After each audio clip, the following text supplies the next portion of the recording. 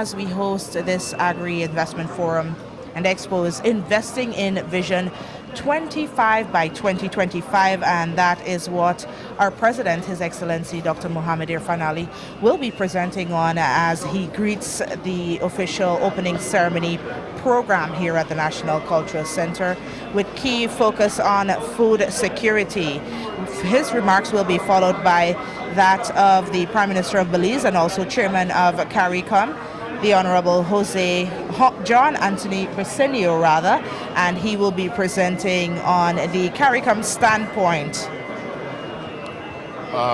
The idea behind this whole investment forum and expo is to attract investors to Guyana, but more so to show them what's possible once the resources are provided to the agriculture sector in ensuring that we bring down our import bill by 25% by 2025. And this is the vision as outlined to the leaders of CARICOM by His Excellency Dr. Irfan Ali during his many engagements since taking office.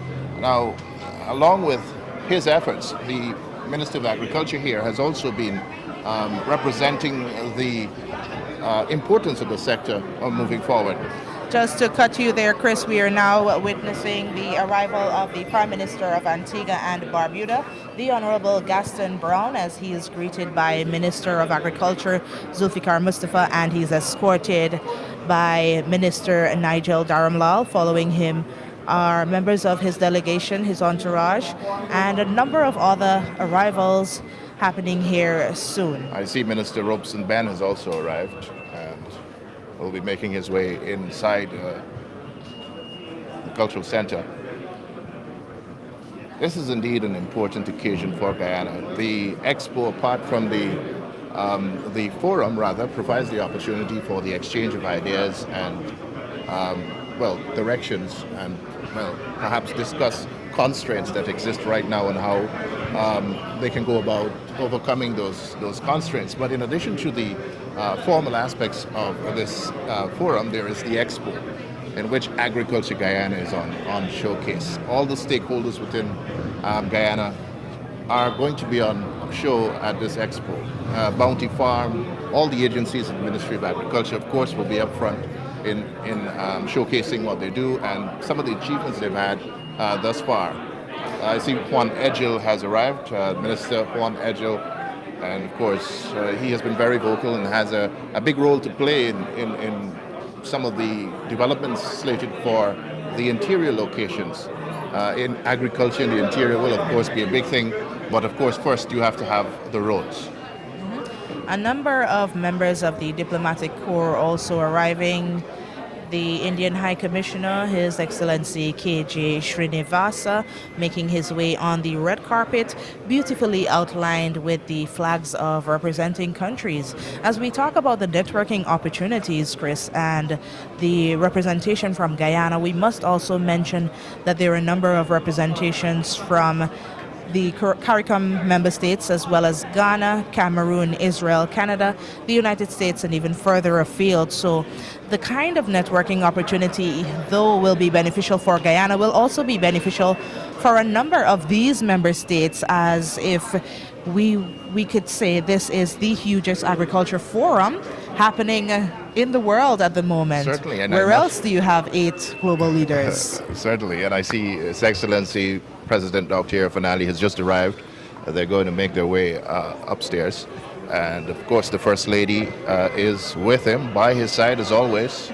And we certainly are going to be looking forward to the next few days as the heads of state and stakeholders from all across the world gather here at the Arthur Chung Convention Center to exchange ideas on the way forward as we plot a course towards investing in Vision 25 by 2025. And just to let you know the representation behind and where the main idea would have come from, preparations were made since His Excellency's presentation on the strategy advancing the CARICOM Agri-Foods System agenda, prioritizing regional food and nutrition security. And this was in February of 2021 at the 32nd Intersessional Conference of the Heads of Government of CARICOM. His Excellency is also the lead head of government responsible for agriculture, agricultural diversification, and food security, a special ministerial task force that was established that year. The body was tasked with guiding the transformation of the region's agriculture food system towards full commercialization. One of the main focus was to address the rising food import bill and at the time stimulate investment in agriculture and food production. The following year at the 33rd Intersessional Conference of Heads of Government, President Ali outlined a detailed action plan for commercializing the agri-food sector by 2025. Special emphasis was placed on each country's targets to increase their food production, to identify constraints, and of course the actions which would be required to transform the food sector. I see Minister of Education, the Honorable Priya Manik-Chan has just arrived. And of course, they're all joining their colleagues inside to be part of this historic event. Minister Kwame McCoy is here, hanging out with the media corps here, greeting and shaking hands as he usually does. Very affable fella. The CARICOM heads of government, Chris, they also agreed that an agri-investment forum there and then at the 33rd Intersessional Conference of Heads of Government would be an appropriate platform to address the issue of investment in the regional agriculture sector. This inaugural forum and expo. I see Vice President Barrett Jagdeo has just arrived as well.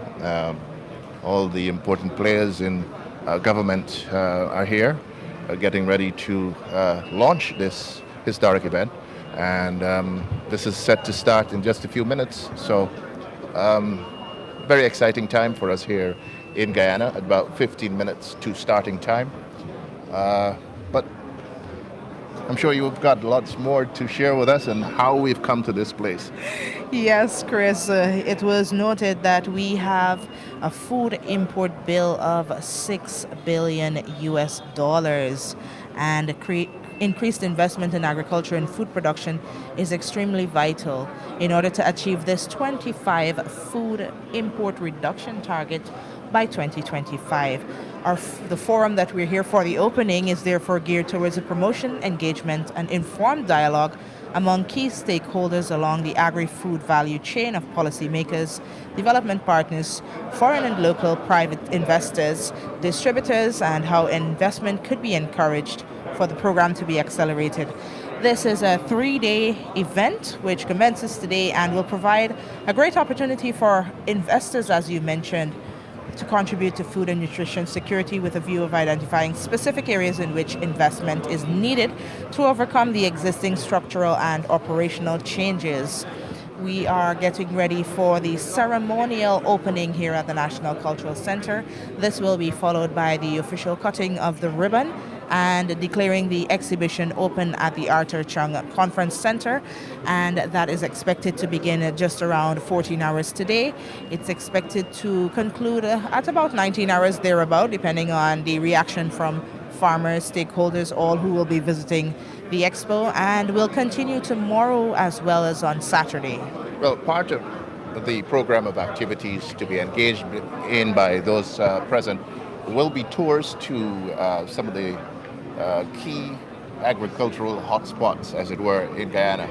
I do believe the President's youth initiative at Monrepo, the Shade House project, 52 shade houses have already been constructed, and the delegates will be taken there to show what's possible under climate-smart agriculture, as it were. Some of the other locations to be visited will be cattle farmers, their farms, to see some of the results of the superior breeds of animals that have been introduced to Guyana and to the agriculture sector, both in terms of cattle and small ruminants, swine.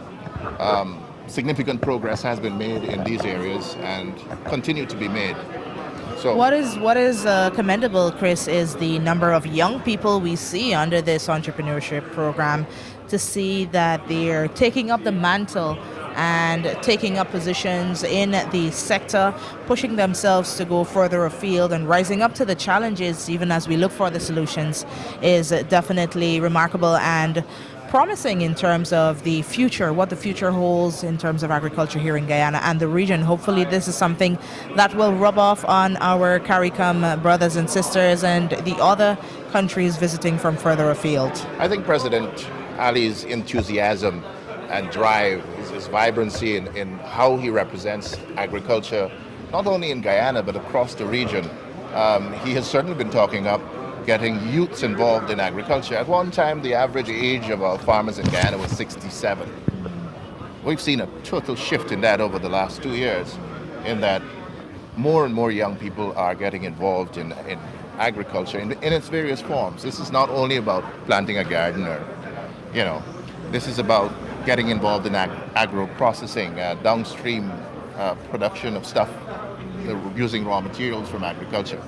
And they are realizing quite rapidly that there is money to be made out of agriculture. And so it is as it should be. Agriculture is sexy. It is rich. There was a time when people saw agriculture as being only for those who drop out of school. A lot of farmers who are involved in agriculture today are school dropouts, and they're doing well. They drive nice cars and they live in fancy houses. We just witnessed the arrival of the UN resident coordinator to Guyana and Suriname. Following this, another arrival making its way into the foyer here of the National Cultural Center, taking a peek outside as those watchful eyes gear up to see who's coming out next of the black vehicles. Minister Mustafa is way up front, greeting, and he has certainly worked tirelessly in making this happen, in bringing to fruition the concept of this event. The Honorable Dr. Keith Rowley making his way up the stairs, the Prime Minister of Trinidad, very briskly. He looks fresh from that visit to Kaitro Falls yesterday. Certainly. If he had a dip in the waters downstream, he'd probably be all younger now.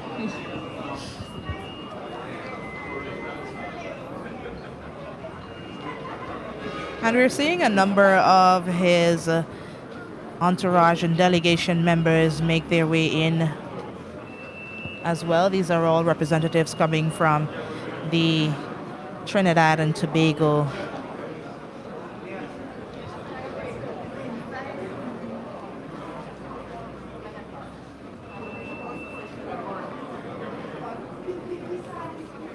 So in case you've just joined us, this is the opening ceremony for the Agri Forum and Expo, with its team investing in Vision 25 by 2025.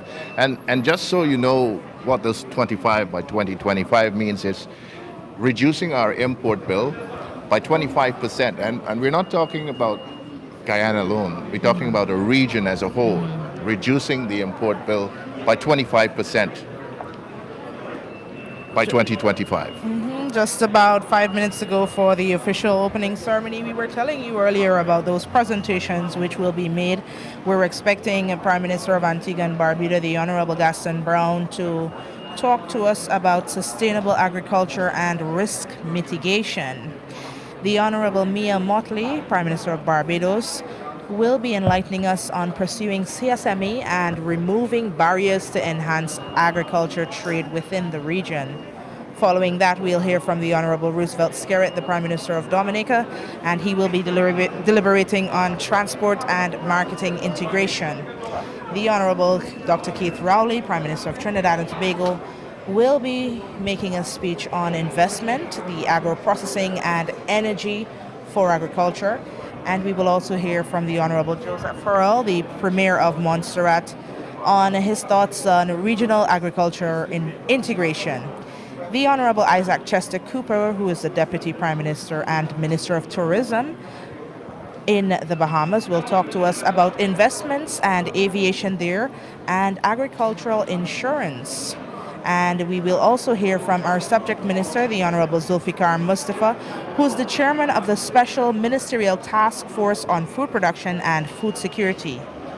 You know, one of the critical topics for discussion or issues for consideration and resolution will be this issue of trade barriers within the region. If, as a region, we want to reduce our food input bills, then we can't be having the barriers that have existed before. And so, the heads have been working around this and talking about how they can resolve these issues and make intra-regional trade truly a reality. This is something that CARICOM has been working to realize over the years, the CSME and all that.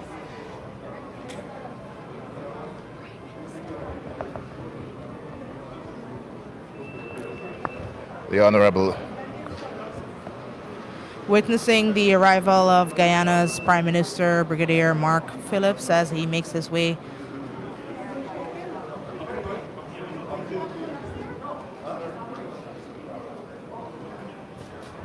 and as you mentioned, Chris, it's important that we talk about solutions for the barriers for trade at a time where we are living in such a modern era, and we discovered how we can cleverly use technology to our advantage due to the pandemic. I do believe there are positives coming out of the pandemic. We learned a lot in terms of how to move things without moving ourselves. So there is much for us to deliberate on. That is our leaders as they put their heads together. Many are young and abled in terms of giving the proper assessments and solutions to some of the modern day challenges we may have within the trade sector for the region. So again, the aim of the Agri Investment Forum and Expo is to promote informed dialogue among key stakeholders within the agriculture value chain, inclusive of policymakers. Those are going to be the key players in this event. What they decide coming out of this will pave the way for perhaps an early realization of our 25 by 2025. And beyond that, of course, you want another 25 to take us along this path to self-sufficiency as a region. Development partners are also on board, foreign and local private investors, farmers and distributors, among others. This exposition is an excellent opportunity to showcase Guyana's goods and services with approximately 300 local and international delegates daily. In addition to the heads of government rather that we mentioned, we're also expecting the agriculture minister for the Bahamas, St. Vincent and the Grenadines, Belize, Trinidad and Tobago, Jamaica, Dominica, and Barbados. Other ministers will also come from Suriname, Trinidad and Tobago, and CARICOM affairs. We're also expecting the Foreign Affairs Minister from Barbados, as well as Foreign Affairs and Trade Minister from Antigua and Barbuda. We also have regional agencies which are set to participate in a roundtable discussions rather, because these will be ongoing to mitigate the challenges and to work in terms of planning where the way forward after the conclusion of this Agri Investment Forum and Expo.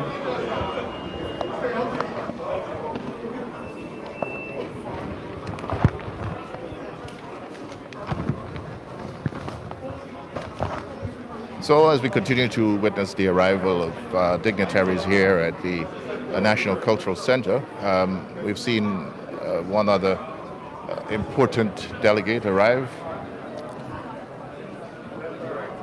From Barbados, we have members of the delegation, and this is leading up to the Prime Minister, Honorable Mia Motley, as she is escorted by Minister Onej Waldron. And she has certainly been a live wire in agricultural promotion, driving this agenda in not only in words but also in action. This black belly giant partnership that she has forged with Guyana is certainly putting her foot where her mouth was. But she has certainly demonstrated commitment to the process and of moving this agenda forward, as it were. Putting in the work to ensure that the promises are upkept. Chris, we're hearing more sirens as we await other arrivals. But just to let you know, for those who are joining us locally on the network, a number of traffic diversions are in place surrounding the National Cultural Center. And later on, in just a matter of hours rather, a number of those diversions will be happening in the vicinity of Liliendal at the Arthur Chung Conference Center as well. We want to say hello to those joining us further afield. Some of our colleagues in the region are carrying us on their stations as well. And to those, we say good day. Welcome to Guyana. We're sure you would have loved to join your contingent here, but nonetheless, we are proud to be sharing what's happening here at the Agri Investment Forum and Expo. A number of government ministers are here, some of which persons in the diaspora will be seeing for the first time for those who are visiting here physically. There are also a number of persons who will be tuned in virtually to witness the ceremonial opening here at the National Cultural Center. Our Minister of Culture and Sport, Minister Ramson Charles, escorting the head of CARICOM and Prime Minister of Belize, the Honorable John Antonio Bersenio, as he makes his way up the stairs. I see Mr. Ron Sanders is here as well. You can stay tuned for live updates throughout the day as we continue to keep you abreast of developments as they occur. Well, this major event occurring in Guyana. This is a glorious opportunity through which not only the agricultural investment opportunities will be showcased, but also the rich diversity, the cultural diversity, and everything else that is Guyana will be on display. Our cuisine, those cultures that we are so proud of, are going to be all showcased, much to the delight of the delegates who will be enjoying those cultural delicacies, as it were. I hope they will stay on for days or even weeks, as much as they can, to witness and experience our rich cultural diversity and to sample different aspects of our cuisine, to visit the different regions of Guyana, not just here in the capital city for the Forum and Expo, but we saw Prime Minister of Trinidad and Tobago, the Honorable Dr. Keith Rowley, getting a taste of Kaitro Falls and venturing into the interior for much more of what we normally brand and market as our beautiful country. President Dr. Irfan Ali has declared Guyana open for business. But of course, when you get here, it's not only business that you will be engaged in, you will be being treated to all that is Guyana. Its people, its culture, its food, its entertainment, nightlife, and everything. And for persons who are coming from other countries, they're asking us, do I have to wear a mask? Those restrictions have been lifted as of March 2020, but it is advisable for persons who are in areas with people or groups of people to continue wearing. However, it is not mandatory, as our number of COVID-19 cases would have taken a significant decline and we are headed out of the pandemic, as they say. So just to let you know, the exhibition will be open to the public on Thursday, May 19, from 14 hours all the way up until 19 hours or 7 p.m. and on Friday and Saturday from 10 hours to 19 hours. Admission to the Expo is free. Again, the theme this year for this event is Investing in Vision 25 by 2025. Again, the program is just about to start. We are just minutes away. And it's going to be, I can't wait to hear all that is going to be offered by the various speakers during this morning's ceremony.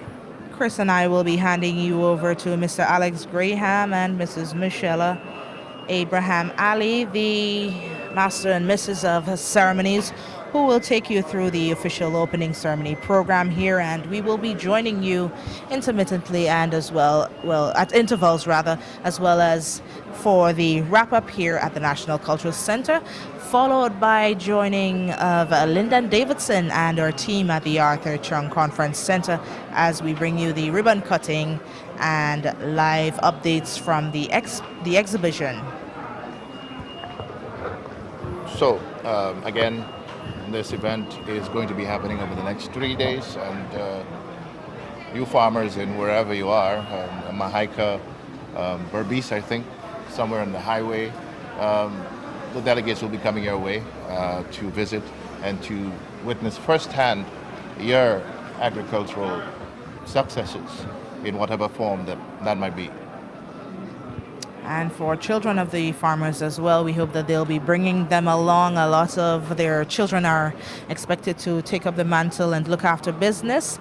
And so for the young people, we hope they will utilize this opportunity to learn about agriculture for those who are now whetting their appetite in the fields. And for those who are already into the fields, like our students from GSA and NARI, as well as our secondary school students, taking in information, collecting those pamphlets, and not just giving them the usual toss when we get back to the office or to school or to work, but perusing the information and learning about sustainable agriculture.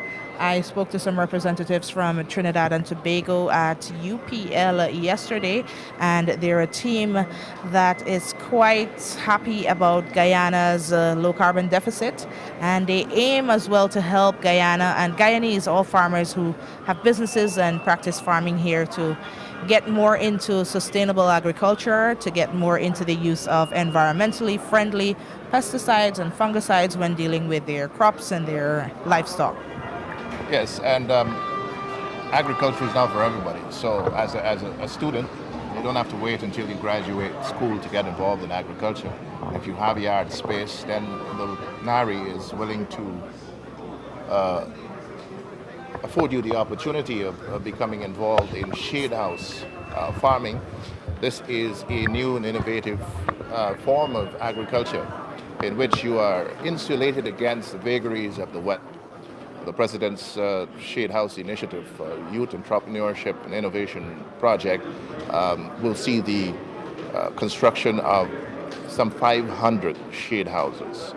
52 of those shade houses have already been constructed at Monrepo, and nearly half of them have been planted.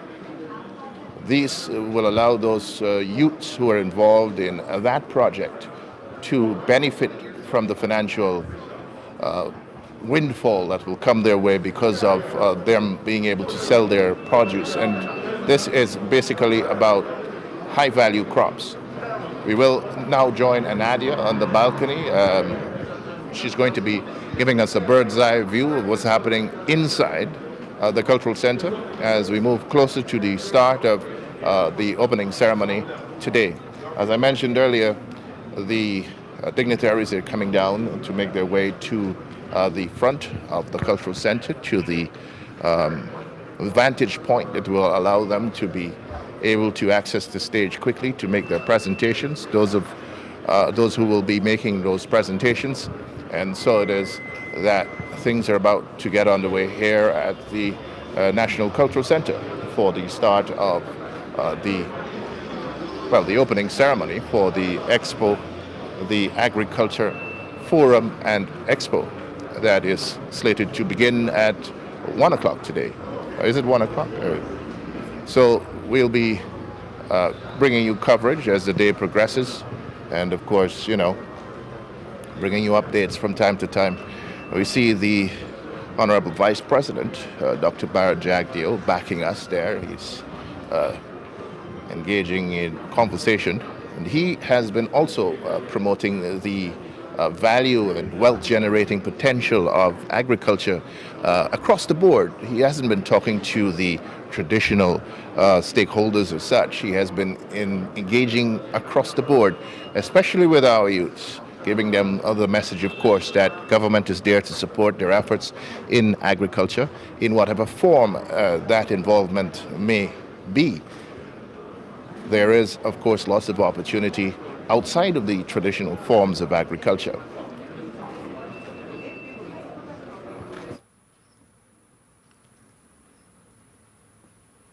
The heads of government will appear on stage in this order. We will start with Montserrat, followed by Bahamas, Trinidad and Tobago, Dominica, Barbados, Antigua and Barbuda, the Secretary General for CARICOM, Belize, and finally Guyana.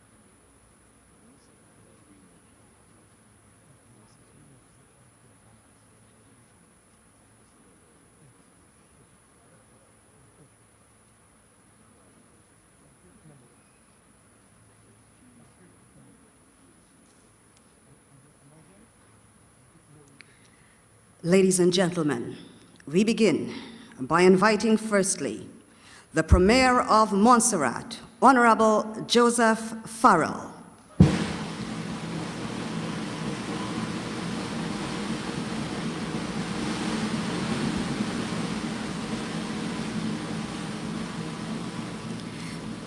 Next, the Deputy Prime Minister of Bahamas. And now the Deputy Prime Minister of Bahamas, Honorable Isaac Chester Cooper.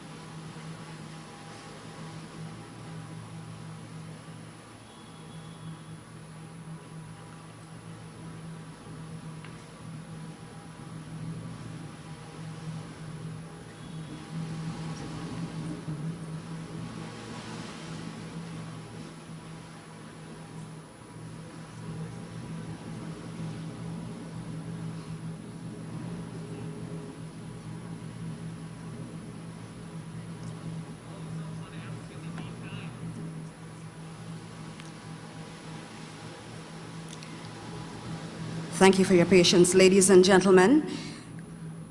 We are about to welcome into the auditorium the Deputy Prime Minister of Barbados, who will then be followed by the Prime Minister of Trinidad and Tobago.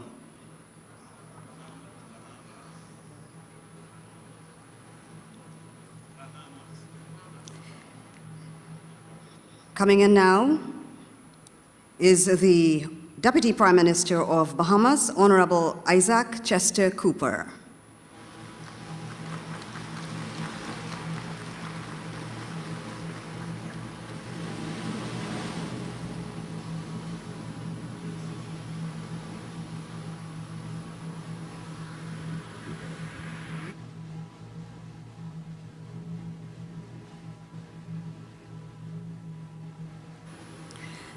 Thank you so much for your patience, ladies and gentlemen. At this time, I'll just invite you to take your seats as we continue with the procession of the heads of government in a moment. Come.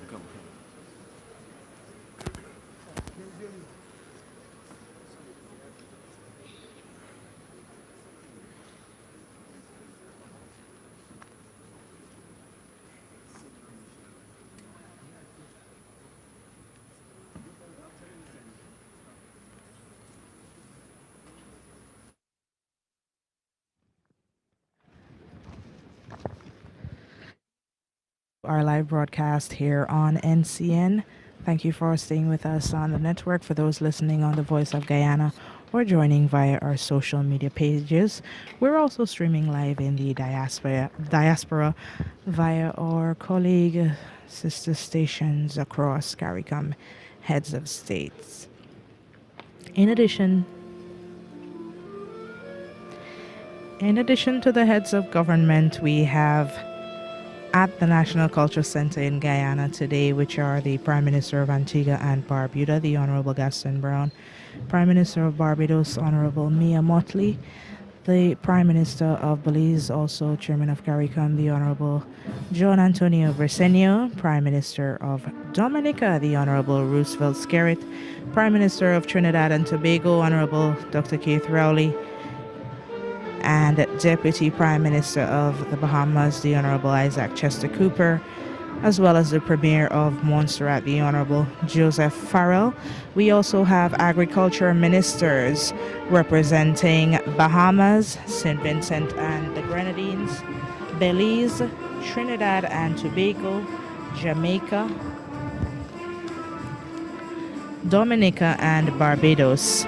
Other ministers from Suriname, the Minister of Labor; from Trinidad, the Minister of Foreign and CARICOM Affairs; from Barbados, the Foreign Affairs Minister; from Antigua and Barbuda, Foreign Affairs and Trade Minister. A number of key stakeholders and regional agencies are participating.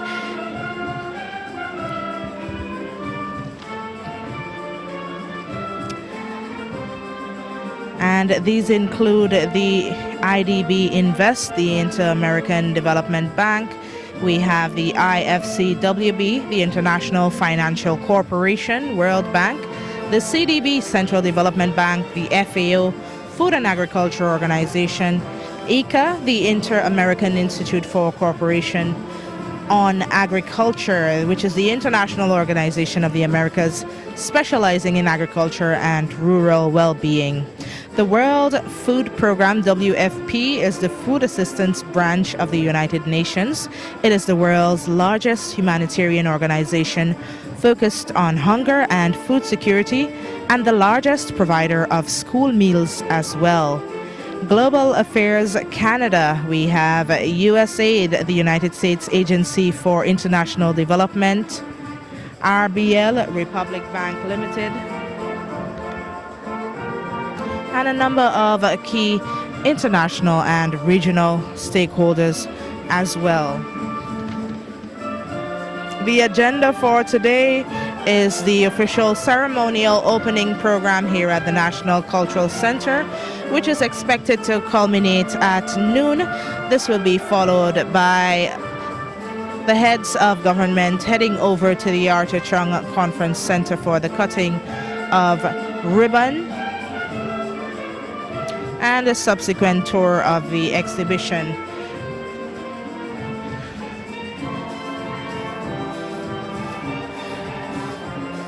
Later in the afternoon, we're expecting a development partners roundtable, which will be moderated by the CARICOM Assistant Secretary General for Trade and Economic Integration, Mr. Joseph Cox. The expected participants and donors are IDB Invest, IFCWB, the CDB, the FAO, ICA, WFP, Global Affairs Canada, USAID, UK, and Republic Bank Limited, which we mentioned earlier. A musical interlude as we await the other arrivals here at the National Cultural Center. Continuing on some of the proceedings and expectations coming out of the Agri Investment Forum and Expo. A welcome reception is expected to be hosted by His Excellency Dr. Mohammed Irfan Ali. Once again, ladies and gentlemen, to please stand. As we now welcome the Deputy Prime Minister of Bahamas, Honorable Isaac Chester Cooper.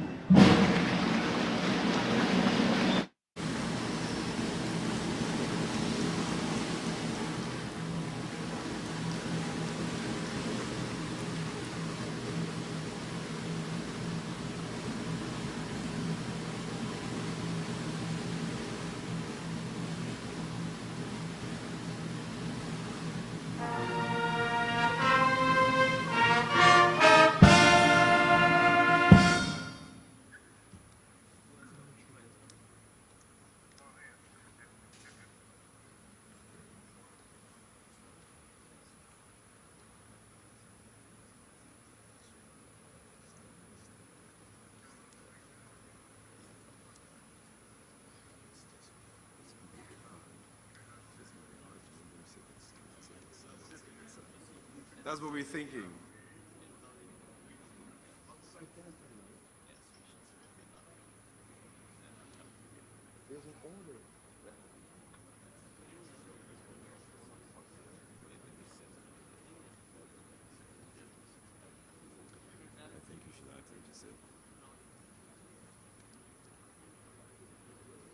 On we go with the procession of the heads of government. Please welcome Dr. the Honorable Keith Rowley, Prime Minister of Trinidad and Tobago.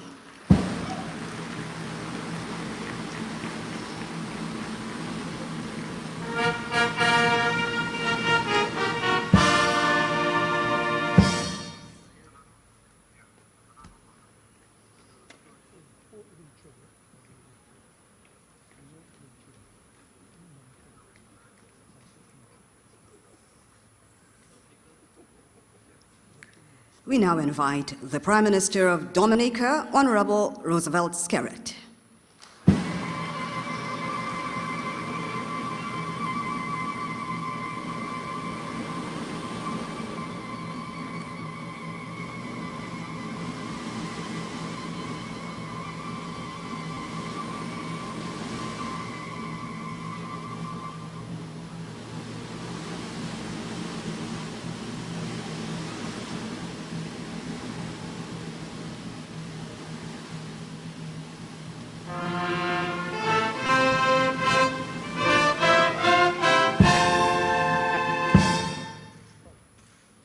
Ladies and gentlemen, the Prime Minister of Barbados, Honorable Mia Amor Motley.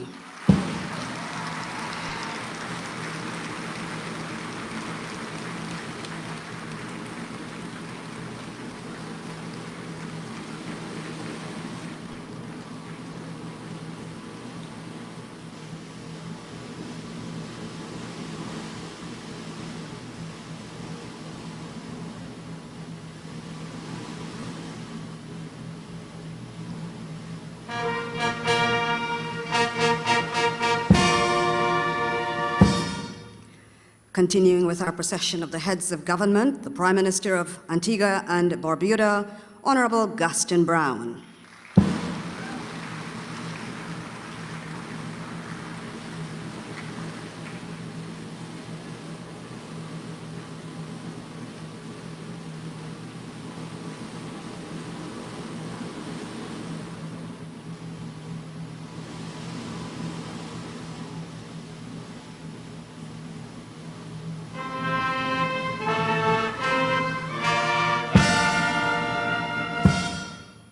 Ladies and gentlemen, the Secretary General of the Caribbean Community, CARICOM, Her Excellency Dr. Carla Barnett.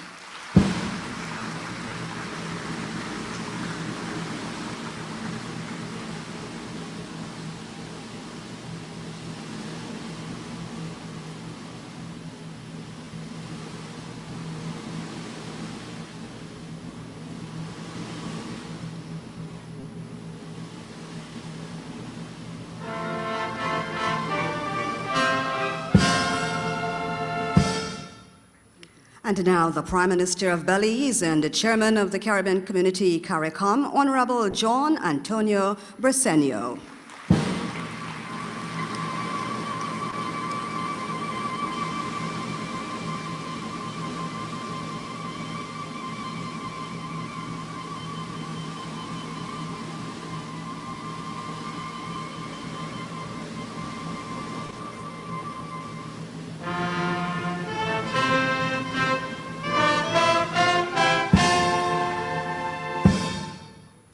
And now, His Excellency, the President of the Cooperative Republic of Guyana, Dr. Mohammed Irfan Ali.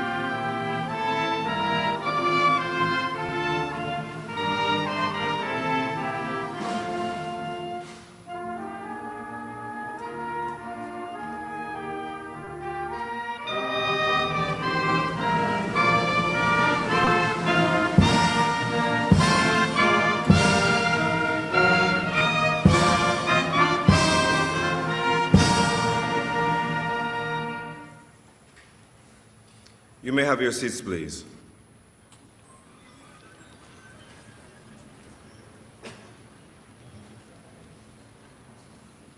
His Excellency Dr. Mohammed Irfan Ali, President of the Cooperative Republic of Guyana, and Mrs. Arya Ali, First Lady, Honorable Brigadier Retired Mark Phillips, Prime Minister of the Cooperative Republic of Guyana, Honorable Justice Yonette Cummings Edwards, Chancellor of the Judiciary, Honorable Mansour Nadir, Speaker of the National Assembly, Honorable John Antonio Briceño, Prime Minister of Belize and Chairman of the Caribbean Community, Honorable Gaston Brown, Prime Minister of Antigua and Barbuda, Honorable Mia Amor Motley QC, Prime Minister of Barbados, Honorable Roosevelt Skerritt, Prime Minister of Dominica, Dr. the Honorable Keith Rowley, Prime Minister of Trinidad and Tobago, Honorable Isaac Chester Cooper, Deputy Prime Minister and Minister of Tourism, Investments and Aviation of Bahamas, Honorable Joseph Farrell, Prime Minister of Montserrat, Her Excellency Dr. Carla Barnett, CBE, Secretary General of the Caribbean Community, Honorable Dr. Jean Leon, President of the Caribbean Development Bank, Honorable Dr. Barrett Jagdeo, Vice President of Guyana, Honorable Zulfikar Mustafa, Chairman of the Special Ministerial Task Force on Food Production and Food Security of CARICOM, and Minister of Agriculture of Guyana, and other members of the Cabinet of Guyana, Honorable Ministers of Government of Member States of the Caribbean Community, members of the Diplomatic Corps, heads of regional and international organizations, including the FAO and ICA, students of the Guyana School of Agriculture and secondary schools in Guyana, members of the media, invitees all. A very good morning to you and welcome to the opening ceremony of the Agri Investment Forum and Expo 2022. Having established the protocols I just did, I urge all speakers to reference them in the interest of time, given our distinguished but long list of speakers this morning. I do this knowing very well that many speakers will feel compelled to just follow their script or to embrace a more Caribbean-type protocol, which includes a hail up or a shout out. I, for example, protocol notwithstanding, am struggling not to shout out Mia Motley and ask her if she brought any news for me from my Bajan family in St. Lucie. Talking about family, what we have today is really a family occasion. The Caribbean family is making a giant leap forward.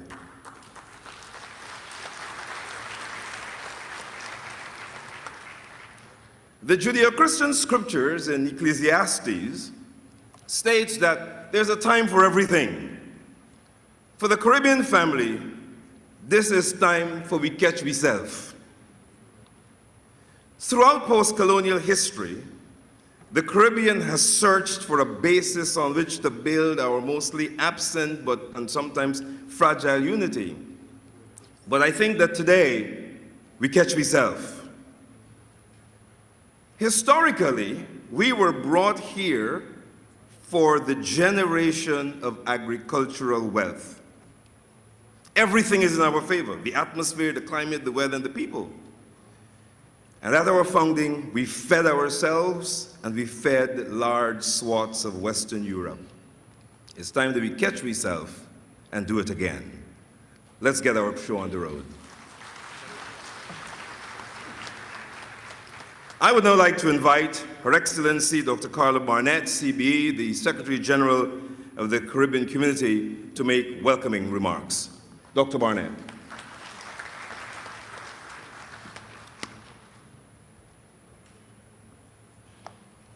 Can I get this? I'm a little bit short, sir. Good morning, everyone. Protocol having been excellently set out for us. Can you bring this on a little bit? Thank you very much. Yes. Permit me to recognize Your Excellency, Dr. Mohamed Irfan Ali, President of the Corporate Republic of Guyana, Honorable John Briceño, Prime Minister of Belize and Chairman of the Conference of Heads of Government of CARICOM, other heads of government, honorable ministers, members of cabinet, heads of regional institutions, international partners, members of the diplomatic corps, young people present, ladies and gentlemen. We have come together today to make another important step on our journey towards reducing the regional food import bill by 25% by 2025. This clear objective set by CARICOM heads of government requires rebooting of our agriculture sector to improve production and productivity and intra-regional trade. That is what investing in Vision 25 by 2025 is all about. For the Caribbean community, investing in Vision 25 by 2025 for greater food and nutrition security is not just a concept, but an urgent necessity. It is a statement of commitment by the heads of government, which demonstrates that the time for action is now. The path to the transformation of our regional food systems is in our hands. We undertake this task at a time of great global uncertainty. Not only has the COVID-19 pandemic exacted a significant toll on our economies, but we are now facing increased prices for food, fuel, and other basic goods due to the war in Ukraine and long-lasting supply chain disruptions. This adds to the stresses on the livelihoods of vulnerable people in our populations, increases the cost of doing business, and places additional pressures on government's budgets. With the ongoing removal of the restrictions that came with the pandemic, our economies are now poised to recover some of the ground lost during these trying times. This is a stressful time that is testing our resilience significantly. However, I believe that the spirit of cooperation, which we have always shown in times of adversity, will be the bedrock on which we overcome the current challenges. Our tourism sector, which has many linkages throughout our economies, has thankfully started to recover and will contribute to recovery, however uneven, across our countries. Agriculture, though, is what we are focusing on single-mindedly today. It has the potential to contribute significantly to economic recovery and resilience and drive socioeconomic development for the region. It is a major pillar upon which we can build to develop the human and economic capital which exists within our region. Today, we do not only stress the importance of increased investment in our food and agriculture sector if we are to meet our goal of greater food and nutrition security. We also demonstrate the willingness to do the level of planning and execution together with the full range of stakeholders that we need to be working with together to achieve the 25 by 2025 vision. From investors to farmers to technology providers to agriculture processors, agro-processors to consumers. With food prices now at their highest level since 2008, we are doing what we must do to seize this challenge as the opportunity to increase our own production for trade within regional markets and further afield. We are not underestimating the task at hand. Success will require increased support from our governments to alleviate the technological, logistical, and financing constraints faced by our producers. All this will require hard decisions to be made on the allocation of funding to agriculture and rural development, agricultural research, national transportation, those allied sectors and services that play important roles in bringing technological solutions to farming communities and bring production to market. Private investment is crucial for sustained growth of production and productivity in agriculture, as in any sector. This is why it is very heartening to see that so many investors have responded to the call to actively participate in this important event. There will be a lot of follow-up work to be done to ensure that there are concrete results flowing from this engagement, and we are here to do everything possible to assist. As we move to achieve Vision 25 by 2025, we must take deliberate steps to ensure that we recognize the role that women and youth already play as farmers, but we must fully also integrate our women and youth into our mainstream planning for agriculture development. I am therefore happy to note that there will be special sessions dedicated to addressing the concerns and aspirations of these two important groups of stakeholders. This forum and expo seeks to provide opportunities for investment, new project development, and technological advancement for the CARICOM agri-food system. The results and outcomes of this event must serve as a medium to enhance the production efficiency, livelihoods, and competitiveness of our hardworking farmers, agro-processors, and marketers who stand to benefit from the various technological, logistical, and financial solutions that are on offer. I take this opportunity to offer a special thank you to His Excellency Mohammed Irfan Ali, President of the Cooperative Republic of Guyana, for his dynamic leadership as lead head of government for agriculture. In the CARICOM quasi-cabinet, and for having had the foresight not only to conceive of this investment forum and expo, but for having put dedicated resources and so much of his own energy into moving the entire program of regional agricultural revitalization forward. I also thank the government of Guyana, the Minister of Agriculture and his staff, the Minister of Foreign Affairs and his staff, and other ministries involved in hosting this event for putting in place the resources, logistical arrangements, and the planning necessary to deliver it in a relatively short time. It is my wish that the deliberations and interactions over the next few days will be highly productive, and that we would have moved the process of agricultural revitalization forward in a very meaningful way. Thank you, and I welcome everyone to this wonderful event. Thank you, Dr. Barnett. Whenever I have the privilege of introducing our relatively young president, I could never resist the urge to say that Dr. Mohammed Irfan Ali has the best opportunity in the history of Guyana to truly transform Guyana and now to influence change in the region as a whole. Dr. Ali, as I've said before, will certainly bring the dreams and aspirations of a generation like mine into reality in a relatively short time. Thank you. Most gracious. Ladies and gentlemen, Dr. Mohammed Irfan Ali. Thank you very much. Please, please. Thank you very much. Please, please, my distinguished brothers and sisters,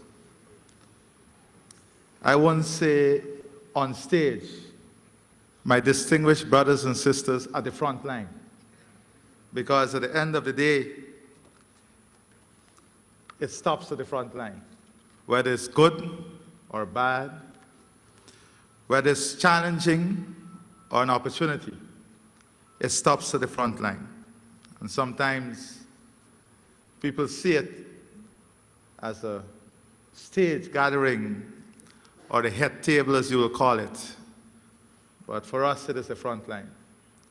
And we are very humbled, I am very humbled by this opportunity to join with my dear brothers and sisters in not only launching and participating in this Agri-Investment Forum, but in sending a strong, singular message. That is, together we are ready to move forward in every aspect of the food production system in this region.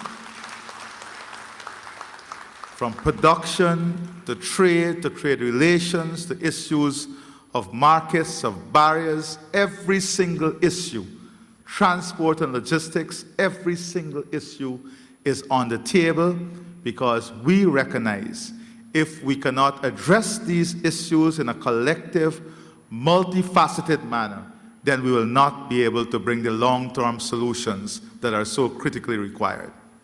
And that is why the private sector is the center of what we are doing. And the private sector here includes the farmers. But why are we here? By 2030, global use of cereal, wheat, corn, and soya is projected to increase to 3 million tons. Developing countries will account for almost 90% of this projected increase. 3/4 of the increase is attributed to feed consumption, with expanding livestock and poultry sectors. We are already seeing the pressure on the poultry sector and livestock because of feed input costs, and this is not expected to get better. Maize prices increased by 20% in the first quarter of 2022, exceeding its July 2012 record prices. Wheat prices are forecasted to increase by more than 40% by 2022, while consumption is expected to increase by 12%. The challenge for developing countries and us in CARICOM is not only the rise in prices, but the supply. As the vaccination war taught us, our position in the line is definitely not in front. Global production of mutton is expected to grow by 15%, whilst consumption is expected to grow to 18 million tons by 2030. Production will just be keeping a pace with consumption. The same can be said for dairy. The production growth by 2030 is projected at 1.7% per annum, while per capita consumption of dairy products is projected to increase by 1.2% per annum. As I speak to you this morning, there is a global shortage of baby formula all across territories. A global shortage of baby formula. Fertilizer has seen a 100% increase as of March 2022, while CARICOM has reported a 17.1% increase in transport expenses due to higher bunker prices and charter rates. Global fish production reached 179 million tons in 2018. Close to 50% of this production came from aquaculture. 50% of this came from aquaculture. The state of marine fisheries stock continues to decline, with a portion of fish stock being within biological sustainable levels, decreasing from 90% in 1974 to 65.8% in 2017. From 90% to 65.8%. The Caribbean region is located in the FAO fisheries area, termed the Western Central Atlantic. Only 61.4% of the assessed stock was fished within biologically sustainable levels in 2017. Catches peaked at 2.5 million metric tons in 1984 and declined to 1.2 million metric tons in 2014. This represents a 70% decline. If this trend continues by 2030, less than 50% of marine stocks in the Caribbean will be fished sustainably. Management measures can arrest this, but climate change may accelerate this further downwards. It can therefore be easily assumed that marine stocks will continue to decline in the region, and any increase in the fisheries supply will come from either imports or aquaculture production and expansion. The choice is ours. The decision is therefore very simple. If we are to secure our production, we must take action and expand our aquaculture industry as extra-regional supplies will become more costly given the anticipated global decline. Extra-regional supplies from aquaculture will be even more costly given the sharp rise in input costs such as feed. In 2020, we imported close to 100,000 metric tons of fish and fish products, amounting close to 340 million United States dollars. In Guyana and the rest of the region, the proposed path must be to improve management of the fisheries sector, to invest in aquaculture to supply farm freshwater and saltwater species to replace declining catches, to invest in aquaculture to produce fishery products to replace declining supply, to invest in agriculture to produce the components for aquaculture feed supply, to enable the feeding and production of farm fish and shrimp, to convert the waste and byproduct of capture fisheries to produce fish and meal for aquaculture feed, and to facilitate the supply of cheap power to enable the processing of soybean into soy meal. To facilitate strategic business development partnership between private sector, fish farmers, financial institutions, governments, and markets. In Guyana, we have undertaken several initiatives to achieve the 25 by 2025 target. Our current production and where we want to be. Poultry, we are currently producing 50,000 metric tons. We project to take this to 90,000 metric tons by 2025. Corn and soya, our present production is 4,300 metric tons. We project to increase this to 35,000 metric tons by 2025. We currently produce 324,000 metric tons of vegetables. We project to take this to 400,000 metric tons by 2025. Rice, our current production is 560 metric tons. We project to take this to 847,000 metric tons by 2025. To reduce our import bill, which is approximately 30 million United States dollars, we have entered into partnership and collaboration with our private sector, building consortium with our farmers and young people in the production of high-value crops, corn and soya, a special project with the young people to launch shade houses, a project we will launch today with young people for shrimp farming. An investment of 651 million Guyana dollars has been allocated just for the corn and soya project, supporting the consortium in reaching this target. So we are matching the targets with the incentives and investment from the government. In aquaculture, we've invested more than $100 million in our brackish water shrimp production, which increased from 250,000 kilograms just a year ago to 1.2 million kilograms in 1 year. This tells a story that we have the ability and we have the know-how to do this once we embrace this path. We intend to invest another 150 million Guyana dollars to boost this production by more than 50%.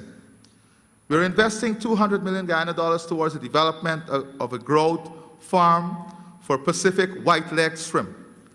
We're investing 40 million Guyana dollars to facilitate research and developing breed programs of indigenous, commercially viable freshwater species to conduct. We are presently conducting field trials. Wheat, another important area for a global threat right now because of the war in Ukraine.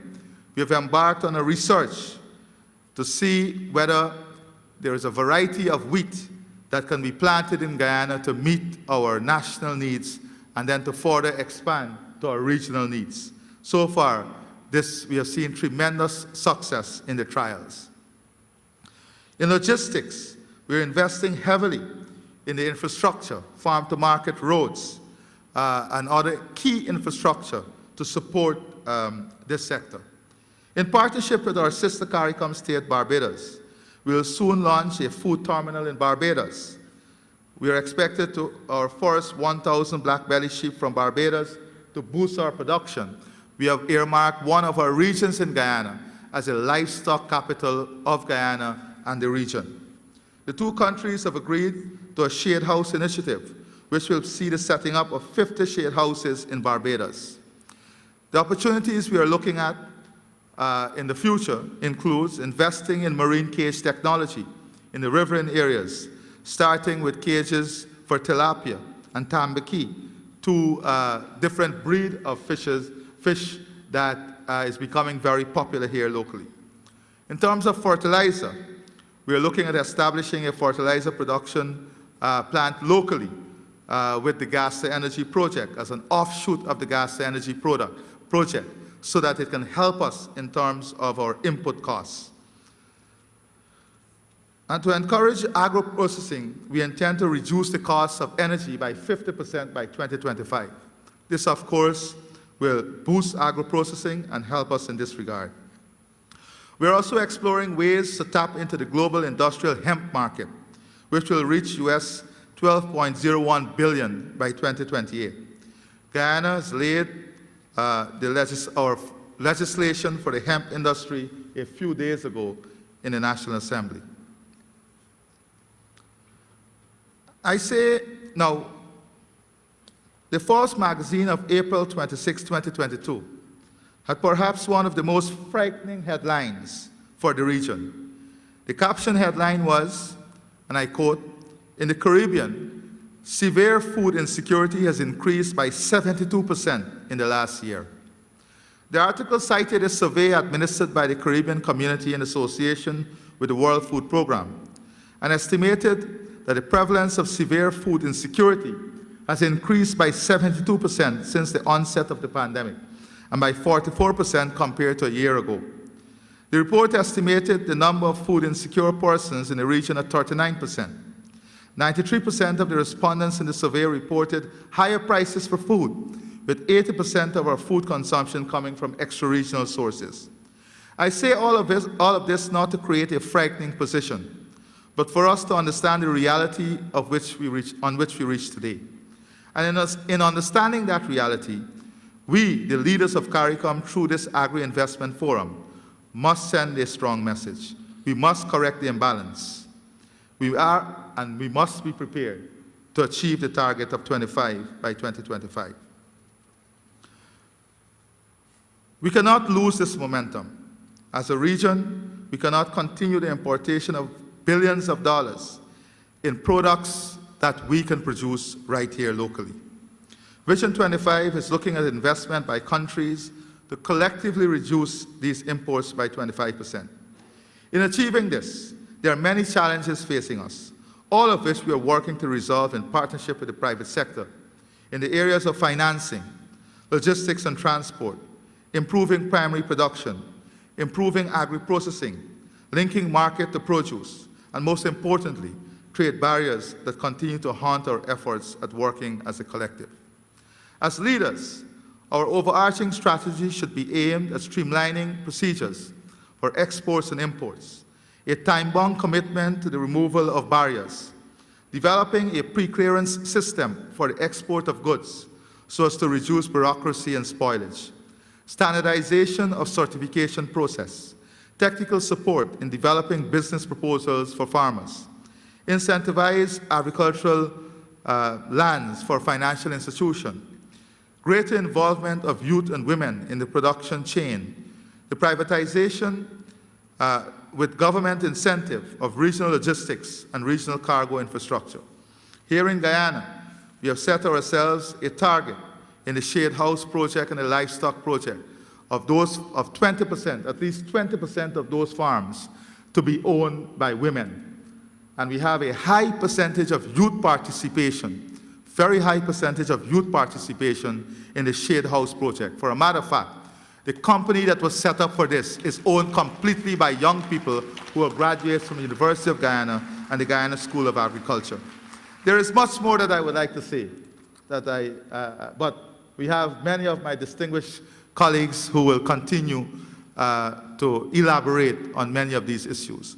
But I cannot leave this podium by thanking the hard-working staff of the Ministry of Agriculture, the Government of Guyana, CARICOM Secretariat, the Ministerial Task Force, for this outstanding job in bringing together this conference in less than 3 months with more than 5 close to 600 registered delegates, more than 250 companies, of which more than 50% are international companies, more than 20 donor agencies and international financial institutions, regional financial institutions. So I ask you to give them a resounding round of applause for this great work. I end by saying to you, the time is now. The will is there.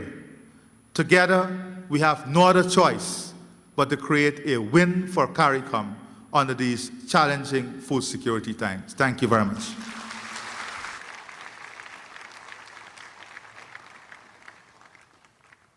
Thank you very much, President Ali. For the record, President Ali is the lead head of a government with responsibility for agriculture, agricultural diversification, food security, including the Regional Transformational Program and bananas. We now move to remarks that will be presented by the Chairman of the Caribbean Community, the Honorable John Antonio Briceño, Prime Minister of Belize.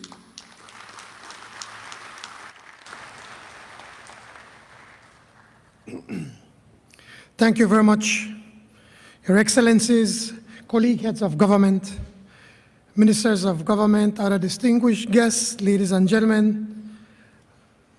It's good to be here in Guyana with President Ali and the wonderful Guyanese people who have opened up their city and hearts to all of us who have journeyed here for this very important event. The last time I was here, the president was your Vice President Jack Dale, a much better looking young man at that time. But good to see you again, Vice President. So it's been a long time, and you know how things have changed since that time. I think it was around 2005, 2006.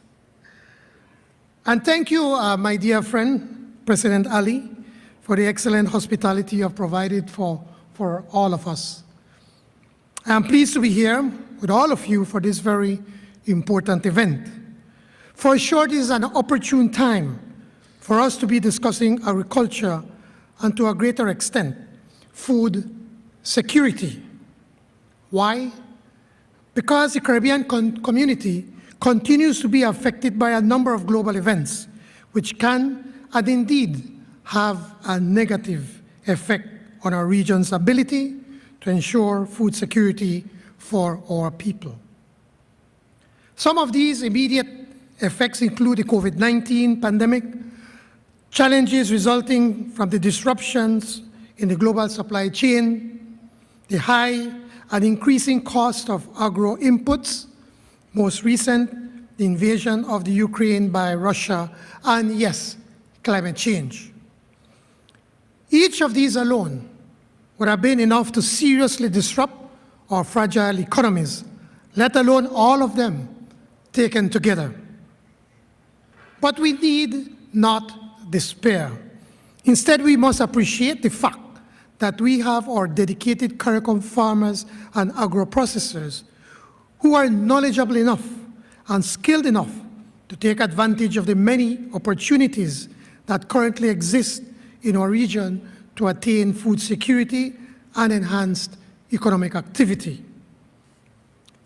Your Excellencies, ladies and gentlemen, this is the first time that CARICOM is organizing an agri-business investment forum and expo. And across the region, we welcome this initiative.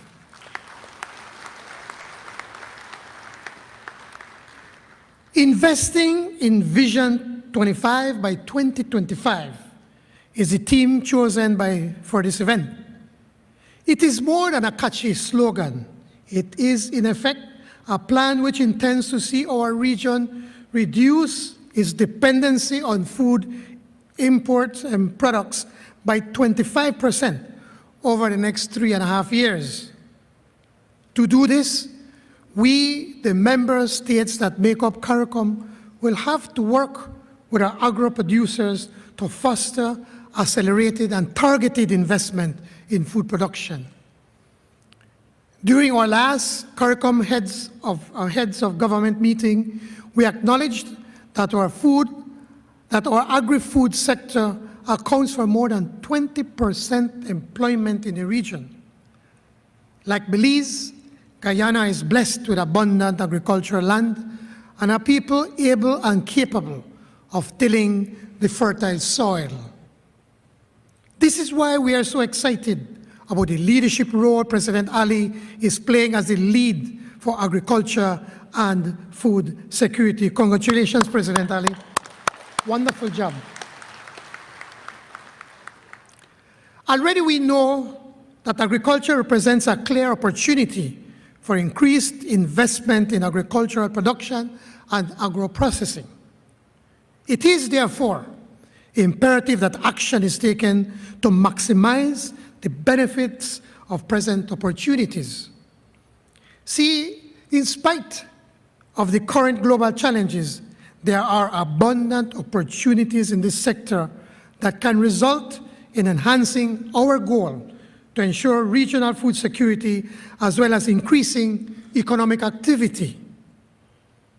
As heads, we are convinced that President Ali's plans for agricultural development in the region are realistic. More so, they are imperative if we are to achieve food security for our CARICOM region. Also, 25% reduction in our region's food import bill by 2025 would significantly increase the production of homegrown products such as poultry, corn, soy, shrimp, cooking oils, juices and beverages, animal feed, fish, cattle, vegetables, sugar, and so many other food products. We have the potential to produce most of our food and in doing so, attain economic resilience and development. All member countries have excellent farmers and agro-producers who deserve their government's support in policy initiatives, financial and technical assistance to improve their competitive edge.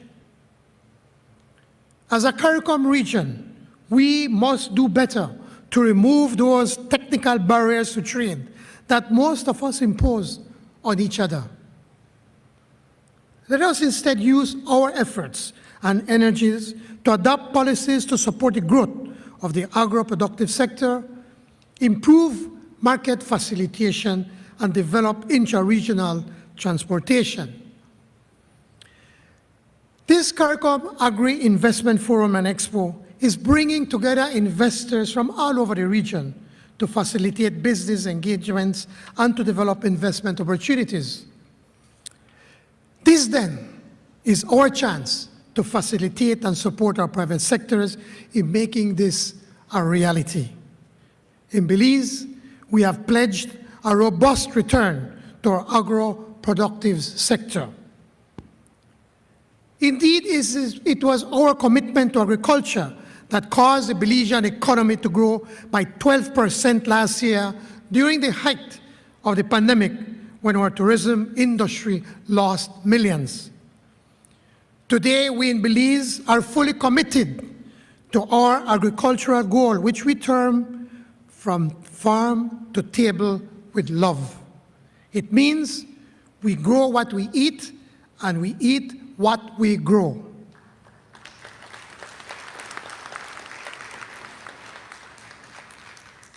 I am convinced that it is the right time for our region to invest in our agro-productive sector and the right time to start establishing strategic partnerships to realize the tremendous opportunities for growth, and in so doing will move us closer to ensuring regional food security. I assure that such an investment would bear good fruit and set our region on the right path to achieving meaningful human development for all our people. Thank you very much.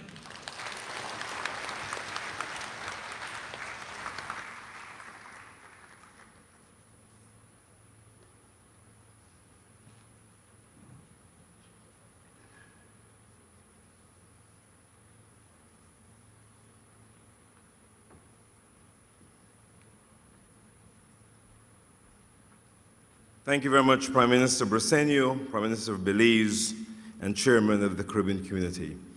We're now going to have a bit of entertainment from the National Dance Company, and after the entertainment, my colleague Michelle Abraham Ali will take us through the remainder of the program. Michelle.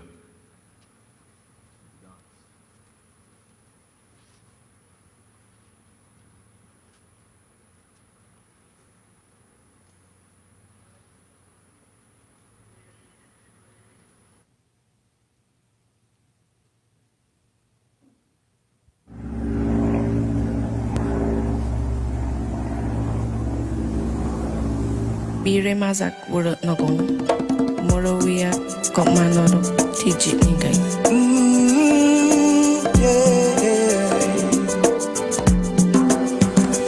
We are one Guyana,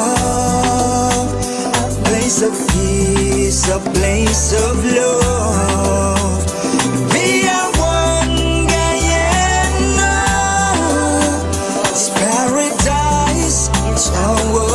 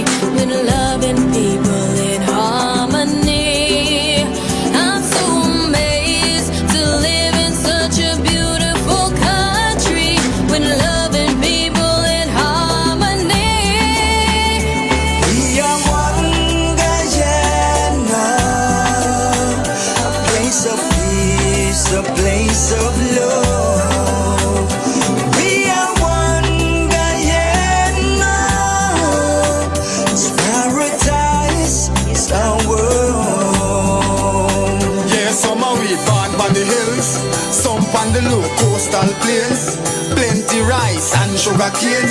Same Guyanese blood in our vein. So make we burn out the hatred, time for erasing. Can't make that destroy. 6 races I share the same space in this 83,000 square miles. We are one Guyana, a place of peace, a place of love.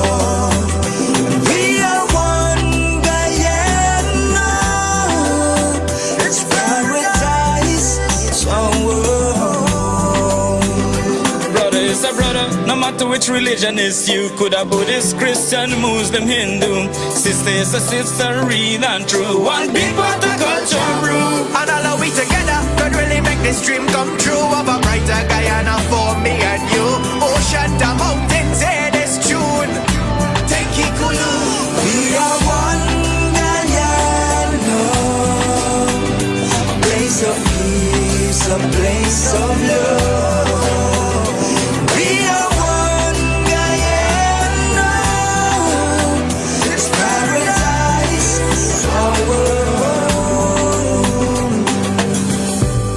Runs deep like a beautiful rivers for Guyana. Oh, and when we stand as one, mighty like Montserrat for Guyana, for Guyana. Our life would be beautiful, just like Guyana. She's blessed us with her own, just got to embrace her. Say, together, give her a standing ovation. This great nation, a little gem of this world, yeah. Guyana, a place of peace, a place of love. We are one Guyana, it's paradise, it's our world. We are one Guyana, a place of peace, a place of love. We are one Guyana, it's paradise, it's our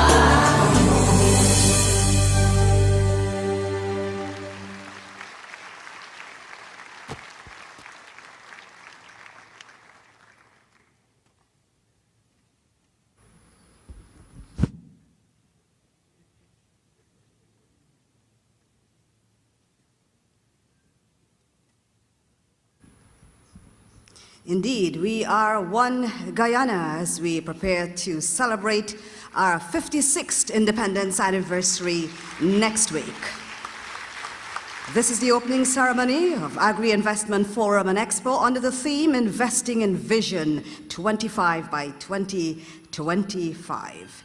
Ladies and gentlemen, Antigua and Barbuda is home to thousands of Guyanese, and they have contributed to that twin island nation in many ways, including culinary choices. This means that over the decades, the farmers and vendors, they've been supplying like Bora and Karigla and Callaloo. And so Antigua and Barbuda has been a major destination for Guyana's agricultural produce by air.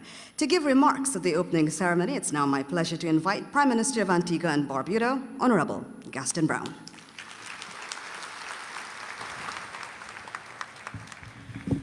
Thank you very much, Madam Co-Chair. I presume it's the Cooperative Republic of Guyana, Antigua, and Barbuda. I acknowledge my dear friend, brother, the President, Dr. Irfan Ali, other colleague heads, to include our chairman, John Brasino, of course, the ministers present here today, Secretary General, other officials as established by the opening protocols, distinguished ladies and gentlemen. I welcome this important and timely initiative by President Irfan Ali to focus attention on agriculture in the region, particularly in the context of food security and nutrition. The urgent achievement of food security is an imperative to avoid future catastrophic consequences. Colleagues, ladies and gentlemen, if CARICOM is to succeed with attaining regional food security and achieve a high standard of agri-food production, the infrastructure must be supported by an inclusive development policy to include continuous direct investment and a modernized legal framework which accounts for the required standards and quality of our products.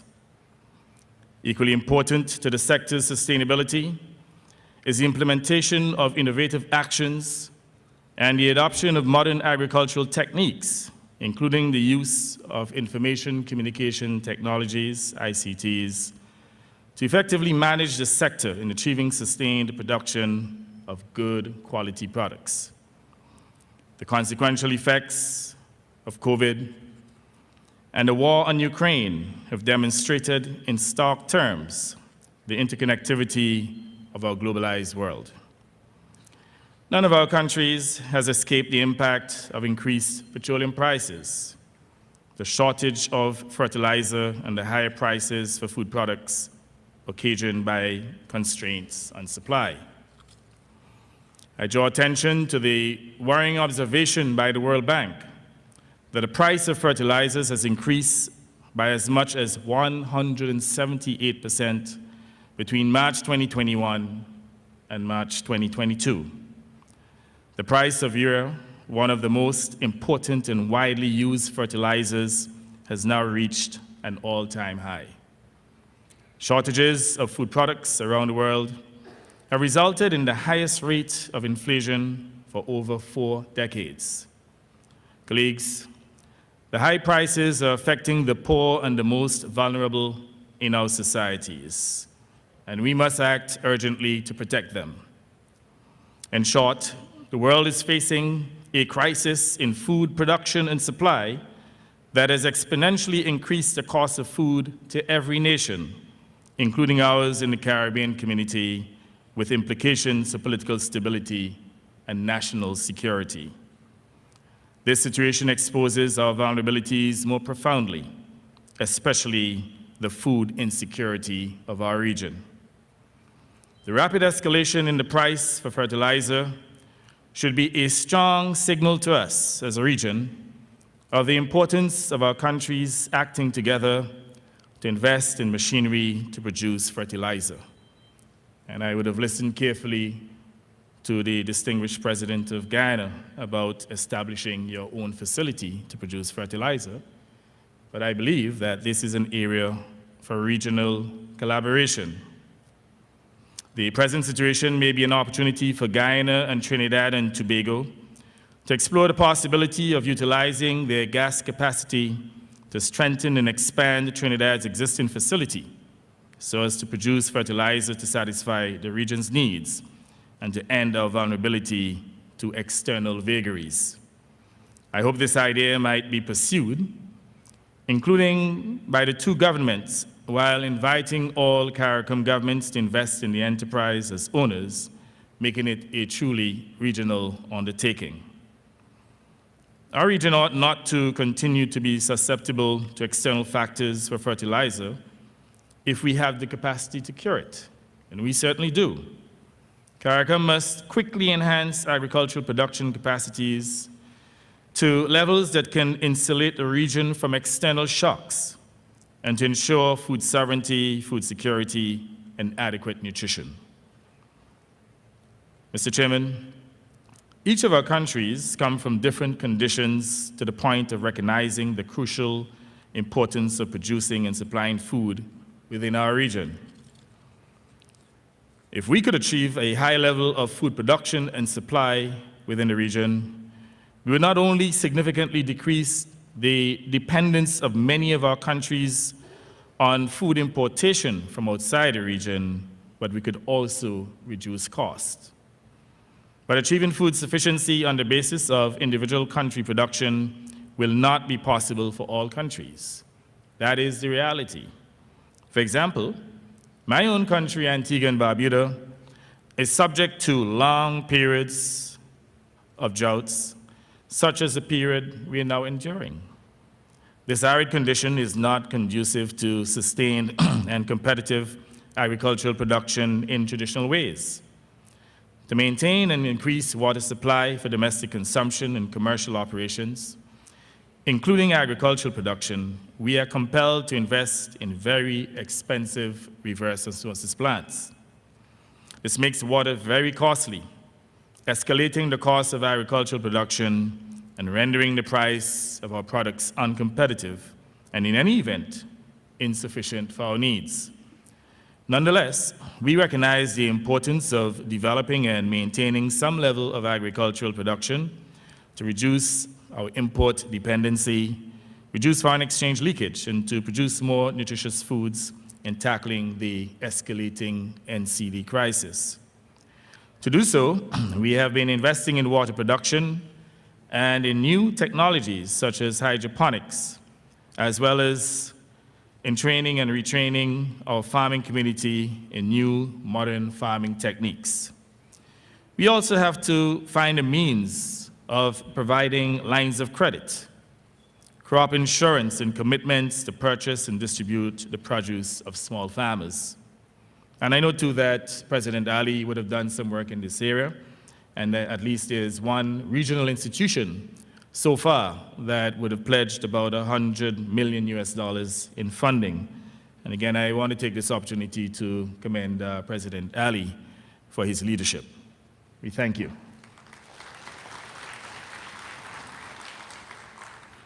Now, there is the disheartening occurrence of prairie larceny.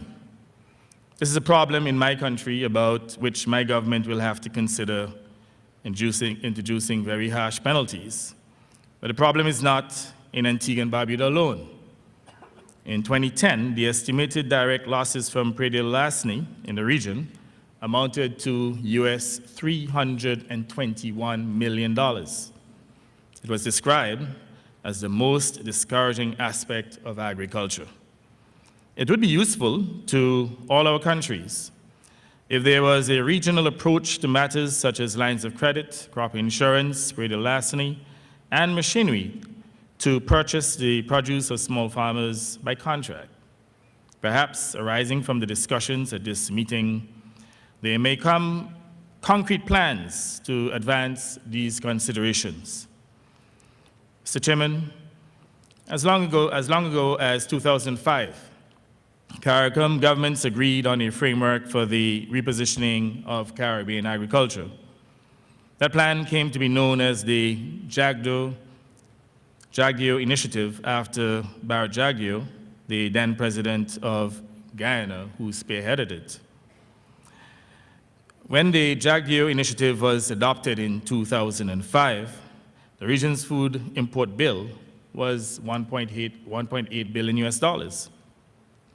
At the end of last year, 2021, the food import bill had quadrupled to more than $5 billion United States dollars. I venture to estimate that the present global circumstances would have seen an increase in the import bill, possibly in the region of about $6 billion US dollars and rising.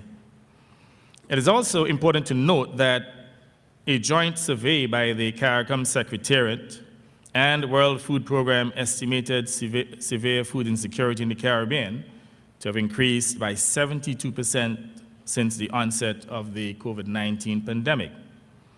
Over the last few weeks, this figure evidently would have dramatically worsened.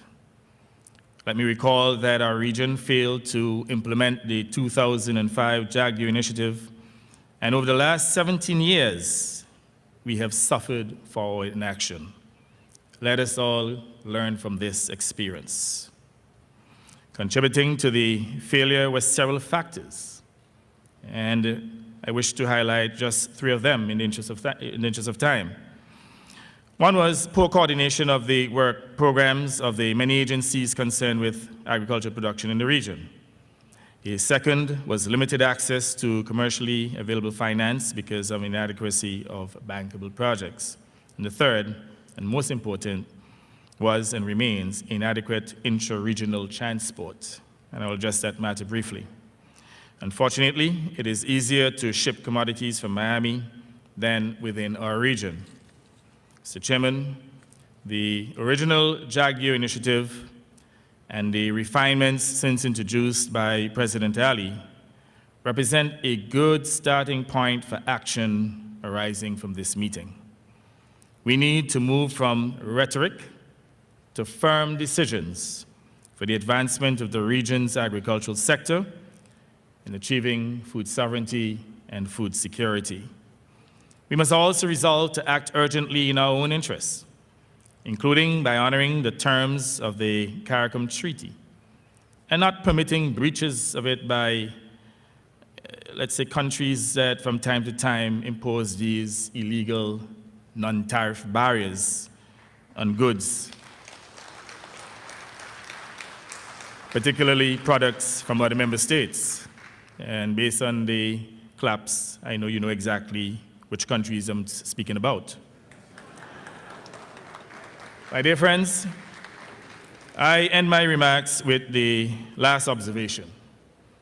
A regional approach is necessary to increase food production in all of our territories, but it is not sufficient to produce more food if we fail to establish the means to transport and distribute it.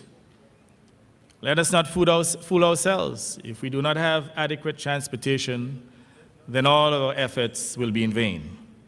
In this regard, reliable regional transportation by air and by sea is imperative and urgently requires attention. There's a tendency in this region in which we have some free riders. Everyone wants transportation, but no one wants to pay for it. We have to implement a program of shared benefit and shared burden. So I implore our colleagues to address this very important issue of transportation urgently.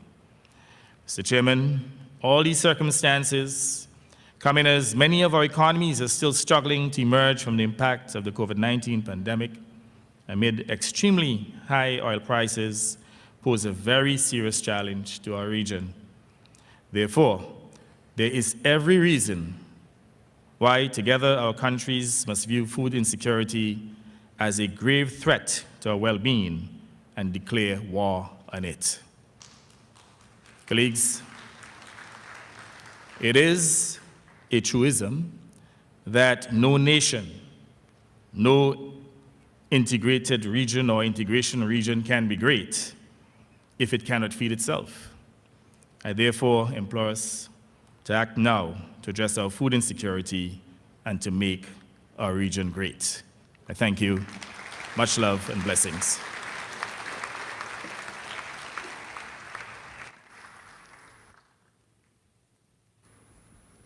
Thank you, Prime Minister Brown. Investing in Vision 25 by 2025. Ladies and gentlemen, Guyana and Barbados, we have shared a deep history beyond the colonial reason for us being here. And as Alex mentioned, thousands of Guyanese, we share the same DNA with thousands of Barbados, because many Barbadians at one stage in our history had come to work in the sugar industry. And so we share a common heritage, we share a common destiny to increase and improve the quality of our food production. We will now hear remarks on pursuing CSME and removing barriers to enhance Agri trade within the region from the Honourable Prime Minister of Barbados, Mia Amor Motley.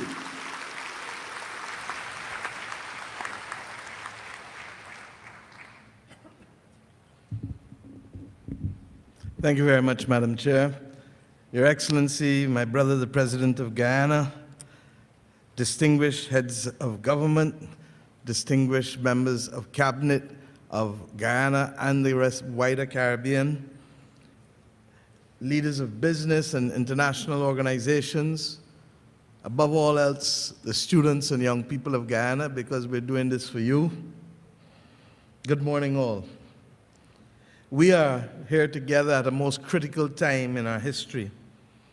As of May 17th, 2022, export restrictions were put in place on palm oil in Indonesia. Increased export restrictions have been imposed by Russia on sunflower seeds, sunflower oil, and wheat. Ukraine has banned exports of wheat and oats. Argentina has extended export restrictions on beef products until 2023. India and Kazakhstan, most recently, have restricted exports of wheat. It is expected that there will be more restrictions as we go on by governments to safeguard their food supply in the face of soaring inflation. Large shipments of grain are still delayed in the Ukraine port, blockaded by the war. My friends, what more do we need? There is still the picture that speaks 1,000 words of the thousands of ships outside the port of Shanghai waiting to be able to move supplies globally, in and out. Those supply chain disruptions didn't start this year. They started during the course of the pandemic. They have simply become exacerbated in the last 2 to 3 months.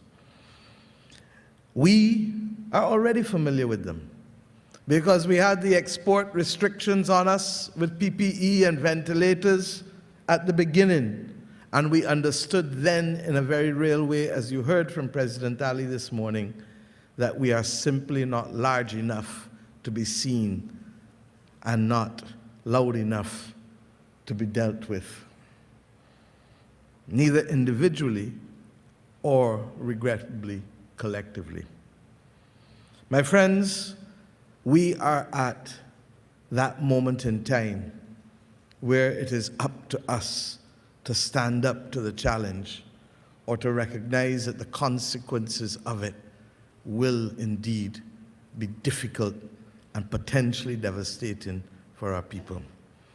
And while we await the global initiatives to be announced by the UN Secretary General and the Global Crisis Response Team that he has established on food, energy, and financing, with the expectation that what the world faces will be more challenging than what we faced in 2008 to 2010, we have a responsibility to take preemptive action in this region to protect our people. And that is why all of us meet in Georgetown today against this backdrop.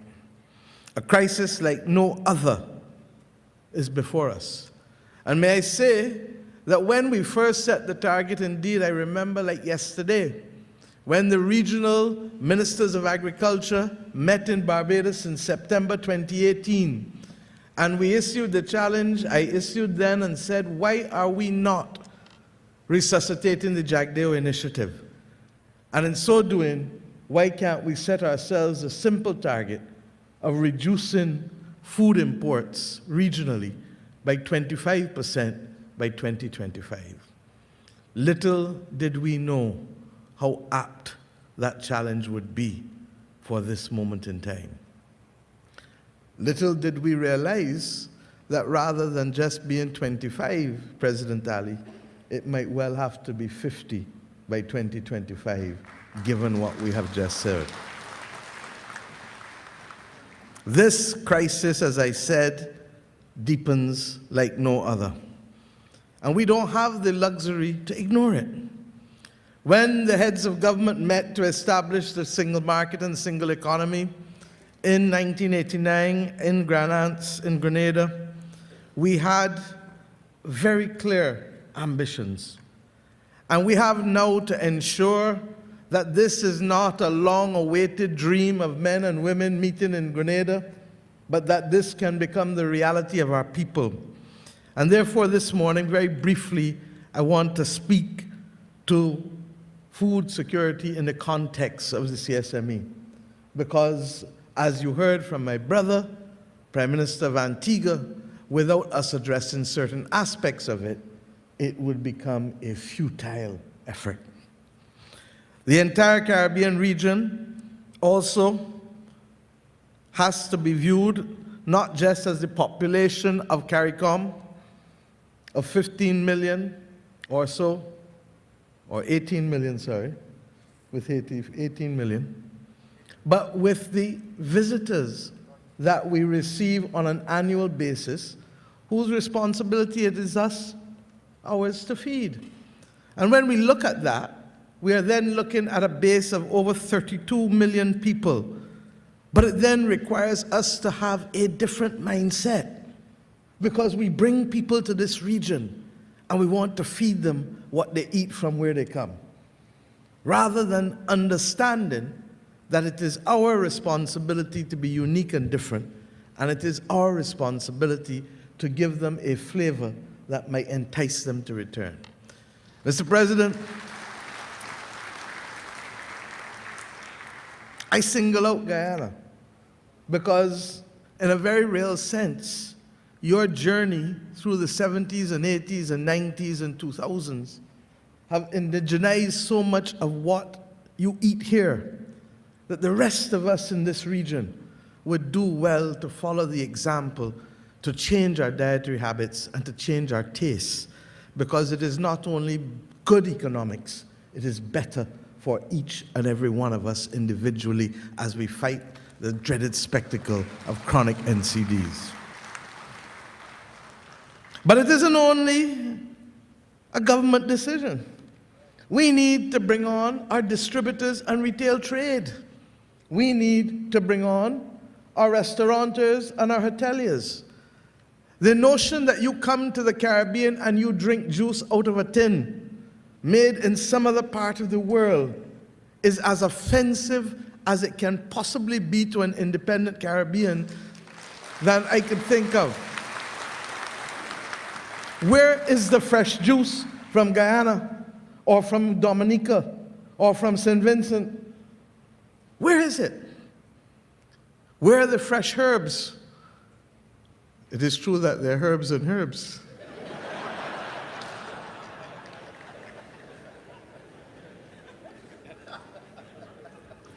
We may well have done better with one than the other, even if not intentionally. My friends, there has to be a change in mindset. And I'm not sure, President Ali or Vice President Jagdeo, whether it was in this building that the CARICOM heads of government met in 1986. Perhaps I should ask Sir Ronald. I'm not sure if it was in this building. But if it was not in this building, it is certainly in this town. When Errol Barrow stood here and reminded us that irrespective of whatever governments do, we as Caribbean people, as you heard just now in the introduction of Antigua, in the introduction of Barbados, are family. And that those family bonds are pursued on a daily basis without reference to the rest of the bureaucratic obstacles or governmental intransigence and lethargy. We have a responsibility now to change mindsets and to change policies. Our SPS regime, sanitary and phytosanitary regime, must be modernized to ensure that safe foods can enter, circulate, and exit the single economic space efficiently. And I will deal with it from our perspective because I'm not pointing fingers at anyone. In Barbados, we have a responsibility also to be more agile with respect to those things that we do to allow goods into our own territory from the region, as we will expect every other territory in the Caribbean community so to do. Because if we don't make the steps now to remove the barriers, God knows how we can create the productive base that President Ali has so masterfully drafted for us in terms of the plans to expand productivity and to expand production. Similarly, we have to ensure that our ports of entry, as you heard from Prime Minister Brown, are priority areas of investment to facilitate the movement of cargo and people. And in this moment when maritime transport is at its greatest challenge, we have to recognize that the bridge to resuscitating Caribbean tourism air transport may well be having regional air cargo moving to help offset the investment to move our people. We may need to look at different planes, and we may need to look at more regular traffic. And that is why the example shown to us in Belize when we went to the last heads of government with the use of the grand caravans, with the regularity of movement, may well be the solution for us, rather than these large aircrafts that move once or twice a day. Our people need regular, affordable access to air transport, and not just simply on a periodic basis. In addition, my friends, we also have to ensure that the population and the reality of our population is taken into account. Our population in this region is aging. We have the profile of a developed country, all of us. And we are also underpopulated, and there's perhaps no country more underpopulated than you here in Guyana, in the Caribbean region. Belize has the size of Israel, but has a population of just about 400,000 as compared to Israel's 8 million. Suriname is bigger than the Netherlands, but the Netherlands boasts 17 million and Suriname has 580,000 people.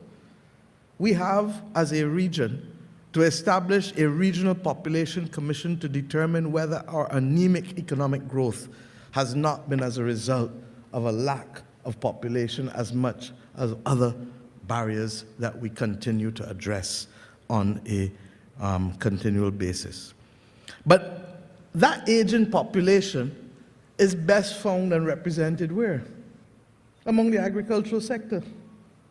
That is where, regrettably, we have a problem. That a lot of the people working in agriculture in the Caribbean are elderly and older people. And we also know, as you heard from the Secretary General this morning, have also a high percentage of women who work in this sector.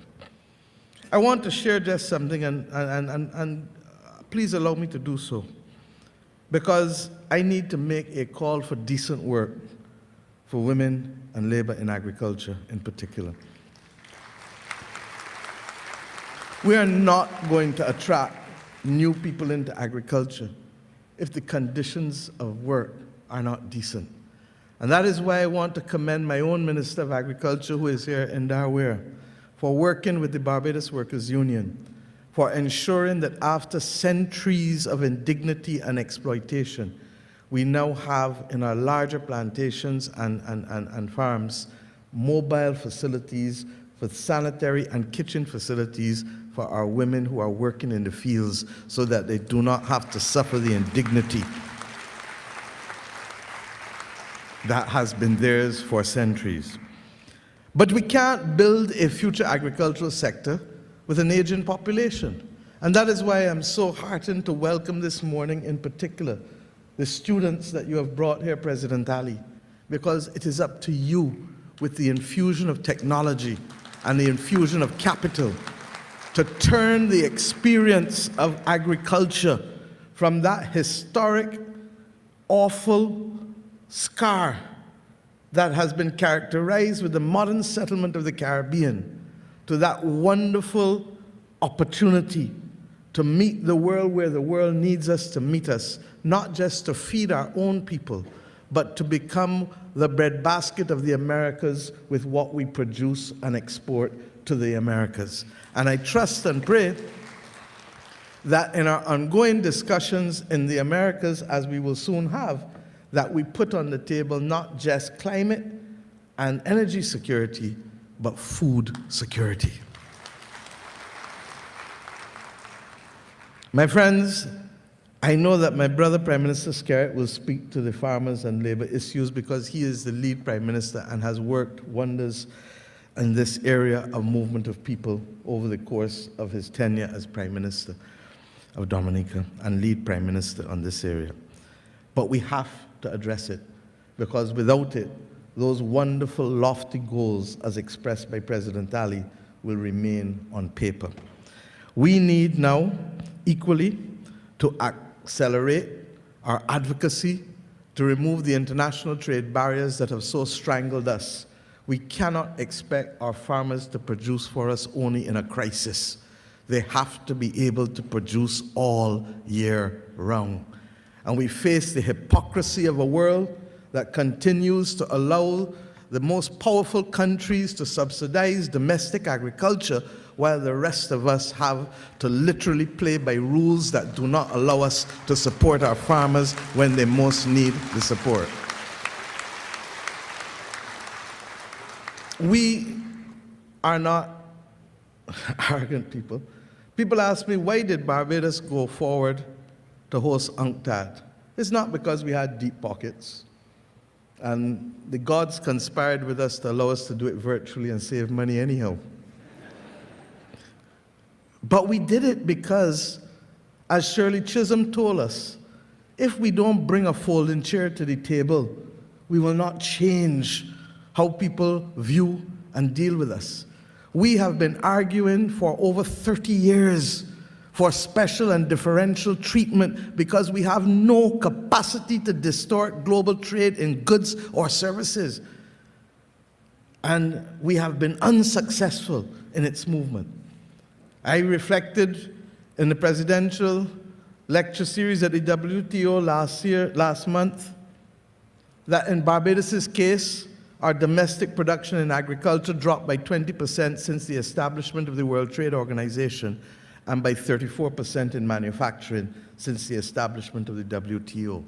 We cannot operate in these circumstances. And our desire, therefore, to host UNCTAD is to be able to carry the voice that we need policy space to protect our domestic food production and our regional food production. And I trust and pray that we will move with greater energy on these issues.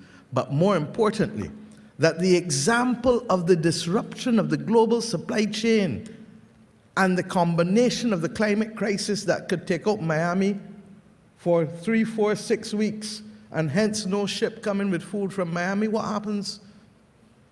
That those two examples now, hopefully, will allow us to have a different response when we argue once again for special and differential treatment, especially for small island developing states and landlocked countries. My friends, the bottom line is, what do we need to move forward and to increase production? What do we need? Production of safe food is critical.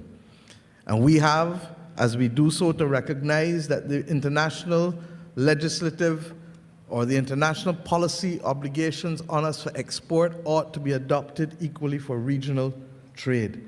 We can't be satisfying traceability and international certification outside of this region, but not within the region.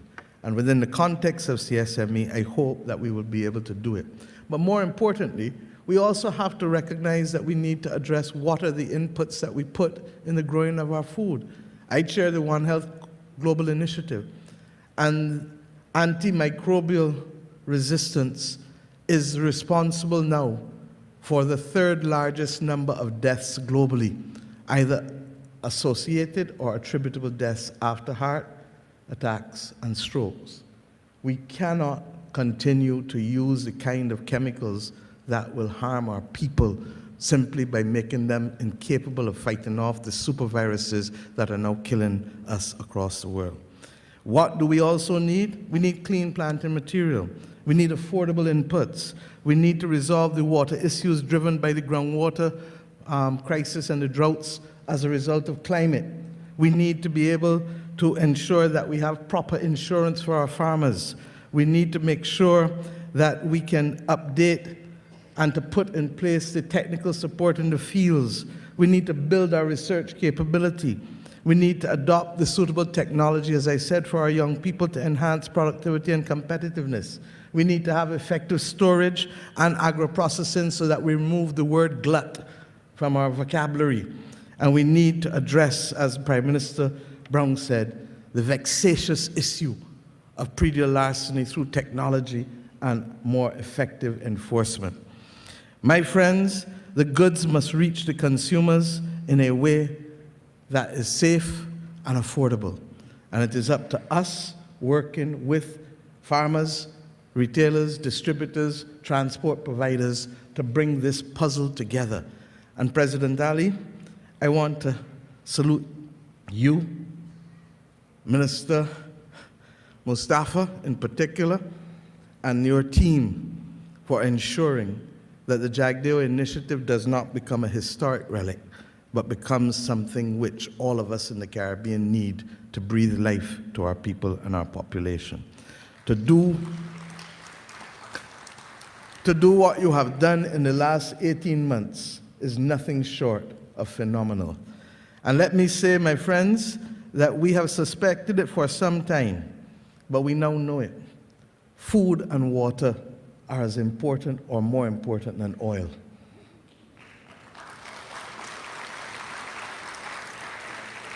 As I close, let me wish you and the people of Guyana a happy 56th independence.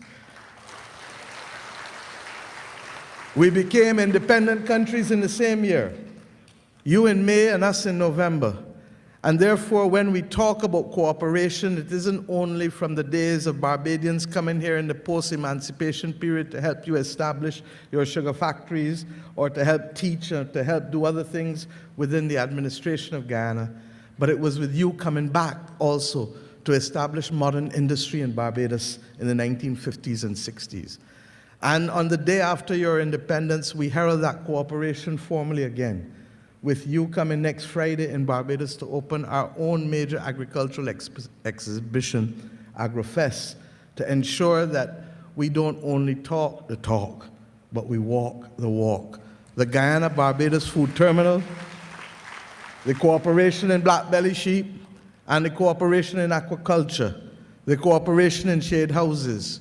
We can only get to the point of satisfying the increased food production by the small steps like these, country by country, working together. And on behalf of my own people, I thank you for being a willing partner for us. Colleagues, all, the moment has arrived, and we have prepared for such a time as this. Let us now to the charge, do the work, and make sure that Caribbean people don't only feed themselves, but we also contribute to the feeding of the Americas. Thank you.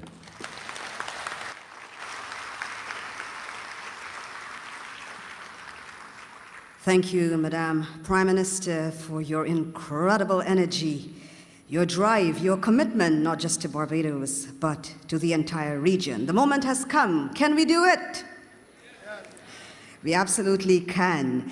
As we continue, we head up to the noon hour. Our next speaker has a thriving banana industry in his country, but we'll not be hearing about that specifically. We'll hear more about transport and marketing integration as we now invite Prime Minister of Dominica, Honorable Roosevelt Skerrit. Thank you very much. Let me recognize my friend and colleague, President Ali, and my colleagues, especially our chairman. Ladies and gentlemen, friends all, good afternoon. I wanted to allow one of my delegation members to speak on my behalf because I brought with me two farmers from my country as part of my delegation. One is a very strong supporter of mine and one did not vote me in the last election. But they're two very productive farmers. And I want to say to us that we have the capacity and the ability to supply ourselves within the region with a lot of what we need to consume. And some of my colleagues would have alluded to some of the challenges that we face.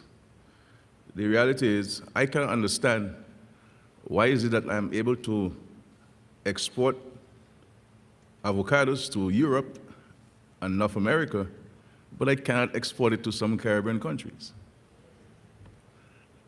And I can't understand how we can export ginger, which is such a high demand to help fight COVID-19, but we cannot supply the region. But we can send it out to Europe and out to North America. So the reality is, the actions and the decisions to help transform agriculture and give farmers that comfort and that confidence that they so need is within our hands. And I think we need to, as part of the process of advancing this very lofty and welcome initiative led by the President of Guyana, of which I am in total and absolute support of, I think we need to itemize the actions we need to take and take them. And take them. Because if we're to allow CARICOM, our people, our ordinary folks to feel that they're part of an integration process, especially our farmers and fisher folk, they must be able to benefit from that process. And the reality is, in my country, we can supply the region with a wide variety of crops at affordable prices and to safeguard the health of the region. And this all of this extra regional imports of agricultural produce with also chemicals in it, that's what's causing a lot of health problems we have in the region today. CNCDs, diabetes and hypertension, we're scared of COVID-19. We should be really scared in the Caribbean of diabetes and hypertension. And then we have a high incidence of obesity in the region caused by what we eat. So this initiative is not only about economics, it's also about the well-being, the welfare of every citizen in the Caribbean region. We as governments, we speak about helping farmers. But in the process of attracting jobs in the tourism industry, we give concessions to these hotels to import food from outside the region. Can we not address this and say, let us first buy from your country, and that which you can't find from your country, you can find it from a brother or sisterly country within CARICOM?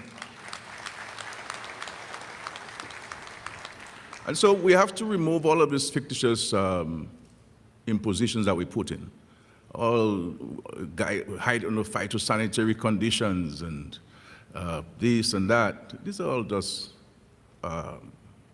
unnecessary actions that we take. And so I speak on behalf of the farmers. And we talk about access to farm labor. It's difficult for farm labor to move within the region. But we're sending farm workers to Canada every year. And so we're helping the agriculture, we're helping the economy, but within our region we cannot help each other by allowing farm workers to move freely within our region. And so I'm really here to speak on behalf of the farmers. I'm a farmer myself. I am completely self-sufficient. I eat fruits every day, and every one of them come from my farm, grown by me. And so I speak here, my Prime Minister, St. Vincent is out there, and St. Lucia, and Grenada, and the Windward Islands. We have the capacity to supply a significant amount of food to the region. And we need to work together. We need to allow our produce to come in freely on unfettered manner, and allow the ordinary folks within the Caribbean to feel, for the first time, the true benefits of the integration. We have made a lot of good things happen within CARICOM. But the ordinary folks, the farmers, the fishermen, this would help our economy so dramatically. And this is why I'm here, President Ali in Guyana, to register Dominica's firm support for this initiative. And if we miss this opportunity, as we did with the Jagri initiative, and Jagri worked on this diligently for many years, and we failed to take the action. This has been precipitated, this current program has been precipitated by the challenges brought on by COVID-19 and the supply of food. So let us not let this opportunity that has been brought up by us by a crisis to elude us. We have our students here.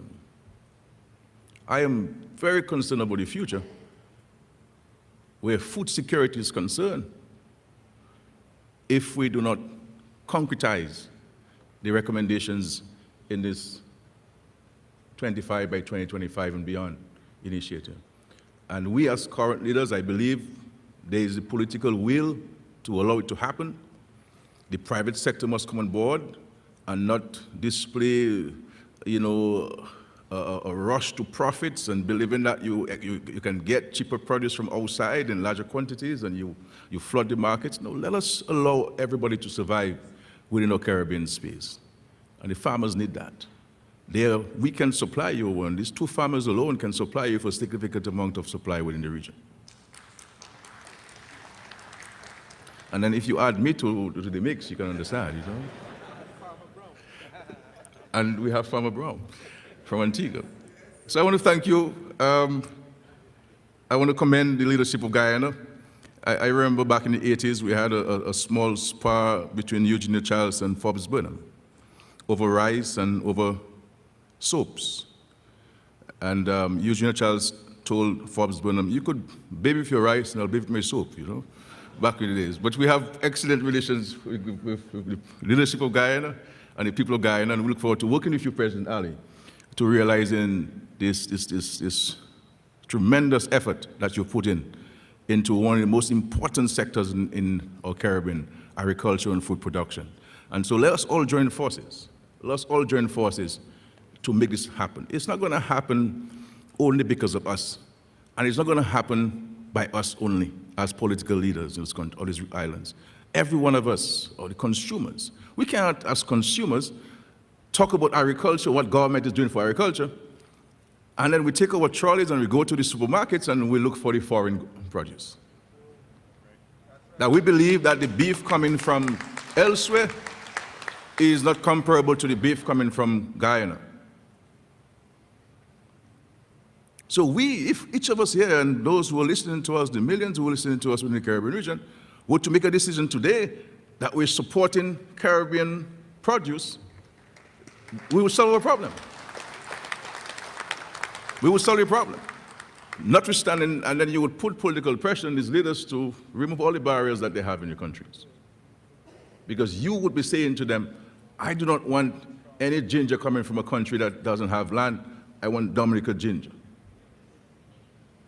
And let us have it recognized on the supermarket shelves. Let's pass regulations to force the supermarkets to put CARICOM produce.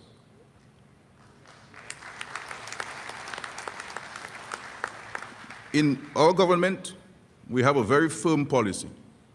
We support Caribbean goods first and foremost. We don't buy any rice but the rice that comes from Guyana. our state-owned entity that imports rice. We don't buy any sugar except the sugar that comes from Guyana. That's our policy. We don't buy any flour except the flour that comes from St. Vincent and the Grenadines.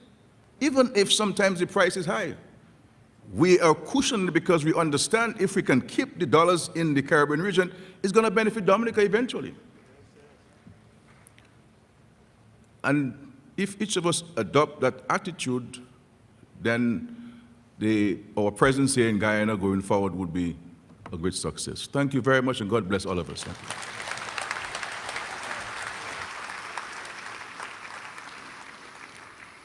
Thank you, Prime Minister.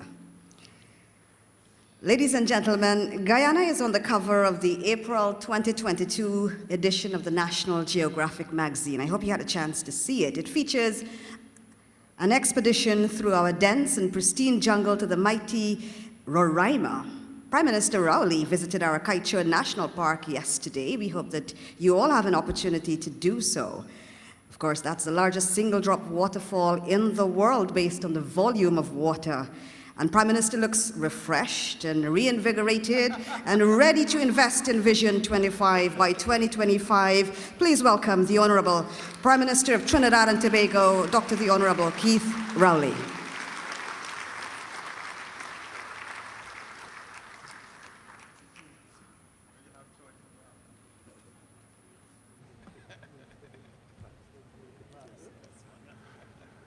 Thank you very much for your exposure. Ladies and gentlemen, brothers and sisters, all Caribbean people, permit me the moment to acknowledge our host, President Irfan Ali, Vice President Barrett Jagdeo, and the executive members of the Guyanese administration and all the people of Guyana. I thank you very much for the invitation to participate in what I consider to be a seminal event. I also would like to claim the role of elder statesman in the front line, not on the stage, in the front line, because I just discovered that I've been around longer than everybody else on the stage. And that means I've seen this before, I've heard it before, and I don't want to hear it again. We know what to do. Question is, are we prepared to do it?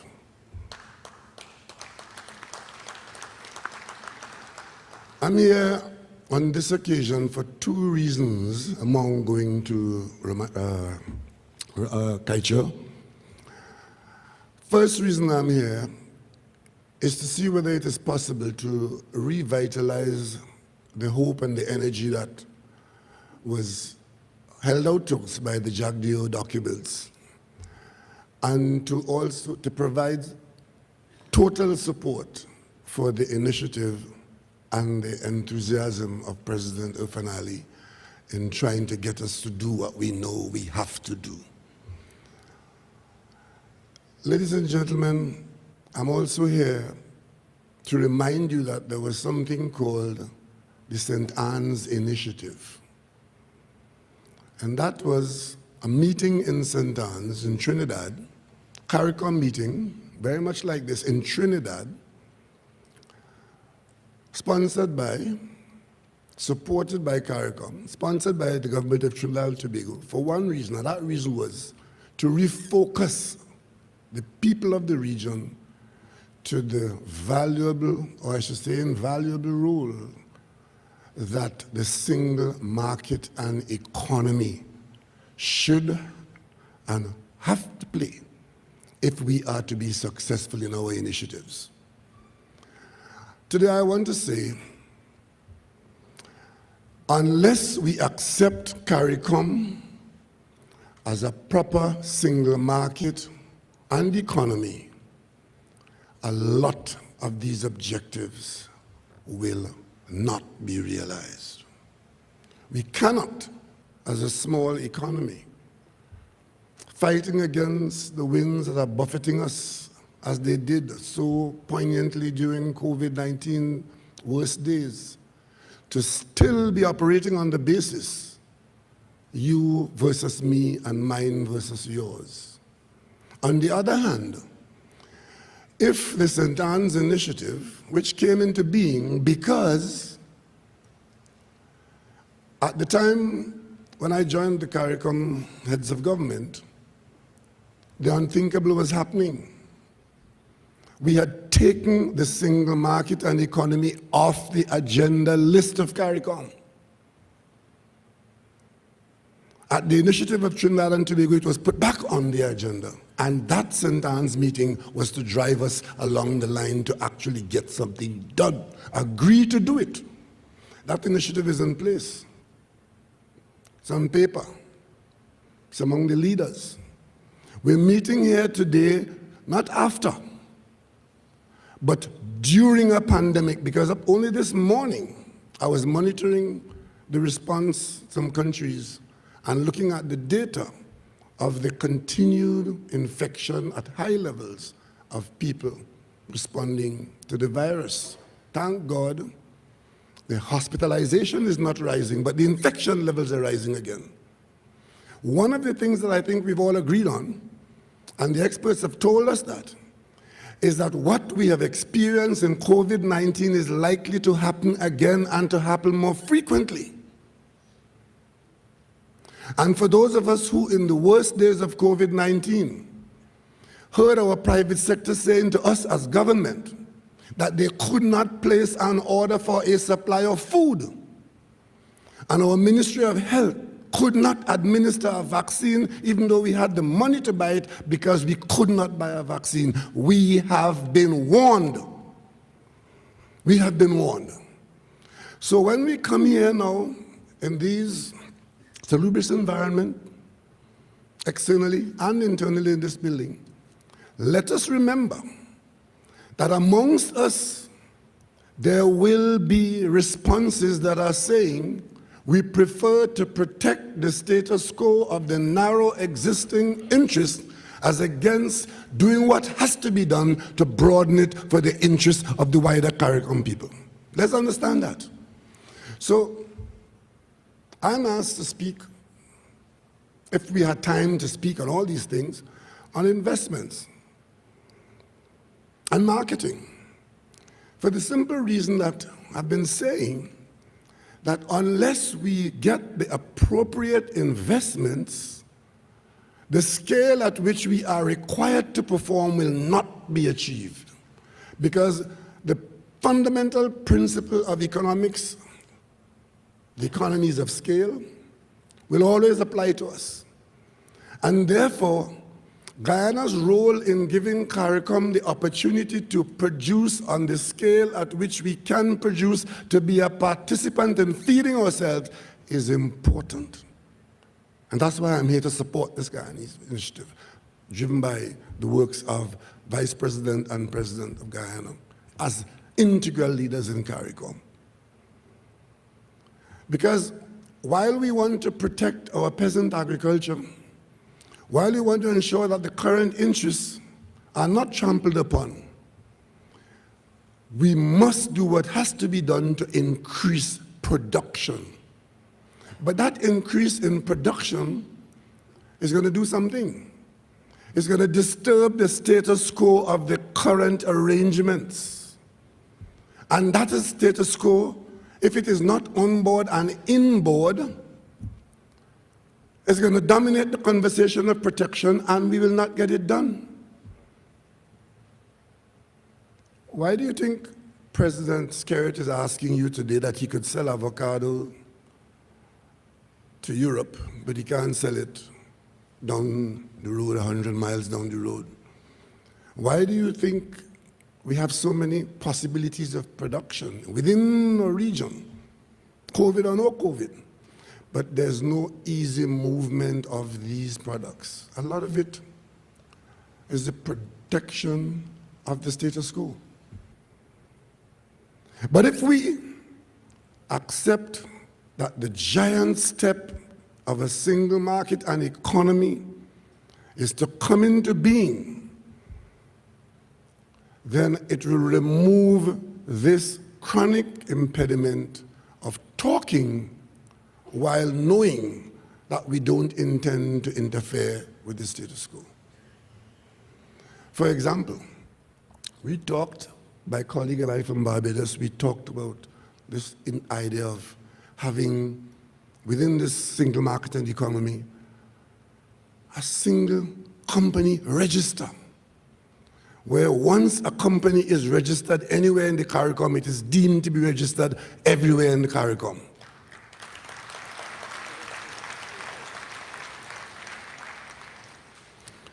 That is a simple, straightforward way of encouraging entrepreneurial recognition under law, but it will remove a lot of impediment. Simple as that is. And of course, if we are going to produce in significantly increased volumes, we immediately bring into play the question of transport. When we became independent as a federation, that fleeting existence that we had, the Canadian government gave us a gift. And that gift were 2 vessels, 2 ships, the Federal Maple and the Federal Palm. And they ran up and down the CARICOM, starting in Jamaica, down to Trinidad, back up. And at no time I can recall were the people of this region, the CARICOM region, ever better connected and better served. But at the end of the useful life of those ships, they were never replaced. Not because there was no reason to replace them or that the job had been done, but that we, the independents, had not done what had to be done to serve our people. We knew what had to be done. It has never been done. I gather that there are international supporters at this conference. And I will say it here today. If you really want to help CARICOM to do what we are saying that we could do here for the good reasons advanced, one of the best things that you could do is to help the team of governments of the region to fund and have operating within the CARICOM region vessels of that nature so as to bring our people together to travel by sea in an affordable way. Because it has been done, it needs to be done. Goods and services by sea, after by rail, is always the cheapest. There's some specifics that we need to do. Specifics. Phytosanitary guards, we need, yes, to ensure that we don't spread disease unnecessarily among ourselves. But there are not to be barriers to the explosive increases that can come if we move out of the comfort zones that we exist now, but comfort zones for the few at the expense of the many. Ladies and gentlemen, there's so much that we can do, so much that we must do, because food security is not going to come at the time that you need it. The worst time to try to build a fire brigade is during the fire. We have to be cognizant of the conflagration of a fire that could engulf all of us and build it when there is good, fair weather. And that is what will serve us when there's an outbreak of fire. But for that to happen, there has to be a sustained business model. In my meeting with President Ali on Tuesday afternoon, we spoke at length about the need for the business model. What is the business model that we are going to use to bring about this expansion in food supply that will cause us to have a food supply that will survive fair winds and foul, and that will bring us the benefits of that increased production? Because increased production, without proper transportation, proper storage, and of course, agro-processing to ensure that the word glut doesn't become part of the vocabulary, requires a proper business model. And that is why today, representing Trinidad and Tobago, I could say that Trinidad and Tobago is in a position to develop a business model with the potential in Guyana and the potential in CARICOM to have us use energy, use expertise, use our universities to put us in a position to do what has to be done.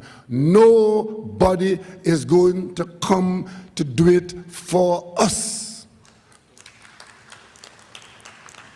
As we said at the beginning of the pandemic, nobody is going to come to our assistance. We have to do it ourselves, and we saw it. When we Barbados couldn't buy half a dozen ventilators. We couldn't buy a vaccine. Those who had them kept them to themselves. Nobody is going to give us food when food is in short supply.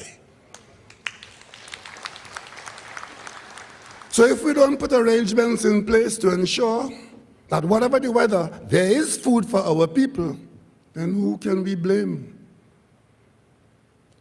We have to do it now, so that when the next time it happens, we will be in a better position, not a worse position.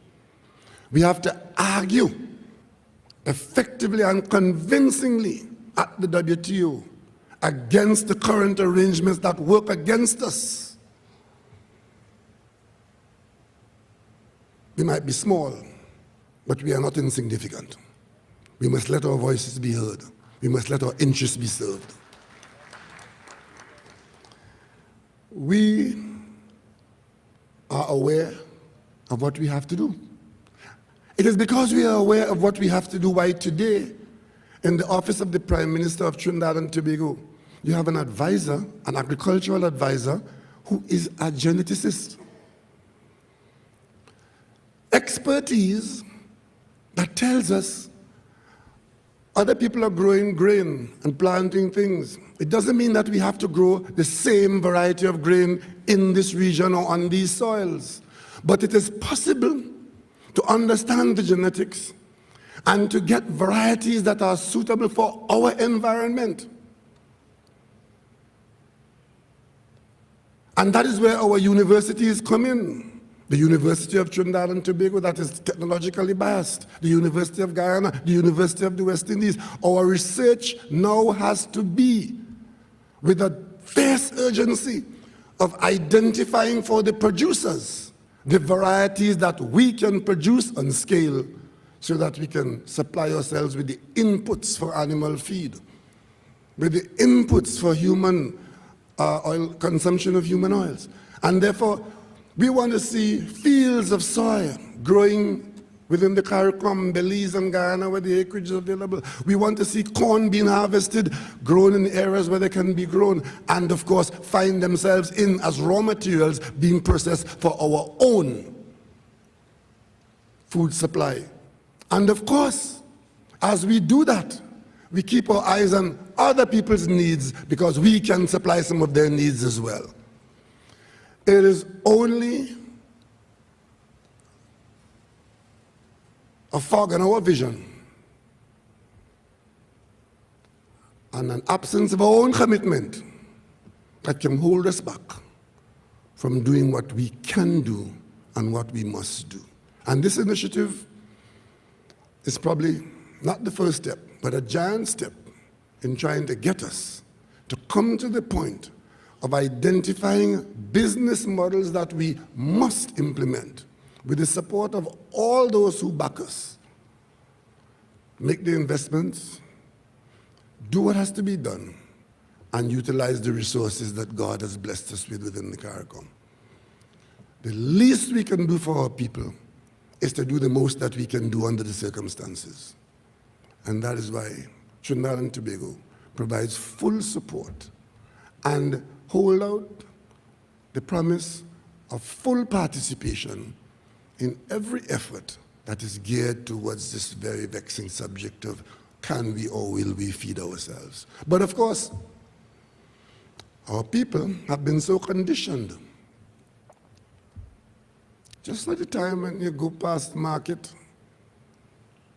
not enough breadfruit being consumed, not enough cassava being consumed, not enough dasheen and sweet potato fries being consumed, but they're harassing the government about not enough foreign exchange to buy imported white potato.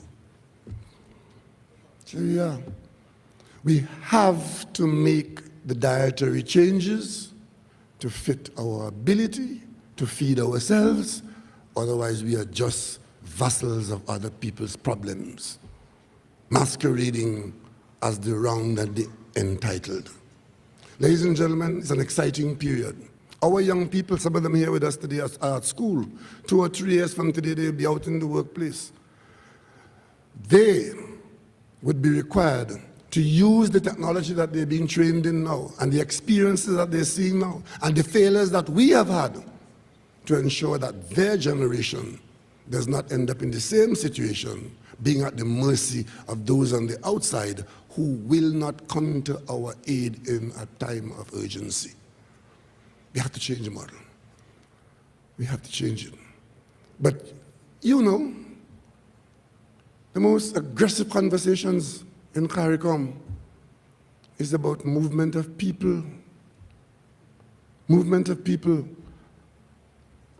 Last 2 weeks ago, we took to our parliament a piece of legislation to complete this whole question of the handful of skills that we are allowed to move within the region. And what did we experience? We experienced voices within our parliament openly objecting and indicating that this is taking jobs from local people.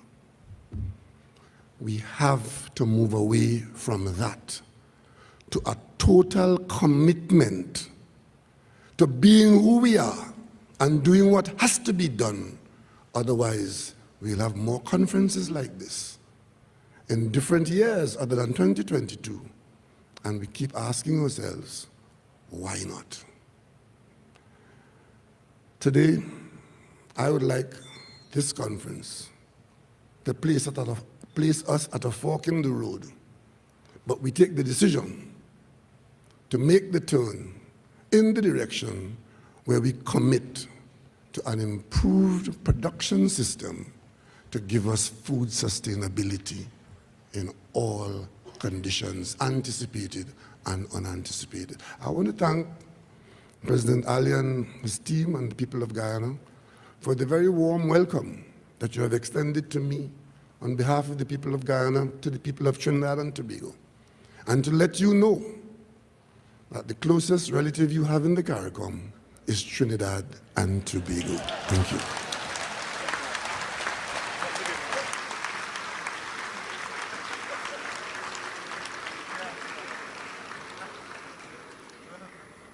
Thank you, Prime Minister Rowley. Prime Minister himself is an avid gardener, growing cabbage and cauliflower at his official residence in St. Anne's. And our young people are growing cauliflower and broccoli and carrots, the Shade House Project, others in the Berbice and Linden regions, grapes and kiwis and strawberry. And our leaders today have been talking about the importance of youths, and day 3 will focus on youths and gender, the CARICOM Youth in Agriculture Dialogue. We hope our young people can participate as you talk about generating wealth, climate-smart agriculture, innovations in agriculture, and how together we can work to surmount the challenges that we face as a region. We're coming down to the end of our program today. We are now going to listen to remarks on investments in aviation. We'll hear remarks from the Deputy Prime Minister and Minister of Tourism, Investments and Aviation of Bahamas, Agriculture Insurance, and our penultimate head of government is coming to us now. He is the Deputy Prime Minister. Honorable Isaac Chester Cooper is our next speaker.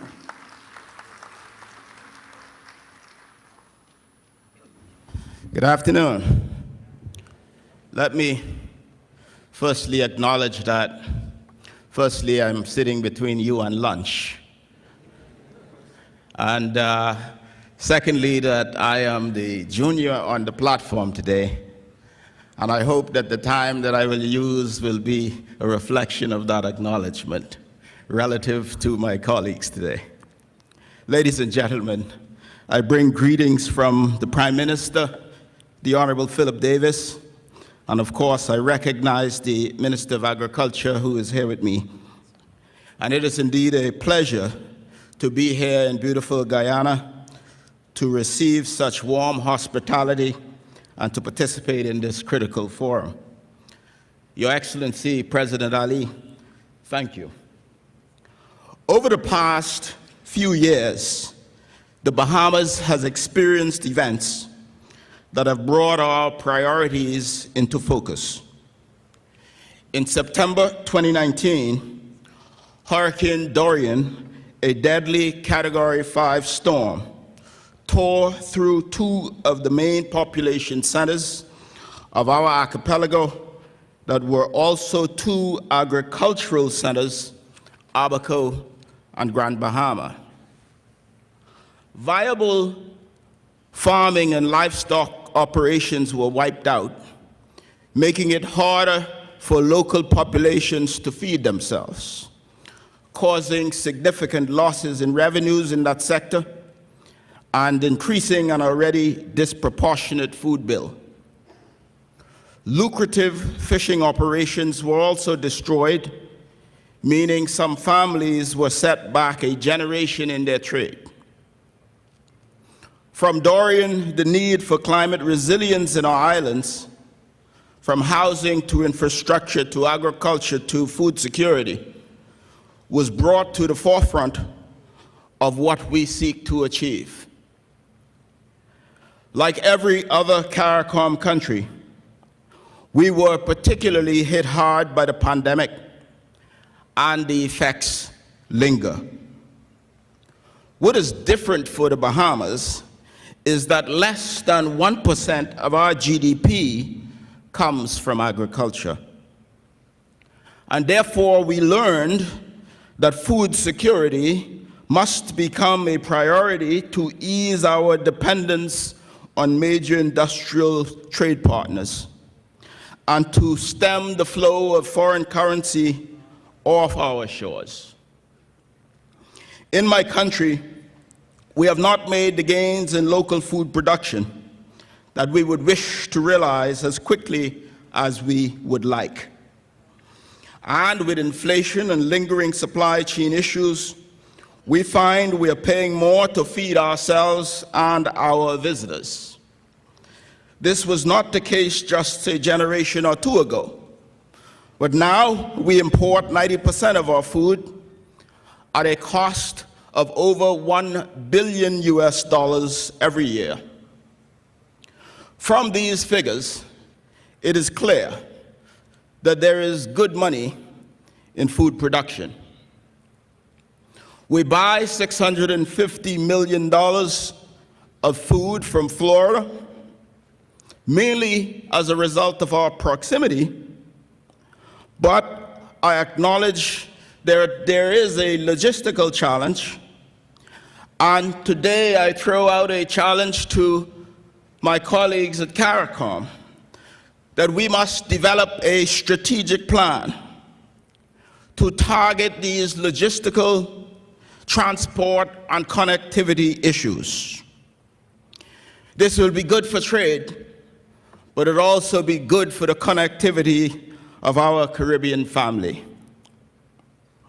But as we face an aging farming population with over 80% over the age of 65, our opportunity is to attract and engage another generation of Bahamians who are passionate about feeding ourselves and themselves.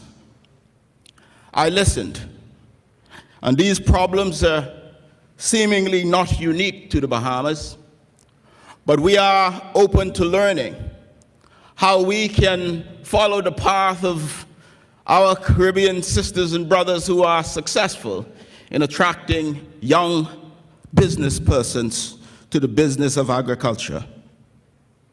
And where we are strong, we extend offers of assistance in the areas we are able to. We are committed to avail ourselves of any new and innovative ideas that are being shared during this gathering this week. We seek to join our efforts with yours, and we have not a moment to lose.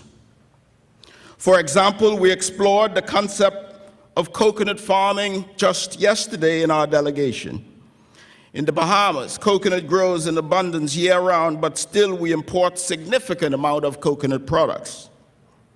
I note that some of our colleagues, including Guyana, has had great success in supporting coconut farmers, and we seek to become viable players in the global and regional coconut farming industry. We have also taken note of the strides made in poultry in Guyana and in Jamaica and in other of our sister territories. And as I indicated, we are here to learn the latest in agricultural technology and to hear how the Bahamas can also advance. We recently had a change of government in our country. We were very carefully studying what occurred throughout the pandemic and the deficiencies that presented themselves. We are an administration open to new ideas, new technologies, new investors, new opportunities, and I tell you today that we are open for business. In the past 7 months, we've approved more than $2 billion in new investment projects, mainly in tourism, renewable energy, and fintech. We see some modest investment in agribusiness, but there is significant opportunity yet in this space. We are moving in the direction of forward-looking greenhouse technologies and climate-smart agriculture with the built-in advantage of being sustainable and carbon negative. Our Minister for Agriculture has confirmed that notwithstanding where we are now, we will achieve our 25 by 2025 with laser and aggressive focus on greens and poultry.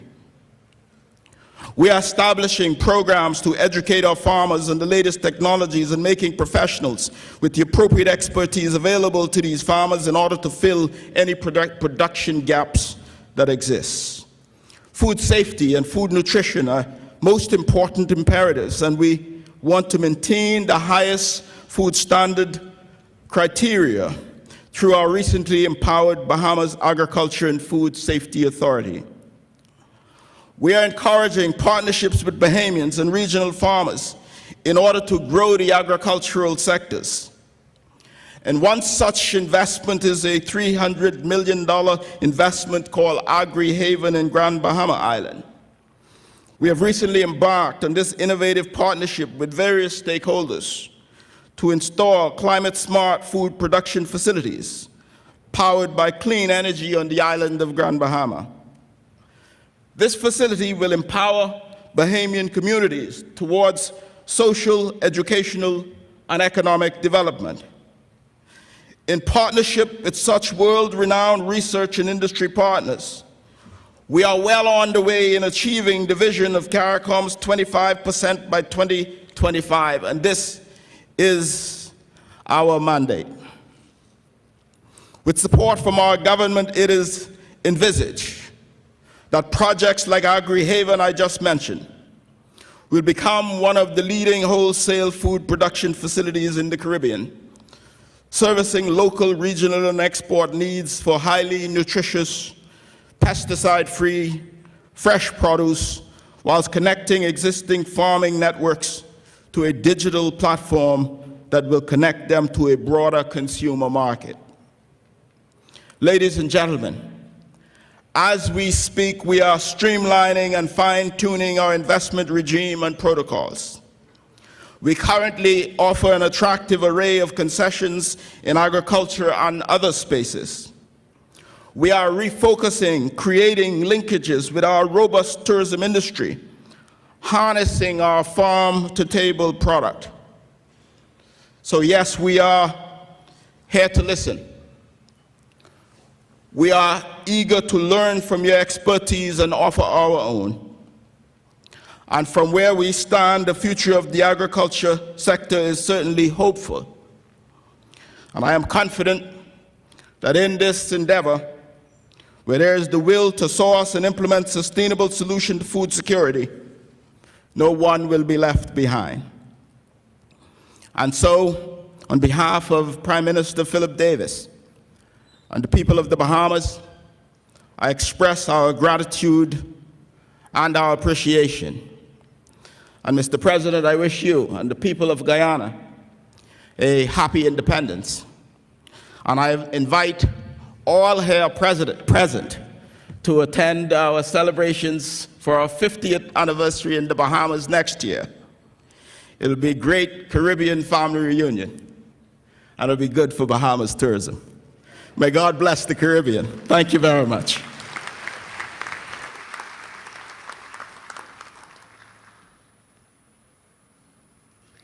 Thank you, Deputy Prime Minister and Minister of Tourism, Investments and Aviation of Bahamas, Honorable Isaac Chester Cooper. Ladies and gentlemen, our final head of government of CARICOM will give remarks now on regional agricultural integration. Please welcome Premier of Montserrat, Honorable Joseph Farrell.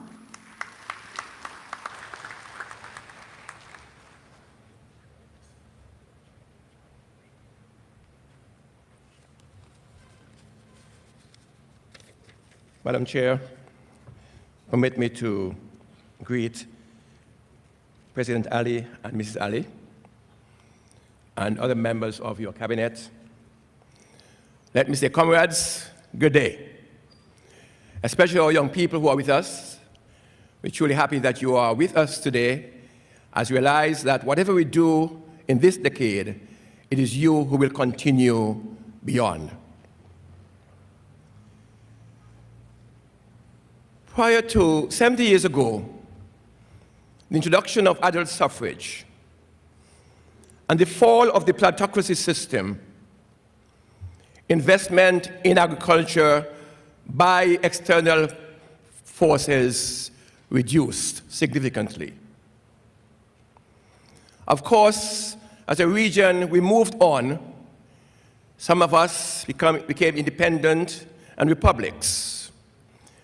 And we invested in education, in manufacturing, in technology.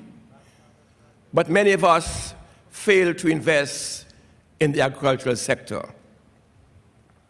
Indeed, we have been taught as a nation, as a people, that anything that is foreign is good. And so we enjoy importing foods from other places outside the region. We spend our limited resources that we could use for healthcare systems and other social safety nets to import food, rather than developing our own sector. To be honest with you, when I heard the discussion began on reducing our food import bill 25% by 2025, I was skeptical. As a Caribbean man, I have heard it time and time again, and we have failed. But I am convinced, having seen the energy, the enthusiasm with which your president embarked on this mission, I am convinced that it can come to fruition.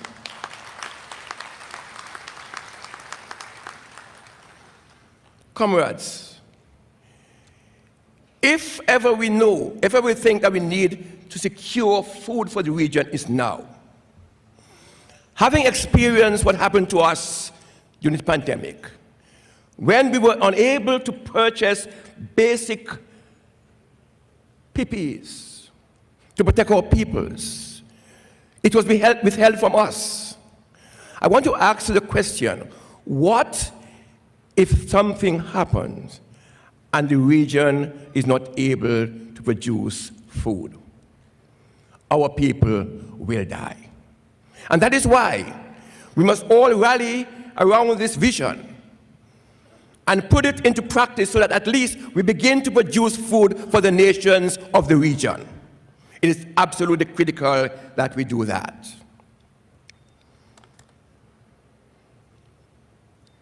It is embarrassing that 75% of the poultry product I import in my country comes from outside of the region. It is absolutely embarrassing that 85% of the food we eat in Montserrat comes from outside of the region. Why? We spend our monies to extra-regional sources and businesses, and those monies we can use to develop our own sector and to advance the well-being of our peoples. The government of Montserrat is supportive in working with CARICOM to achieve Vision 25 by 2025. Based on this focus, the Ministry of Agriculture in Montserrat has identified a number of priority areas which, with support, we are able not only to produce, but also to export. Why should I be importing onions from North America when my colleagues in the region have lands enough to produce it? I understand that there are some limitations to what we can do, but the biggest factor, the biggest concern we have is not that food is not available in some of our neighbors, countries. It is getting the food to where it is needed most. And that brings me to the point of connectivity. For over 25 years, the region has been speaking to movement of food from one country to the other, and to this day, we have not succeeded. So then, we now need investment in shipping so that we can move those products from Guyana in the south to Jamaica in the north, from Dominica in the south to Montserrat and Antigua. This is what we need at this point in time. Let us put our money where our mouth is and invest in shipping. And if there is some investor here today or during this week, we call on you to invest in at least 2 ships, one going north, one going south, so that we can move our products from one country to the next. That is what we need. But when we speak to food security, I also tag on food, nutrition security. So it's food and nutrition security, because any food is not any food. The region has one of the highest numbers of NCDs.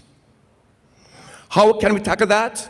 We must be able to produce our high-value crops, not necessarily market outside of the region, but for use within the region.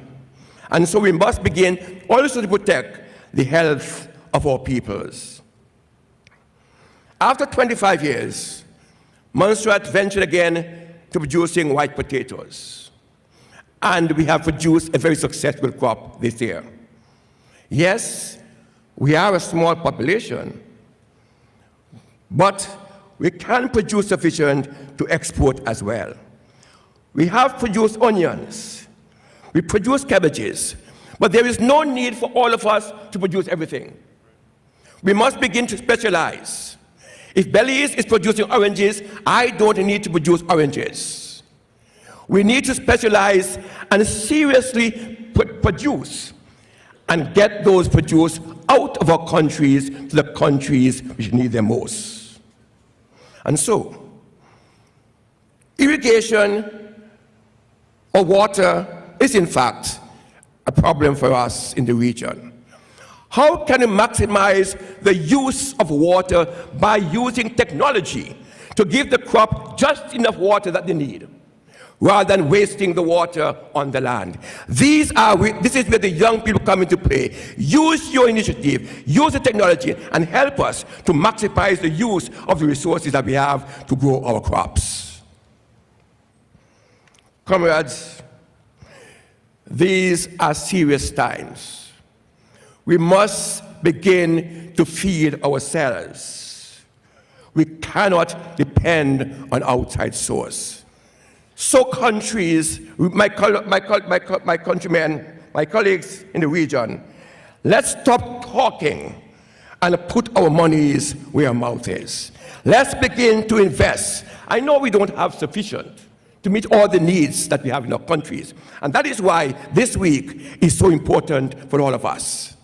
Those investors who are here, we trust and hope that you will see the need to invest in the agricultural sector. We have some ideas that we want to share with you later. And even though we are small, and even though we know that you are in this for profit, there are some ventures which has with it a humanitarian side. You may not get the kind of return you want on your investment, but from a humanitarian standpoint, you need to invest in small island states. We are in this together, and I believe that we will make it. And as I said before, I am now convinced that even for once, CARICOM is going to come out with something good. Ladies and gentlemen, I thank you.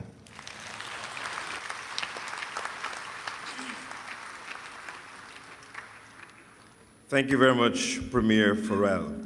We've come to the end of the formal presentations, and it's my pleasure now to invite the Chairman of the Special Ministerial Task Force on Food Production and Food Security in CARICOM, Guyana's Minister of Agriculture, the Honorable Zulfikar Mustafa. Thank you very much, Mr. Chair. President of the Cooperative Republic of Guyana, Dr. Mohamed Irfan Ali, heads of delegation, other heads of government, cabinet colleague, distinguished invitees, ladies and gentlemen. Today is a very historic day for us, and it's my privilege to make these brief remarks as we are about to conclude the opening ceremony for this historic Agri Investment Forum and Expo. We must all share a collective sense of pride and joy over its manifestation following months of hard work. Its realization today and over the next 3 days follow the establishment of the Special Ministerial Task Force as agreed by CARICOM leaders and their agreement that an Agri Investment Forum and Expo would be an appropriate platform to address the issue of investment in the regional agricultural sector. Integral to the process was President Ali's detailed action plan, as presented at the 33rd Intersessional Conference of the Heads of Government of the Caribbean Community for commercializing the agri-food sector, and at the same time attaining the vision of reducing the food import bill by 25% by 2025. I believe I speak for all of you when I say that from the various addresses today, the positive tone for the forum have been set and the interest and optimism further heightened. To the heads of government and delegation, in spite of your present schedule, you found time to participate in this inaugural forum, and your presence here today is testimony to your unwavering commitment to help realize that vision and its redounding positive impact for all its people. Our individual and collective potential are not in dispute, as we heard from many leaders, and our commitment fully demonstrated here today. This forum therefore creates that springboard and motivation to achieve the true intent of this initiative. Allow me therefore to extend the appreciation of the government and the people of Guyana and that of the region and beyond for your participation and commitment shown. Allow me to extend our appreciation to those delegates and participants from beyond the region. Your participation has further underlined the global importance of agriculture and food security. Given some current global challenges and trends, that importance has become even more paramount.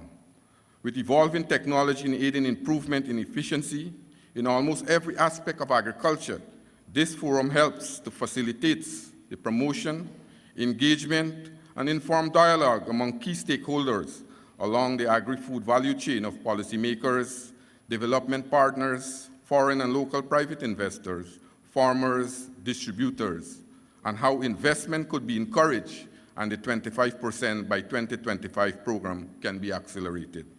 Therefore, its realization is of major significance, and appreciation must be extended to all those who work tirelessly beyond the call to make it possible.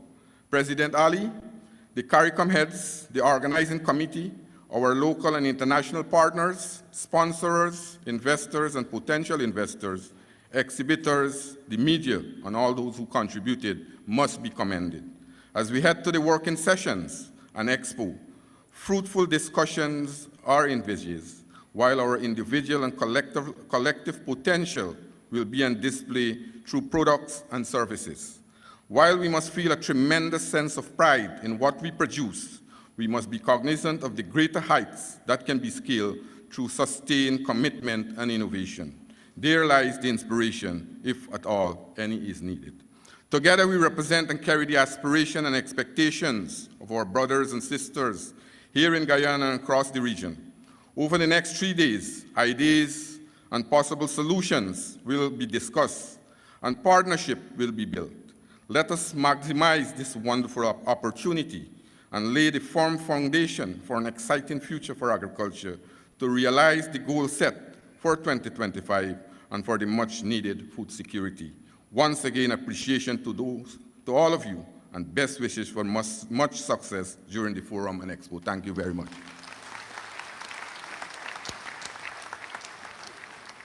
Thank you very much, Minister Mustafa. We've come to the end of the formal program. I'd like to ask you to bear with me while I deliver some critical announcements. The first is that we are going to take an official photograph quickly before the delegates, the heads of government, leave the stage.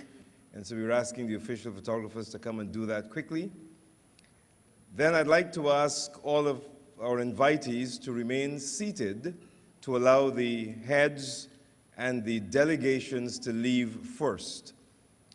A note to delegations: the buses to take you to the Arthur Chung Convention Center will line up outside. The buses will operate on a first-come, first-served basis. For this particular movement, there's no designated bus. Just get into the first bus so we could move everyone quickly to the Arthur Chung Conference Center. When we get to the Arthur Chung Conference Center, there's been a slight change in the program because of the time. We will move directly to lunch. So all delegates were asked to go directly to the lunch area.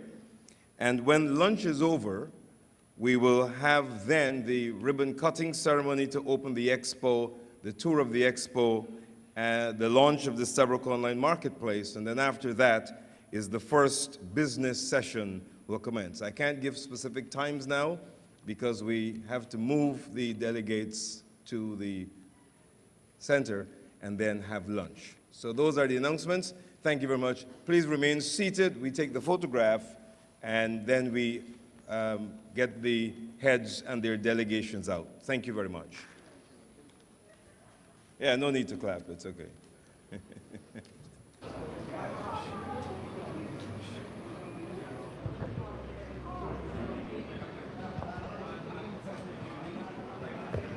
Go. Our 8 heads of government as they make their way off stage. It's been quite an opening ceremony, Chris, with many things for us to take away, even as we get ready for the next aspect of today's proceedings, which will be happening at the Arthur Chung Conference Center. A number of very powerful presentations during this morning's opening session, with most of, well, all of the leaders here expressing their confidence and support in the President's initiative, his vision of 25 by 2025. We've had some commitments by some of those leaders that they will be certainly working assiduously to making things happen. Prime Minister of Trinidad, the Honorable Keith Rowley, in his presentation said that the region collectively knows what it has to do. This is a conversation that we've been having for a number of years, but now what we need is the will to move things forward. And now it has never been more critical for this to happen now. As a region, if we do not realize this vision 25 by 2025, then we could be facing the full impact of all those international realities that abound today. His big question, second big question was, are we prepared to do it? And as we get our preparations on the way with this very Agri-Investment Forum and Expo, we are looking forward to achieving our goals by 2025. Some questions that persons may always ask themselves as they pay attention to different aspects of our country and the agriculture sector. Why are we importing certain things that can be grown or produced right here? Those questions were raised by the Prime Minister of Barbados, Honorable Mia Mottley, and she's saying we can do it all. We do have the potential to do it all right here in the region and to become stronger together as we look at eradicating those challenges, well, forming solutions for those challenges. We just saw the departure of His Excellency, our President, Dr. Mohammed Irfan Ali, alongside the First Lady, Mrs. Arya Ali. Now we're seeing the Honorable Mia Mottley make her departure as well, followed by basically the other heads of states, the other heads of government that were on stage here at the opening ceremony for the Agro and making Investment presentations. Expo. All right, so one of the challenges thrown out by the Belizean Prime Minister, it was Gaston Brown who challenged us all to engage in practices for sustainable agriculture. There's also a challenge for the region as a whole to look towards producing our own fertilizer as Guyana moves towards being an oil and gas entity.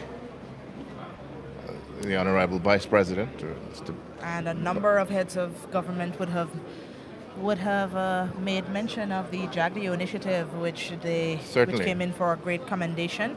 There were even suggestions to relook at it to make those little tweaks and adjustments we need in this current era. It is the JAGDIO initiative that has been tweaked and been represented, and it is guiding the discussion and the conversation going forward. And again, a lot of the things contained, the initiatives contained in that document will be considered during the next few days, the conversations that we'll be having at the convention center. The traffic will get a bit on a peak or busy on the intersections of Mandela Avenue and Homestretch Avenue as persons look to head out to the Artichon Conference Center. We've got a number of members of the diplomatic corps, members of the business community, business representatives and entities from our overseas participants of the Expo, and as they make their way there, Chris and I will be handing over to Lyndon Davidson and team, who will continue to await the arrivals there, as well as take you through the ribbon cutting and tour of the exhibition. NCN will also be providing live coverage of the various proceedings there, the roundtable discussion, updates on the discussions, and information from the participants, the booths. Hundreds of participants are there waiting to share information on how we can achieve this goal of reducing our import bill by 25% by 2025. It's certainly been a pleasure being here with you, walking us through this historic event, and we certainly look forward to keeping you abreast of the events and conversations as they occur over the next 2 days. And don't forget, the Expo gets on the way shortly and will continue tomorrow as well as Saturday. We'll be providing you with those updates as well. For now, it's a lot of meeting and greeting. Persons are still getting used to seeing their colleagues, friends, partners without masks. They're still getting used to seeing them without masks and mixing and mingling in such a free environment where there isn't so much of a big worry about the big C, COVID-19. All right, so we'll hand you over to David. Lyndon Davidson and our broadcast team at the Artichon Conference Center as we continue to provide you with coverage of the inaugural, the historic Agri-Investment Forum and Expo under the theme Investing in Vision 25 by 2025. Lyndon, it's over to you. Right, so continuing with our coverage of the opening of the Expo here at the Arthur Chung Conference Center. I want to thank Nadia and Chris for their updates there at the NCC earlier, and with lots that was said just this morning.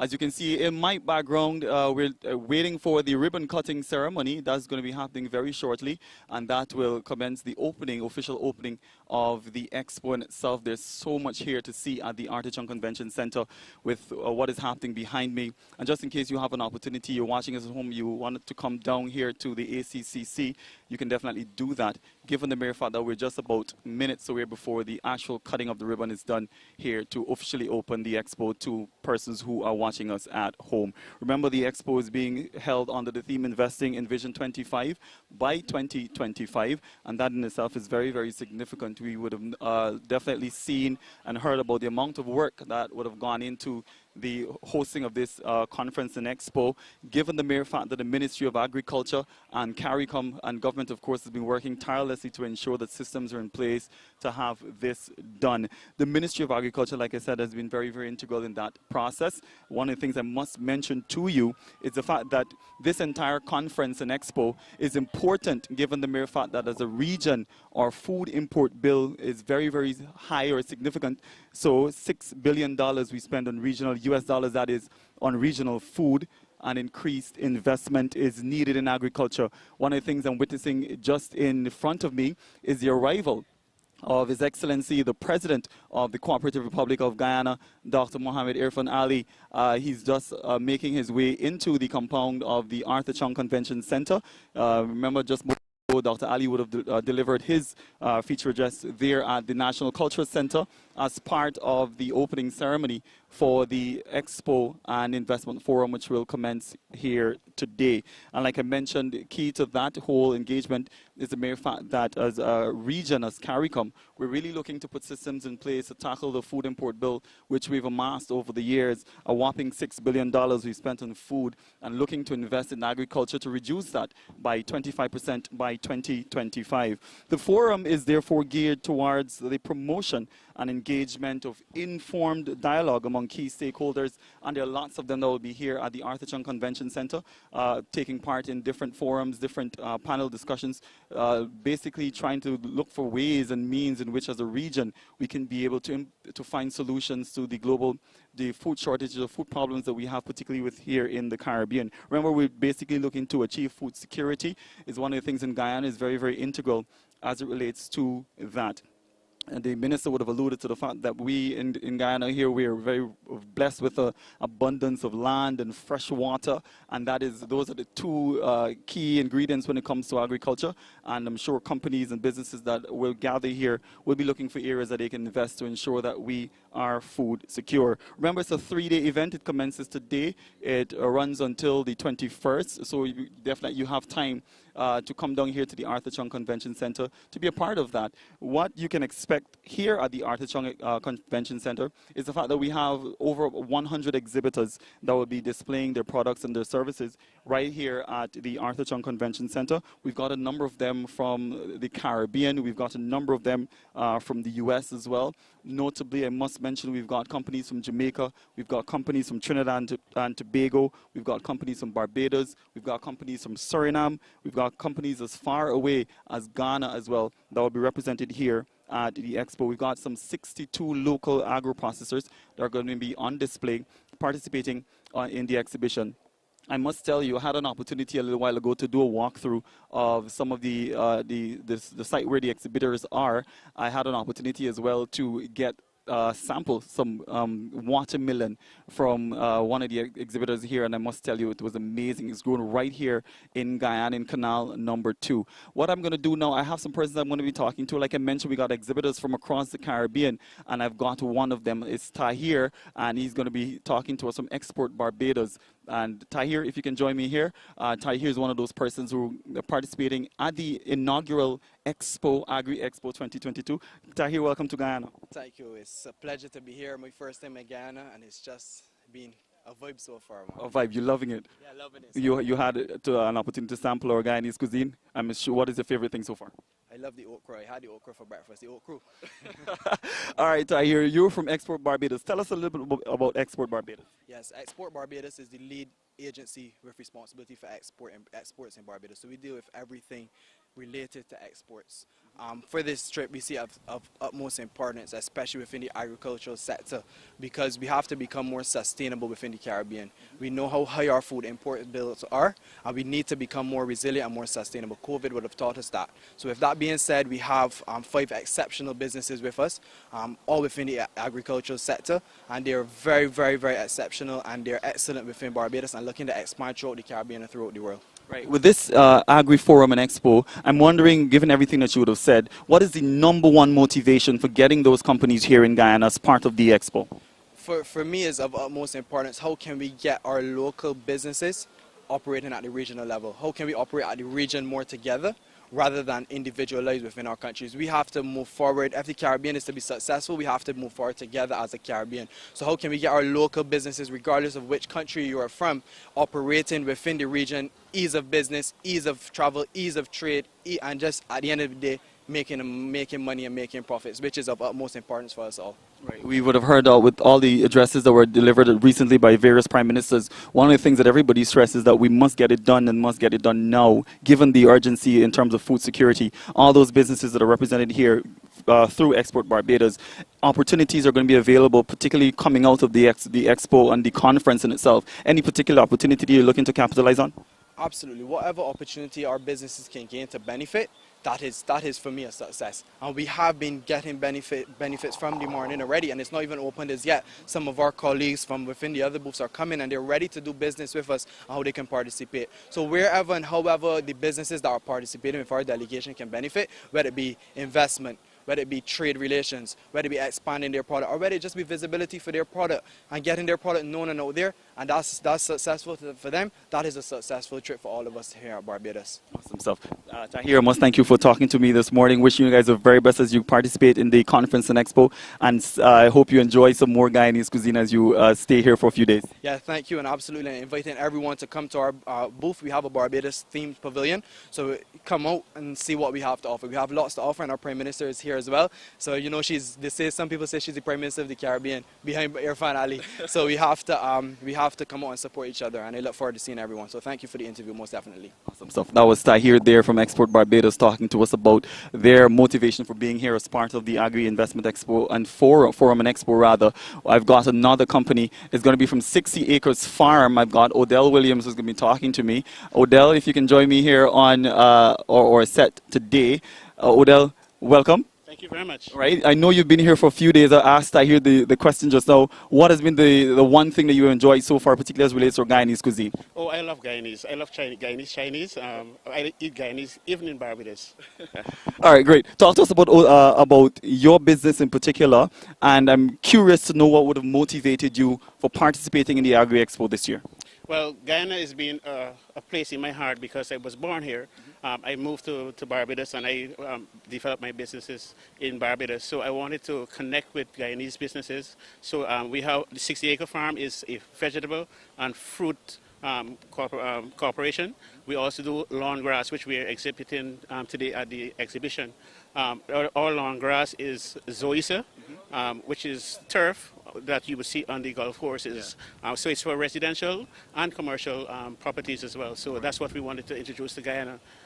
So I'm also, while I'm down here, I want to meet with some of the Guyanese farmers so that we can look at what we can export to Barbados. Awesome stuff. This sounds really, really amazing. You're talking about a turf, the grass in itself that resembles what we see on the golf course, which I think everybody watching at home probably would want to capitalize on. The Expo itself would open up a number of opportunities for you, given the mere fact that you would have an opportunity to literally dialogue and work with persons from throughout the region. What are some of the opportunities that you're looking forward to, particularly for your business at this Expo? Well, it's to export stuff like limes so that we can sell and retail in Barbados. Limes, pineapple, oranges, and also to introduce, as I said, the zoysia grass to Barbados. Yeah. So those are the things that definitely I want to take back to my colleagues in Barbados. All right. You're right, 60 acres. I'm encouraging persons to come down and support 60 acres farmers. Well, check them out, and I'm sure you may be able to find something that can work for you. Thank you for talking to me, Odell. And I told Tahir a little while ago, as long as you're here, continue. I hope you enjoy all the Guyanese cuisine that we have to offer. Great. So that was Odell Williams there from 60 Acres Farm. That's another Barbadian company that's here as part of the Agri Investment Forum and Expo 2022. I've got some other business persons I'm going to be talking to. I've got O's Inc. I hope I got that right. O's Inc. And I've got the young man who's going to be talking to me today. I know you're Bajan as well. I must ask the one question I've been asked everybody else. Guyanese cuisine, what have you had so far that you like? Everything. Everything. But I'm a Guyanese. You are? I am a Guyanese. All right, great. So talk to us about your company, O's Inc. Okay, O's Inc. O's is a family-owned business. We started roughly about 12 years ago. We started doing frozen products, which is like grated sweet potato, grated cassava, and stuff like that. What we would have realized is that young women today don't like to have their fingers grated and stuff like that.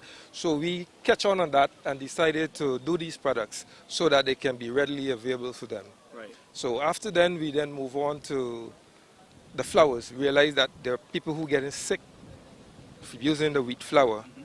And we come up with the cassava flour, sweet potato, breadfruit, and such like. And with these flours, we then do byproducts, like pancake mixes, coconut coating, coconut flour, and we now have the breadfruit fish cake mix, and so on. Right. With all the alternatives that you mentioned there in terms of flour, your motivation for participating in this year's Agri Expo and Forum? We're mainly focusing on going out in the region. Going out in the region. We've been trying hard and hearing the talk about putting logistics in place and stuff like that. We take the opportunity. I know one of the things that was mentioned earlier as well, you mentioned logistics, and trade barriers is another problem which we have to deal with, particularly as a CARICOM region. Leaders have been really working and speaking particularly about that issue, ensuring that we put systems in place that farmers and agro-processors like you can benefit from that. Opportunities are going to be available this year for you in the Expo and Forum. What are some of those opportunities that you're looking forward to? As I say, export, number one. Then looking to get some products, particularly like coconut from Guyana, which I know Guyana has a lot of it. And we would like to be a part of that. Yeah. Listen, the Expo, you have a mere 500 persons or companies that are going to be represented here. You've got so many persons from throughout the world that are going to be right here at the Expo and Forum as well. So I'm sure you're going to be able to tap into some of those. Wishing you the very best as it relates to that. And again, you said you're Guyanese, so I can't tell you to continue to enjoy, our Guyanese cuisine, because I'm certain that there's one of the things that you love. What's your favorite Guyanese cuisine? I mean, you're Guyanese. I like pepper pot. That's an obvious answer. That's the truth. All right, great. So, thank you for talking to us today, sir. And that was the representative from O's Inc. talking about some of the things that they have available. And indeed, listen, as a country, as a region, we're tremendously blessed here with so many resources and so many things that we can definitely use to be able to gain food security, which is one of the things that we are definitely looking to do by 2025, investing in 25 by 2025. I've got another person that I'll be talking to. It's from Novo Farms, and that is in Trinidad and Tobago. I've got Glenn Ramadin. I hope I got that last name right. Glenn, join me here. Glenn, I know that Trinidad and Tobago is one of those countries. Well, it's one of my favorite countries, I must admit that. I studied there for a number of years. But Glenn, being in Guyana, what is your favorite thing so far in terms of cuisine that you've had? Seafood. I love the seafood. It's fresh. It's not imported, so that's good. The provision is also tasty. You can taste the richness of the soil, which is good as well. Right. And generally the cuisine is in itself is exciting. We love culinary experience, and Guyana is one of the places we love to be. Great. All right. So talk to me about your business. I know you're represented here at the exhibition and expo. Talk to us about your business. So we are Novo Farms. We are part of the Novo Group. Novo Farms is one of the most modern agro-processing facilities in Trinidad and Tobago. It's a $10 million US investment. It's an agro-processing where we infuse a lot of technology into the process, from automation to packaging. The capacity of the plant is within 10,000 pounds per hour, and we focus from fruits, vegetables, ground provision, and then we further take the process further down, where we take into higher value product and extend the shelf life for export. Right. Yep. And with all that you would have mentioned there, agro-processing, fruits and vegetables, I'm wondering with all of that and what your company has to offer, how do you see your company tapping into markets not just here in Guyana but throughout the region? So we already have an agreement with a distributor in Canada. This distributor is already in 800 locations from coast to coast. On our products, like our sweet potato fries, we have something where we introduce called Dasheen fries, which is gluten-free. It's healthier, it's very good for diabetics, it's high in fiber. And then we have products that we are teasing the market today. And for example, we have instant kalaloo, instant baigan choker, instant tomatoes choker, and a whole list of products where it's exciting. Is within 1 minute you can get a meal. Just add hot water. Listen, guys, that sounds really, really fascinating. You talk about instant baigan choker. Well, I mean, I've never heard of that. But you're at the Expo. Your products and services are going to be on display here. I'm wondering what was your motivation for participating this year in the Expo? We want to showcase that where we in the region as a whole, and also in Trinidad and Tobago, where we're using innovation within agriculture and how we are enhancing the experience, but more so how we can get our diaspora abroad to actually taste product from home as if they are home, right? And that's why we are investing into the agro-processing, using technology, but also helping build capacity for farmers and building that food security. First, we have to deal with home first, but also focus on export as well. Any particular market in the region that you're particularly targeting? I know you would mention you're in several markets as well. Any particular markets that you're going to be targeting as part of the opportunities that would be available to you from this Expo? So immediate market will be how we can reach our people abroad, our diaspora, which is North America, England, and the various parts of the world where we can reach them, and within the region as well. But one of our primary goals is to see how we can build on that food security, food sustainability, and one of our technology is storage capacity. With our technology, we can be able to produce food and have long-term storage from a national security perspective as well. So that is very important for us. And food and storage is vitally important, and I know your Prime Minister would have mentioned that during his feature address as well. Listen, I must thank you for talking to us today, and again, as your stay here in Guyana for a couple of days or so, I know you said shrimp. I hope you take the opportunity to salivate and enjoy some other cuisine that we have to offer here in Guyana. It's Glenn Ramdani. Glenn Ramdani. All right, great. That was Glenn Ramdani from Trinidad there, his company that is here at the Expo. We've spoken to some persons from Barbados. We've got companies from Trinidad and Tobago. We've got companies from Jamaica, like I mentioned, companies from the US. We've got companies from Ghana. All of those companies are represented here at the Expo and Forum. One of the things I must tell you is that the Expo is going to be open to the general public. As soon as this ribbon right behind me here is cut, you guys can definitely come down here and take the opportunity to, get yourself something from the exposition here. I mentioned that we've got over 100 exhibitors. We've got so many of them from throughout the Caribbean, but we got our local exhibitors here as well. Like I said, I had an opportunity to visit one of the booths, and it was the watermelon I had from these guys from Canal Number 2. Listen, I told you, it's really, really amazing. It was a yellow watermelon, and they were asking me if I wanted the red one, but when I had the opportunity to taste the yellow one, I literally couldn't resist the opportunity to get some more. Like I said, we've got some 550 delegates that will be attending the conference, 400 of whom are overseas-based persons, and there'll be so many opportunities for potential investment that you can capitalize on right here as part of the Agri Investment Forum and Expo. Remember, the exhibition is happening, but we're also having the Investment Forum, which is going to be the first session is going to be this afternoon. As soon as the ribbon is cut, we're going to have persons engaged in discussions. A number of donor agencies are part of this Investment Forum and Expo as well, and they're going to be being a part rather of that first forum, which we spoke about. With all the things that we've heard this morning from the different heads of state, I think one thing is very, very clear, is that all of the heads of state have agreed that as a region, we really must act and act now, given the mere fact that we're looking to strive to achieve food security. Like I said, the food import bill for us in the region is over $6 billion, and of course, reducing that by 25% is going to be a major feat for us, given the mere fact that we have what it takes, particularly right here in Guyana, to ensure that we boost agriculture, not just here in Guyana, but of course, throughout the Caribbean as well.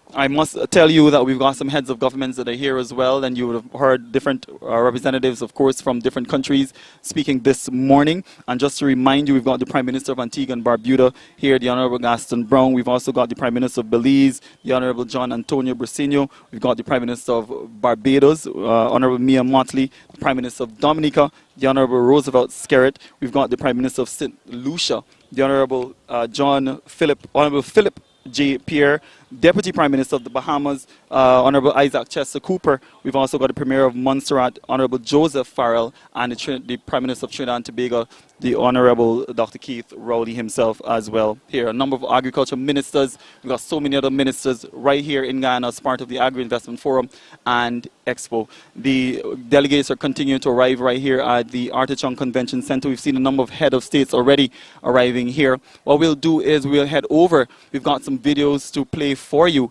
and what we'll do as soon as those are done and we're settled in, we're going to come back for the official opening and the cutting of the ribbon right here at the Artichon Convention Center to officially open the Expo 2022.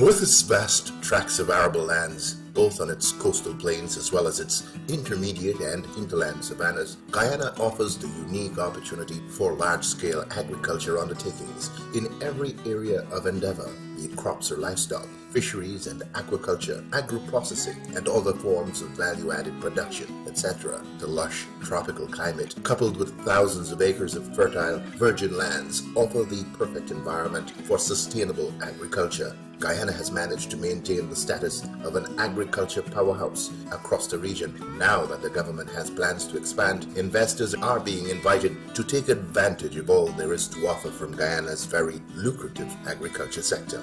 Rice production has been at the helm of Guyana's agriculture sector for decades. As time passed, the government has been taking the necessary steps to ensure advances are made in the sector. Over the years, new varieties with improved qualities have been developed and put into cultivation. These varieties have been specially developed to be more resistant to pests and diseases and produce higher yields, allowing farmers to harvest more tons per acre. Guyana has also partnered with the International Institute for Cooperation on Agriculture, on the cultivation of a biofortified rice variety. Although still in the trial phase, this variety promises to be a game changer as it has a higher percentage of zinc, one of the only trace minerals considered a major player in the creation of DNA, growth of cells, building proteins, healing of damaged tissue, and supporting a healthy immune system. Once commercial production commences, this variety will attract preferential prices on the world market.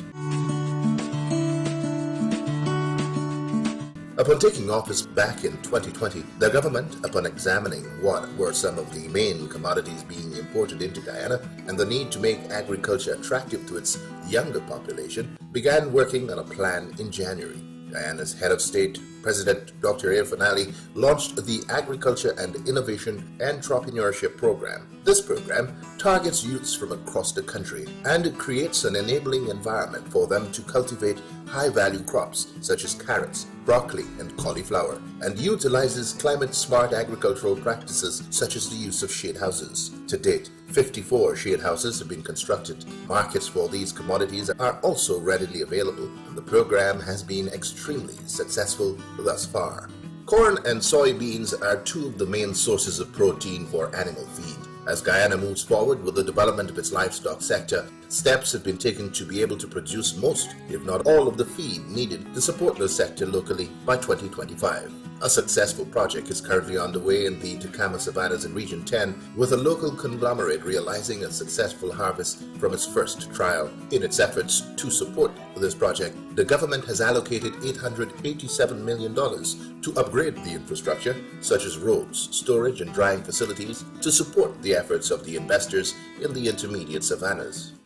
Great advances have also been made in Guyana's livestock sector. More emphasis is now being placed on the production of improved breeds of cattle to supply the local and regional markets with required cuts of meat, milk, and other dairy products. Attention is also being placed on improved breeds of poultry, swine, sheep, and goat, given the growing demand for chicken, duck, pork, mutton, and goat meat. The government continues to support these efforts through the provision of artificial insemination services and other genetic material. Government has also advanced plans for the construction of state-of-the-art abattoirs in 3 regions of the country to support the development of the sector and meet the quality standards expected.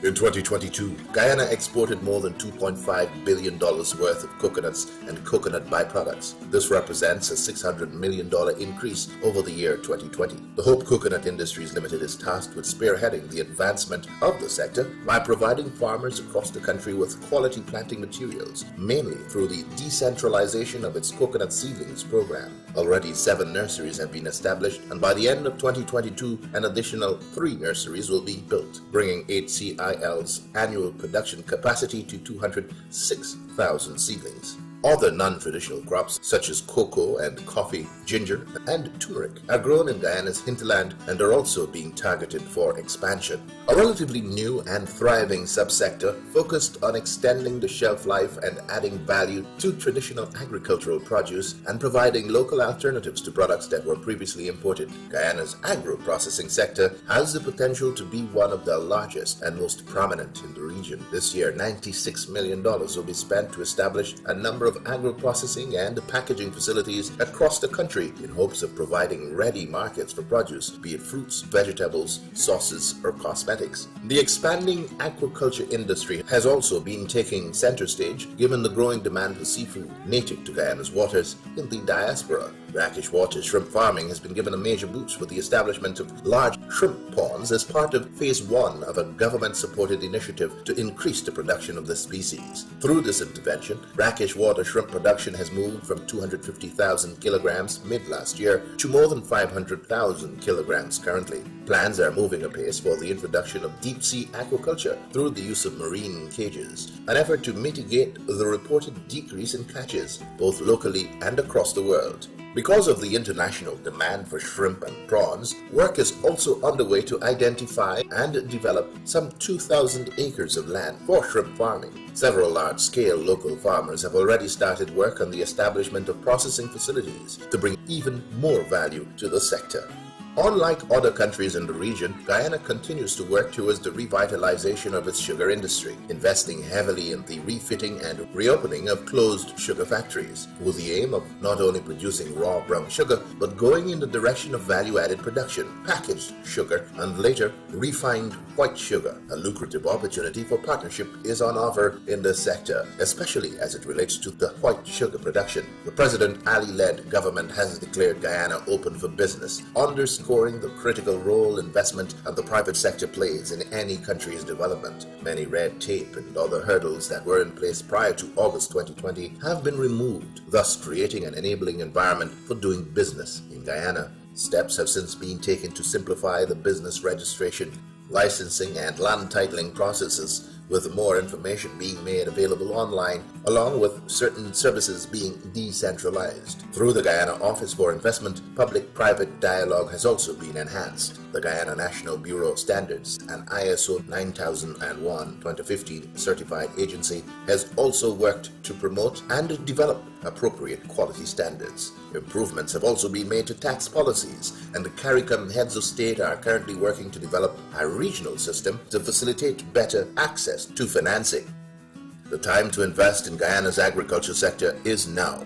Come partner with us as we work towards lowering the regional food import bill while achieving and sustaining regional food and nutrition security. Join us on this journey to realizing Vision 25 by 2025.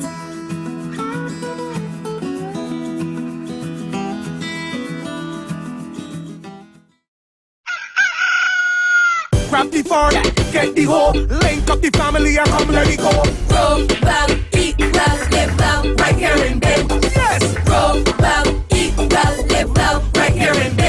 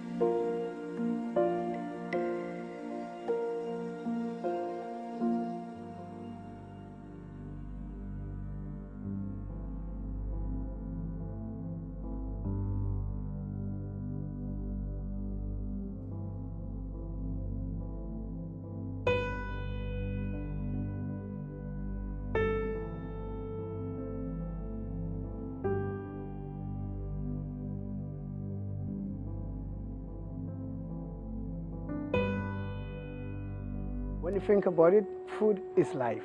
That's why people come to Dominica. They don't only come for the waterfall or the scenery or the views, but it's the flavor. Sometimes it is just what they can taste. The flavors that we have here, you can't find anywhere in the world. They are truly unique. I've been in business 17 years, and I see so many guests come and go. My business is to put a smile on their face and something good in their belly. Everything we serve here is local. It comes from all over Dominica. So we get fresh lettuce or vegetable or fish from Saint-Sauveur, all our product from the farm. Sometimes go on the farm and help them pick. The uniqueness of the experience is in how authentic it is. I heard the taxi driver promoting my plantain chips. I said, that's the best plantain chips you can ever have. I don't have to go and put on TV. Money is not everything, but leaving customer with a smile, friendly service, and they will come back. This is the real Dominica. I'm just proud to be a part of it. My name is Maurice Smith. They call me Rudy. Tourism is my business. Belize. Much potential, endless possibilities, hidden secrets. Of the many secrets that Belize has to offer, the best is its capacity for growth and transformation. With some 2 million acres of land suited to agriculture, proximity to markets in Central and North America and the Caribbean, peace-loving, hard-working people, and a stable economy recovering under the leadership of Plan Belize Agriculture, Belize is hard to equal. Why invest in agriculture in Belize? Investors need a climate which is stable and has flexible terms for their investment. They need variety and diversity in commodities. Agriculture in Belize offers all that and much more. The possibilities for agriculture in Belize are endless. From the traditional export crops of sugar, banana, and citrus to non-traditional commodities like tilapia, shrimp, red kidney beans, black-eyed peas, corn, cotton, coconuts, cocoa beans, rice, pitahaya, soursop, and avocados, to value-added products such as pepper sauces, ice creams, soybean oil, citrus juices and pellets, to the thriving livestock sector, including both beef and dairy. Belize has an amazing array of products ready for development, niche investment, and growth. To provide a stable backdrop for investment, the Ministry of Agriculture, Food Security and Enterprise has created a fresh new outlook on how the country's food sector should be organized. The ministry has been restructured to better serve everyone involved in agriculture. Antiquated legislature is being constantly updated to reflect the dynamism of our times. Secure financing for the productive sector has been obtained. In addition, regional partnerships with neighboring countries to establish trade agreements are being aggressively pursued as growth of the agriculture sector continues. With more confidence comes more growth across the industry. Together, we plant, grow, and build Belize. Nature has a way of healing people. It's one of the reasons people come here. And that's something we should be proud of. It's not everywhere in the world that has clean air, pure water, and herbs in abundance. Herbs I've been using since I was a child. My mom was a herbalist from tradition, taught by her grandmother, and we were raised as children using herbs for medicine. I feel it's my responsibility not only to preserve these herbs, but also to share it. That's why I'm glad to work with the tour companies to welcome guests here. Welcome to Dominica. And to introduce them to herbs that they have never seen or heard of. They even learn about new uses of plants that they have in their own garden, like treating a cold with begonia, which is a rich source of vitamin C. Many people only know it as a houseplant. It's a great honor to do my part. My name is Roy Ormond. Tourism is my business. I believe in the natural order of things. I believe in the harmony of things. You know, in everything we do, we have to keep it natural. I've been doing farming for now over a decade. My day is very hectic, but I make it light, you know, because I enjoy what I do. I enjoy producing the best quality goods and to make sure that the people that receive it, they receive the best that they can ever get. Right from the farm, everything that I grow, I process them back into the farm so that the same things that grow in the farm is what protects the farm. Tourism is my business. You know, it's not just dealing with the foreigners that come in, but it's preparing those things that when they come, they can feel and taste the difference in coming to this exotic island. And it starts with the farmer, because we provide the things that they eat, that they taste, that they drink. I believe in my heart that it's my responsibility to provide quality. My name is Tony Alves, and tourism is my business. I love the freedom when I'm out there. Simply put, the worries from shore, none of that out there. And it's my daily bread. I learned it from my dad. My dad is one of the senior guys here who catch the biggest fish around here. And he's top with the red snappers. It's a family thing. I'm the only one fishing right now in the family. Just keeping it going. I enjoy bringing them up, man. Sometimes you have a yellowfin tuna, 400 pounds. Man, let me tell you, that's just a joy out there. I enjoy going out there and just holding the big fish. I don't lift weights, I lift fish. The morning of my fishing trip, I would get up, make a little spice tea. Then I come down here. I have my GPS, which most fishermen are supposed to have that. Normally I prepare the day before, because whenever you go out there, you must have ice. Ice is a must for preservation of the fish. So I always make sure I have everything the day before. My fish represents me, and I bring good quality fish ashore simply because the restaurants themselves, they have to show a quality product. Tourism and agriculture go hand in hand, that's what I think. We're all connected, it's like a big machine, and I'm just so proud to be a part of it. My name is Brandon Carlisle, and tourism is my business.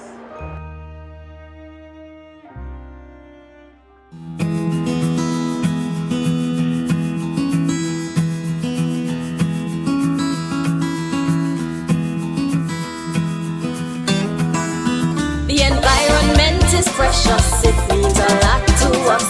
The environment is precious, protection is a must. Let's care it so we can share it, protect it and don't neglect it. For us to survive, it must stay alive. A country lush and green, litter free and clean. Let's care it so we can share it, protect it and don't neglect it. For us to survive, it must stay alive. A country lush and green,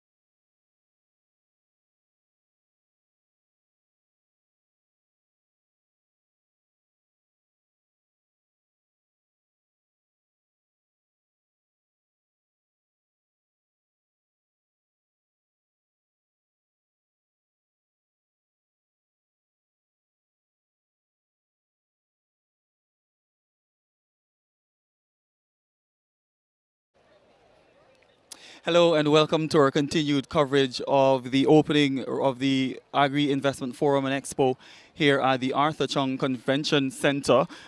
Just in my periphery vision, I can see His Excellency the President making his way here to the ribbon cutting. Remember, we're going to have the ribbon cutting ceremony, and that officially marks the opening of the Investment Forum and Expo here at the Arthur Chung Convention Center. Remember, the forum is being held under the theme Investing in Vision 25 by 2025. And I'm telling you, the President is in my periphery vision. I can literally see him. He has stopped a little bit talking to students, shaking hands of students of the Bishop's High School, and the President engaging those students. Have got the other heads of government as well from CARICOM. Here I can see Prime Minister of Trinidad and Tobago, the Honorable Keith Rowley. I can also see Mrs. Carrot as well. Dr. Rowley, and I can also see John Antonio Briceño, the Prime Minister of Belize as well, in school. I can also see the Agriculture Minister in that vicinity as well. And I see Mia Motley making her way to join the other heads of government as well, engaging those students of the Bishop's High School. And of course, remember, we're all here to open the Agri Investment Forum and Expo. They're just taking a little bit of time to engage those students. We've got a number of schools represented here. We've got students from the Guyana School of Agriculture. We've also got students from the St. Joseph High School. We've got students from the St. Stanislaus College as well represented here. President Ali shaking hands with the students, and they're making their way to the ribbon where they will be cutting the ribbons. And I think President Ali is also, well, he has stopped a little bit, engaging a gentleman there himself and Dr. Rowley, along with Mia Motley as well. I can see her as well as the Secretary General of CARICOM. I can see her gathered there as well. Dr. Ashley Singh is just behind the President as well. President is continuing with his handshakes and meeting persons who were gathered here today. Is a very significant day, historic there in Guyana. It's the inaugural Agri-Investment Forum and Expo, the first of its kind. Significant again, like we mentioned earlier in our broadcast, given the fact that we're really looking to lower our food import bill in the region, which is at $6 billion thereabout. And everything that is being done here in Guyana over the next 3 days or so is an initiative by CARICOM, as well as with the government of Guyana, joint initiative that is, to ensuring that we really stay on top of the this issue of food security in the region. The President, of course, would have stopped again, engaging students of the Guyana School of Agriculture. Dr. Rowley is next to him. They're engaging students, shaking hands. I'm sure this is a proud moment for many students who are getting an opportunity to shake hands of leaders from throughout the region, engaging them in conversation. Certainly very historic and significant for those students as well.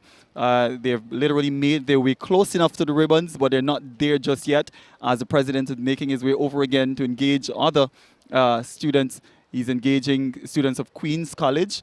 I see some young men and women there proudly wearing their uniforms, as the President is definitely engaging those young people. Remember, young people, of course, there's a bright future in agriculture for young people. We've heard all the encouragement this morning from leaders in CARICOM, encouraging young persons to take up those opportunities that are available in agriculture. And it's just one of those things, I'm sure, where with the right type of investment, young persons throughout, not just here in Guyana, but across the region as well, will be capitalizing on those opportunities that are available in agriculture.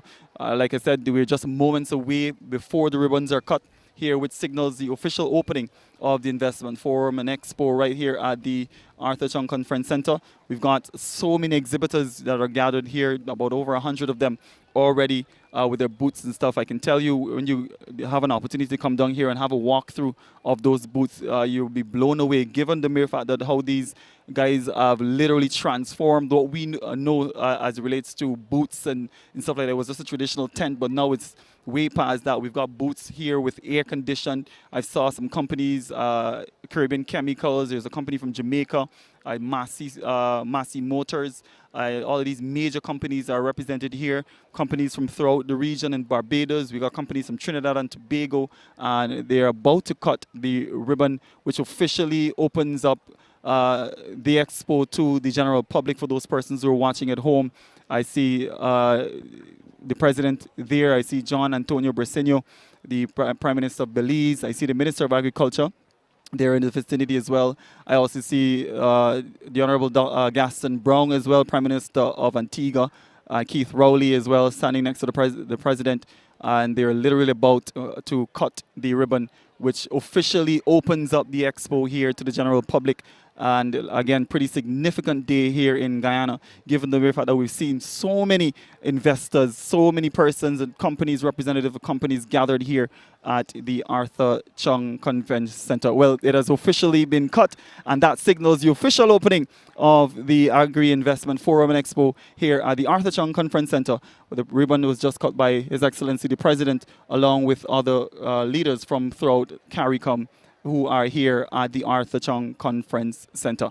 The camera guys will stay with the team as they are about to have a walkthrough of the exhibits. They're going to be visiting the different exhibitors which are gathered here, like I said, and you had a plethora of them, so many of them from throughout the region, so many local investors, so many local exhibitors are here as well, as everybody is looking to capitalize on opportunities that will be available given the fact that we are here for the very first Agri-Investment Forum and Expo.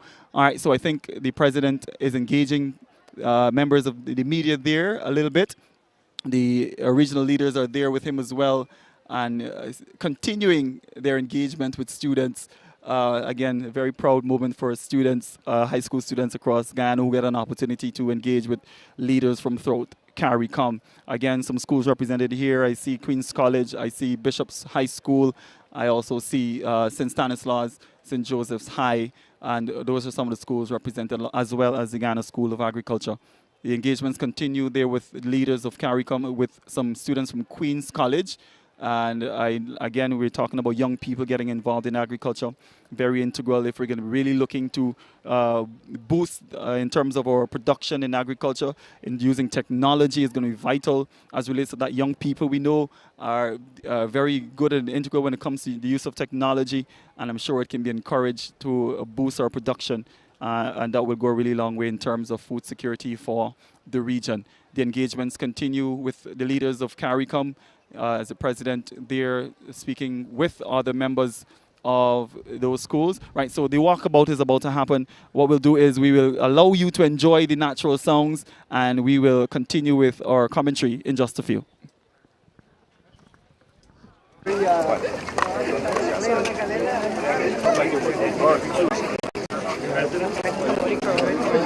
coming out? Tell me.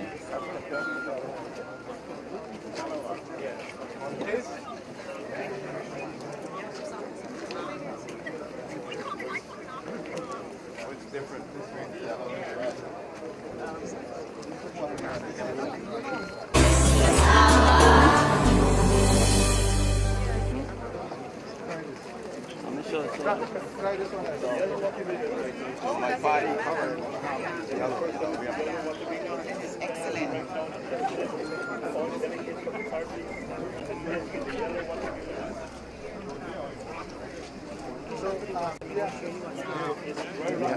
Watermelon?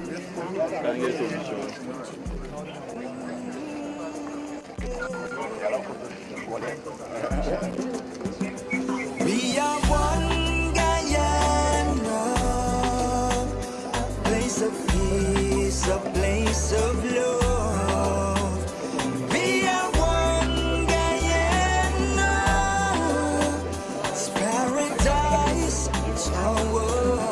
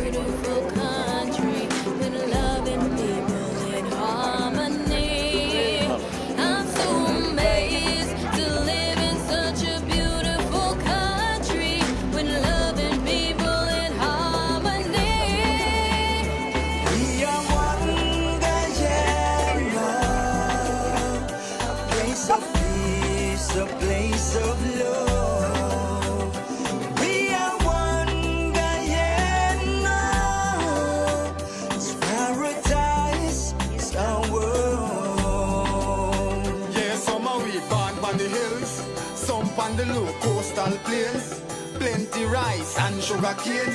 Same Guyanese blood in our vein. So make we burn out the hatred, time for erasing. Can't make that destroy. 6 race I share the same space in this 83,000 square miles. We are one Guyana, a place of peace, a place of love. We are one Guyana, it's paradise, it's our world. Brother is a brother, no matter which religion is you. Could a Buddhist, Christian, Muslim, Hindu. Sister is a sister, real and true. One big part of culture brew. And all of we together could really make this dream come true of a brighter Guyana for me and you. Ocean to mountains, hear this tune. Take it cool. We are one Guyana, a place of peace, a place of love. We are one Guyana, it's paradise, it's our world. My love runs deep like a beautiful rivers for Guyana. Oh, and when we stand as one, mighty like Montserrat for Guyana. For Guyana, our life would be beautiful, just like Guyana. She's blessed us with her own, just got to embrace her. You say, one and alone can't clap, so let's put our hands together. Give her a standing ovation, this great nation, a little gem of this world, yeah. A place of peace, a place of love. We are one Guyana, it's paradise, it's our world.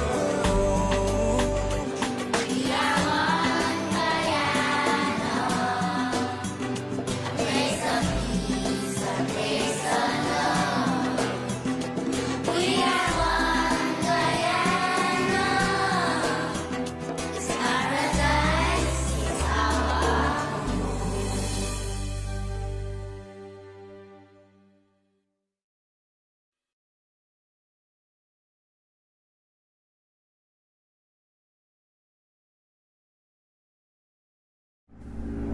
Right, continuing with our coverage, of course, you just saw the cutting of the ribbons by His Excellency the President, as well as regional leaders who definitely participated in that ceremony. Again, they're continuing their engagement there with persons who are having their booths here on display at the Arthur Chung Conference Center. Next to the President, we see the Prime Minister of Barbados, Mia Mottley. Next to her, we've got the Prime Minister of Trinidad and Tobago, the Honorable Dr. Keith Rowley as well. As they continue their engagements with students in that vicinity, like I mentioned, we've got over 100 exhibitors gathered here at the conference center. We've got exhibitors from throughout the region. We would have spoken to a few of them earlier. We have some persons from Trinidad and Tobago. We've got persons from Barbados. Mentioned we've got booths from Jamaica as well. We've also got some from the US, some persons from Ghana as well that are here. So the exhibition is definitely well supported, and given the mere fact that it's very significant, the importance of such an event as well, given the mere fact that we're really trying to lower our food import bill by 25% by 2025.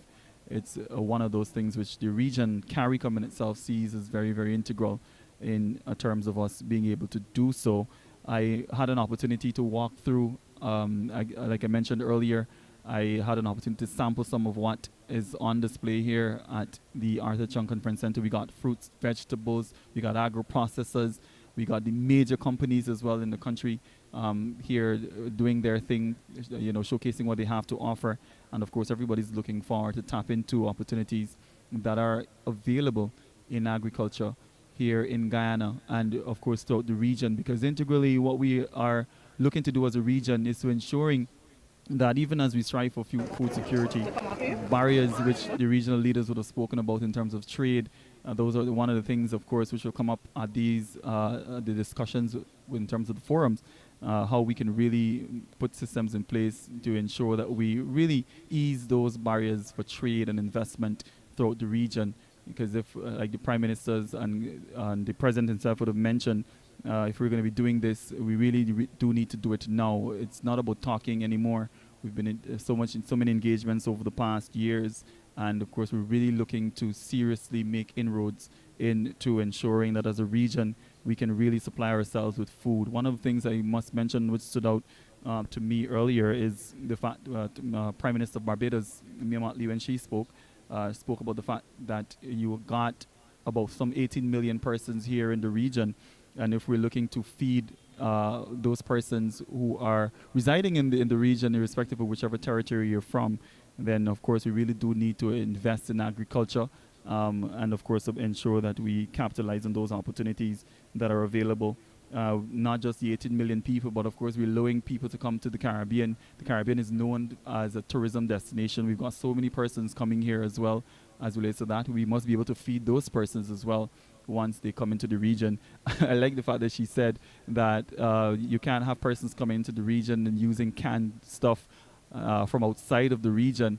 As a region, we are, capable enough to produce all of those things, fresh fruit, juices, and all of these things which can be consumed by persons who are coming to the region for tourism to enjoy our destinations. And integrally, as relates to that, they must be able to enjoy our local cuisine just the same way, in terms of instead of using items from outside of the region. Just to recap, in terms of if you would have missed those addresses earlier, one of the things that Dr. Carla Barnett, the Secretary General of CARICOM, she would have mentioned, she made mention of the fact that investing in Vision 25 is not just a concept, but one that CARICOM deems a necessity, and that in itself, she said, we must act now. Dr. Barnett spoke about CARICOM's resilience shown during the pandemic, which can be translated into our aim for food security in the region. As a people, we're very, very resilient indeed, and we would have seen that during the pandemic. So in itself, in terms of us being able to achieve food security, one of those things we must tap into is our resilience, which was shown during that period, or the pandemic, which we are still going through. On your screens, you're seeing images there of the school children, which I mentioned earlier. We've got those students there from the St. Stanislaus College, and they're talking there to the Prime Minister of Trinidad and Tobago, the Honorable Dr. Keith Rowley. And again, it must be a treat for those students who are gathered here, get an opportunity to engage with leaders from throughout the region. Continuing in terms of what was said this morning, Dr. Barnett also mentioned that tough decisions must be made by governments in agriculture to provide financing to support producers and farmers, and that in itself is very significant. We've got a number of financial institutions that are here as part of the Investment Forum and Expo. We've got Republic Bank. I know Demara Bank as well is here. We've also got the Caribbean Development Bank as well. Some persons, representatives are here as relates to that. So that in itself should be able to address that issue of financing to ensure that as a region we can seriously make inroads into slashing our food import bill by 25%. If we are going to do that, financing is critical to that process. His Excellency Dr. Mohamed Irfan Ali, during his address, would have spoken to the fact that the uptake in production in terms of wheat and maize and fish production and other produce as well, the demand for these increases annually. Of course, one of the things we're looking to ramp up production. With all of these things, the demand for that increases, so we must ensure that we put systems in place to meet those demands. Business development partnerships between private and public sectors in agriculture. The President would have spoken to that as well. There must be partnerships if we're really looking to make inroads into this whole bill in terms of the $6 billion that we've been spending over the years for food import. President Ali also spoke about the goal of increased production in rice and fish and shrimp by 2030, with increased investment in other areas of agriculture as well. And of course, we're really, really looking to ensure that as a region, we can meet the demand that is there. And with those increased investment in those areas, I'm sure as a region, we can be able to meet that whole goal of food security that we are striving for. President Ali also highlighted the cooperation between Guyana and Barbados. We know that we share a very strong relationship between Barbados and Guyana. And that is known given the fact that we have the whole Black Belly Sheep Initiative, which was launched recently in Region 5. Region 5 is known as the agriculture center, so to speak, of the country, or the agriculture region of the country. And that is one of the things, that initiative, the Black Belly Sheep Initiative, is going to boost that particular investment there and opportunities available in terms of agriculture. We've got also that food terminal in Barbados that is going to be set up to ensure that we have produce and products from Barbados and from Guyana and that are going to be showcased there, and another area of cooperation between those two countries.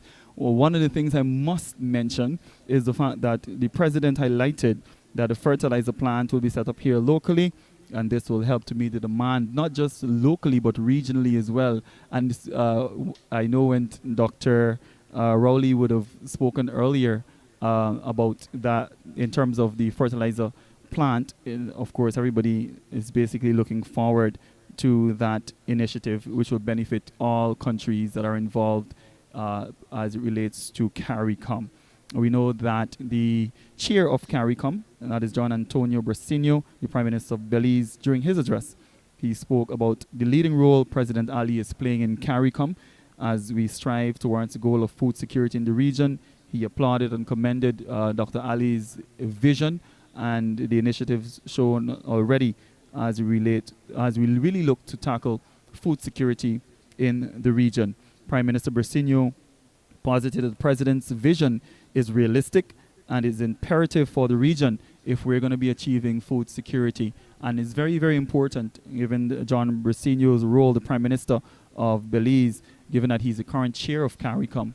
It's very, very important that we have CARICOM support as a country as we really look to secure ourselves as the bread basket of the Caribbean. And that has already been highlighted on so many occasions, given the fact that as a country we're blessed with an abundance of fresh water, an abundance of land that can be utilized to ensure that we really produce fruits, vegetables, anything that we can find in the US and in Europe can be grown right here in Guyana, given the mere fact that we have such an abundance of resources. With the right investment, I'm sure as a country we can be able to get to that point. The Prime Minister of Belize also spoke about the importance of the removal of the market barriers of trade if we are going to achieve food security, and that is one of the things which most leaders this morning during their presentation spoke about.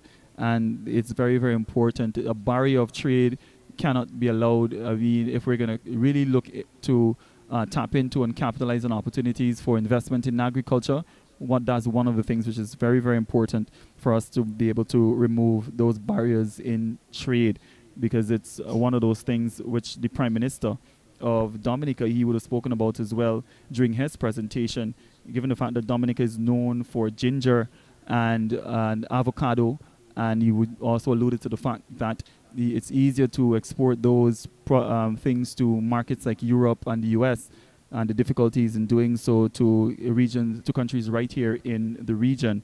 So trade barrier, of course, is one of those things which comes up in conversations that they will have.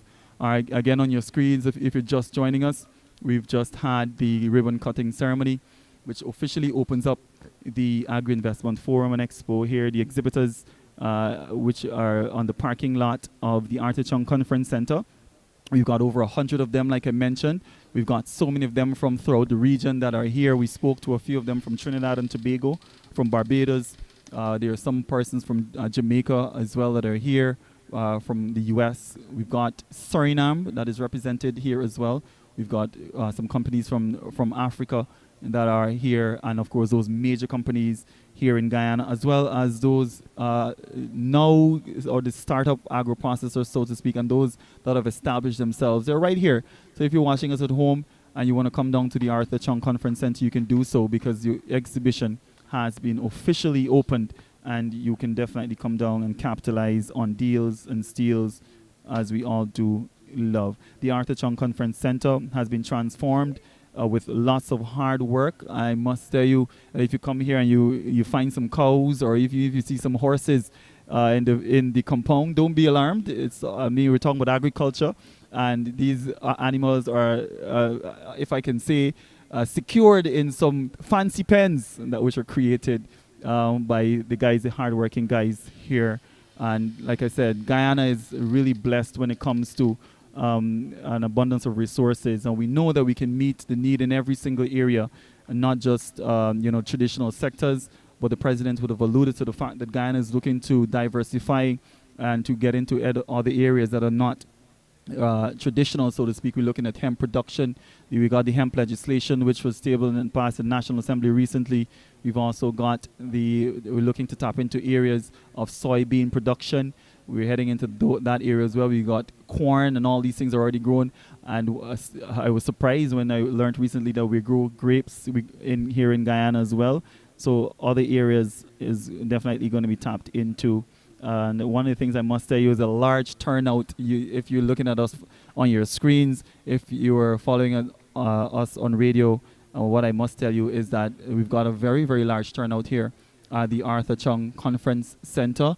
This morning we saw a very large turnout as well at the National Cultural Center, where we had the opening ceremony, and that has transcended itself into what we're seeing here at the Arthur Chung Conference Center, with the volume of persons who have literally taken an opportunity to come out here to see and engage those exhibitors from not just here in Guyana, but exhibitors from throughout the regions. We've got ministers of government that have taken the opportunity as well to talk and interact with those persons who are exhibiting, or exhibitors here at the Arthur Chung Conference Center, and taking the opportunity to speak with students as well of the various schools which are represented out here as well. You can stay with us as we continue our coverage of the Agri Investment Forum and Expo at the Arthur Chung Conference Center. Remember, it's the inaugural, it's the first one, the first of its kind. We've got so many persons gathered here, and we'll allow you to enjoy some scenes and some sights, and we'll come right back with some more coverage of the Expo and exhibition at the Arthur Chung Conference Center. Stay with us. We're going to be right back in just a few. Such a beautiful country with love and people in harmony. I'm so amazed to live in such a beautiful country with love and people in harmony. We are one Guyana, a place of peace, a place of love. We are one Guyana, it's paradise, it's our world. Yeah, some are we born on the hills, some on the low coastal plains. Plenty rice and sugar cane, same Guyanese blood in our vein. So make we burn out the hatred, time for erasing. Can't make that destroy. 6 races share the same space in this 83,000 square miles. We are one Guyana, a place of peace, a place of love. We are one Guyana, it's paradise, it's our world. Brother is a brother, no matter which religion is you. Could a Buddhist, Christian, Muslim, Hindu. Sister is a sister, real and true. One big culture brew. And all of we together could really make this dream come true of a brighter Guyana for me and you. Ocean to mountains, hear this tune. Take it cool. We are one Guyana, a place of peace, a place of love. We are one Guyana, it's paradise, it's our world. My love runs deep like a beautiful rivers for Guyana. Oh, And when we stand as one, mighty like Mount Jerima for Guyana, for Guyana. Our life would be beautiful, just like Guyana. She's blessed us with her own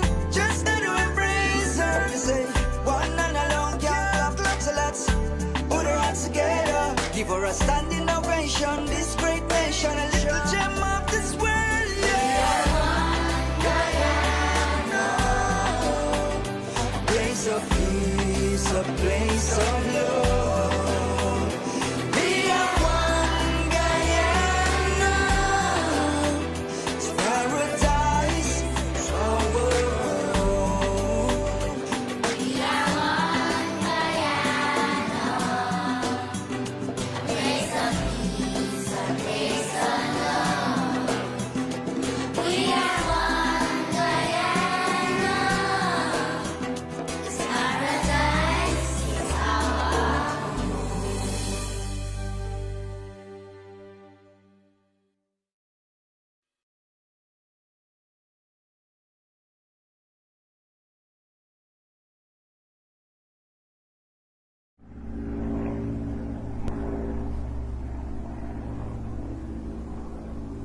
Bire mazak wurut nogong Morawia kok manoro tijik ningai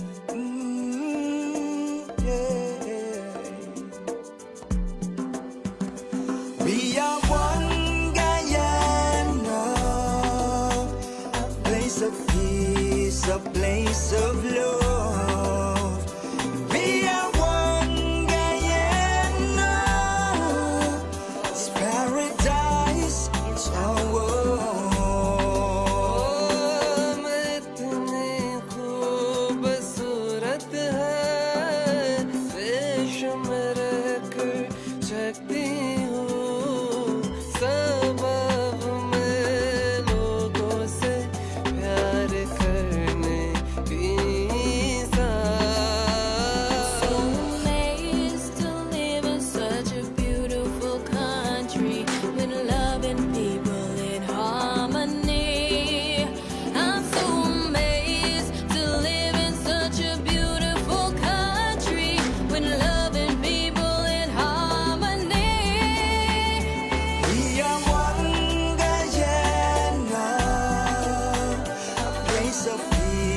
A place of love. We are one Guyana. It's paradise, it's our world. Yeah, some are we born on the hills, some on the low coastal plains.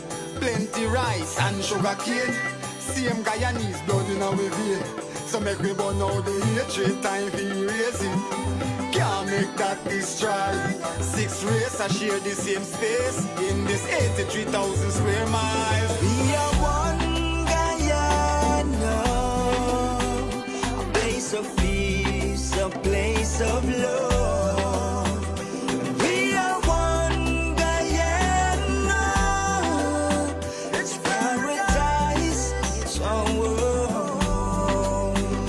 Brother is a brother, no matter which religion is you. Could a Buddhist, Christian, Muslim, Hindu. Sister is a sister, real and true. One big pot of culture brew. And all of we together could really make this dream come true of a brighter Guyana for me and you. Ocean to mountains, hear this tune. Take it cool.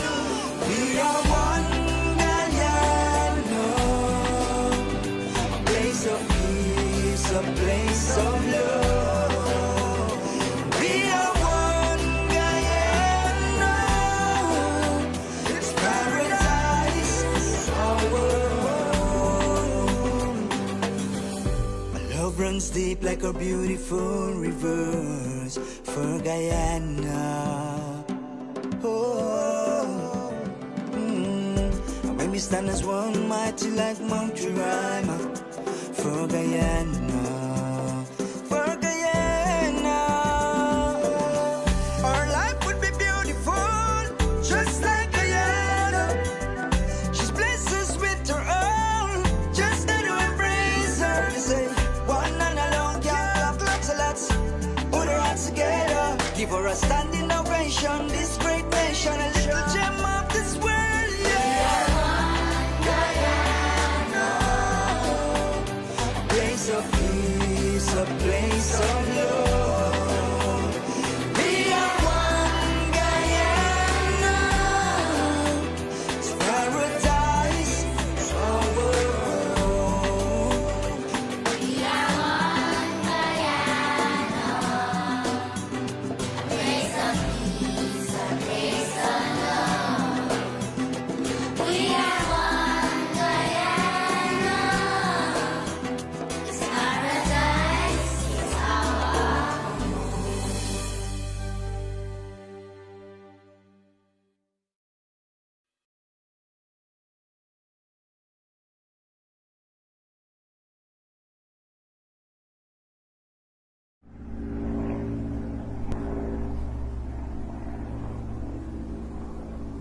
Bire mazak wuro nogong.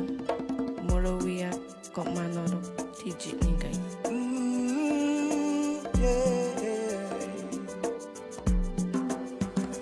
We are one Guyana, a place of peace, a place of love.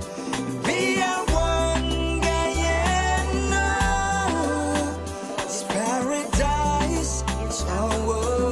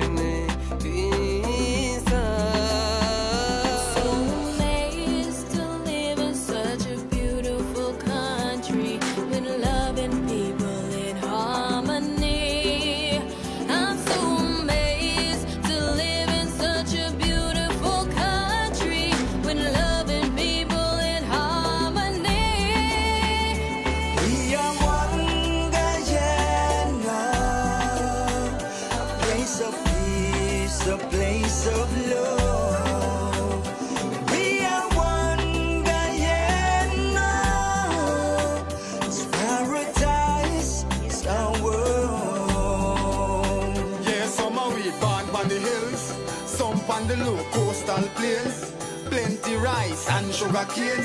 Same Guyanese blood in our vein. So make we burn out the hatred, time for erasing. Can't make that destroy. Six race I share the same. Continuing with our coverage here at the Arthur Chung Conference Center. Of course, I'm standing right here in the exhibition area. We mentioned earlier the amount of persons that have gathered here at the Arthur Chung Conference Center. We've got a very large turnout. Persons are literally taking an opportunity to visit various booths that are here. Like I mentioned, we've got so many persons, not just local exhibitors, we've got exhibitors from throughout the region as well. But just behind me, or to my left, so to speak, we've got one exhibitor right here, and this company is a Trinidadian company. And like I said, given the fact that we've spoken about regional exhibitors as well, this is another company that is here at the exhibition today as part of the Agri Investment Forum and Expo.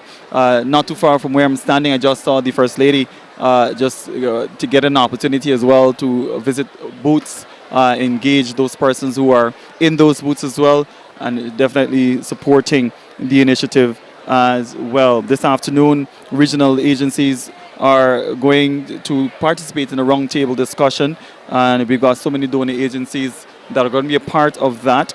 It's an initiative, of course, like you mentioned, with the government of Guyana and CARICOM. And to give you an idea of some of those donor agencies we're talking about, we've got IDB Invest, the Inter-American Development Bank. We've got the IFC-WB, which is the Inter-Financial Corporation of the World Bank. We've also got the CDB, which is the Central Development Bank. We've got FAO, the Food and Agriculture Organization. We've got ICA, the Inter-American Institute for Cooperation on Agriculture, and that is the International Organization of the Americas, specializing in agriculture and rural well-being. Another agency as well that's going to be participating in those discussions is the WFP, or the World Food Program, the Food Assistance Branch of the United Nations. It is the world's largest humanitarian organization focused on hunger and food security, and the largest provider of school meals. We've got some Global Affairs Canada as well. We've got USAID, the United States Agency for International Development, the UK, United Kingdom, and RBL Republic Bank Limited as well are going to be participating as well in these discussions. Again, like I mentioned, we're standing here in the exhibition area where persons are taking an opportunity to visit those various booths. The exhibitors out here getting an opportunity to engage with the exhibitors, and of course getting an opportunity to see what they themselves can tap into, maybe can walk away with. If you're still at home and you're wondering what's happening at the Arthur Chung Conference Center, it's the Agri Investment Forum and Expo, which has been launched, officially opened today at the Arthur Chung Conference Center. We got the ribbon cutting just a little while ago. His Excellency the President, as well as those regional leaders, would have been involved rather in that exercise. And continuing, just in case you would have missed what was said this morning in terms of our regional leaders and all those persons who were here supporting this initiative, the Prime Minister of Antigua and Barbuda, Gaston Brown, would have alluded to the fact that CARICOM, if we're in a position rather to achieve food security, we must develop an inclusive development and policy, and that deals with trade barriers, logistics, and so many other areas. And again, we spoke about trade barriers as well. That's another thing that came up this morning by all the leaders who are very, very passionate about ensuring that we remove those barriers for trade and logistics if we're really going to tackle this issue of food security in the region. Again, like I said, we're here in the area, the exhibition area. We've got so many exhibitors out here, or just over 100 of them, thereabout, out here at the Arthur Chung Conference Center, and everybody from within the Guyana, from throughout the Caribbean, everybody are definitely here. Listen, it's been a lot of hard work that has gone into ensuring that the facility looks as amazing as it does now. Just yesterday when you were here, the guys were still putting the finishing touches, so to speak, to those booths, ensuring that you get an opportunity to be here as we are now to participate in this expo. The president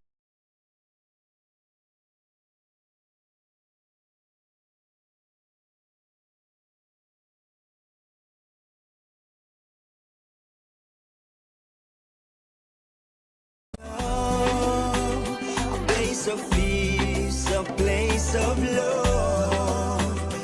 We are one Guyana. It's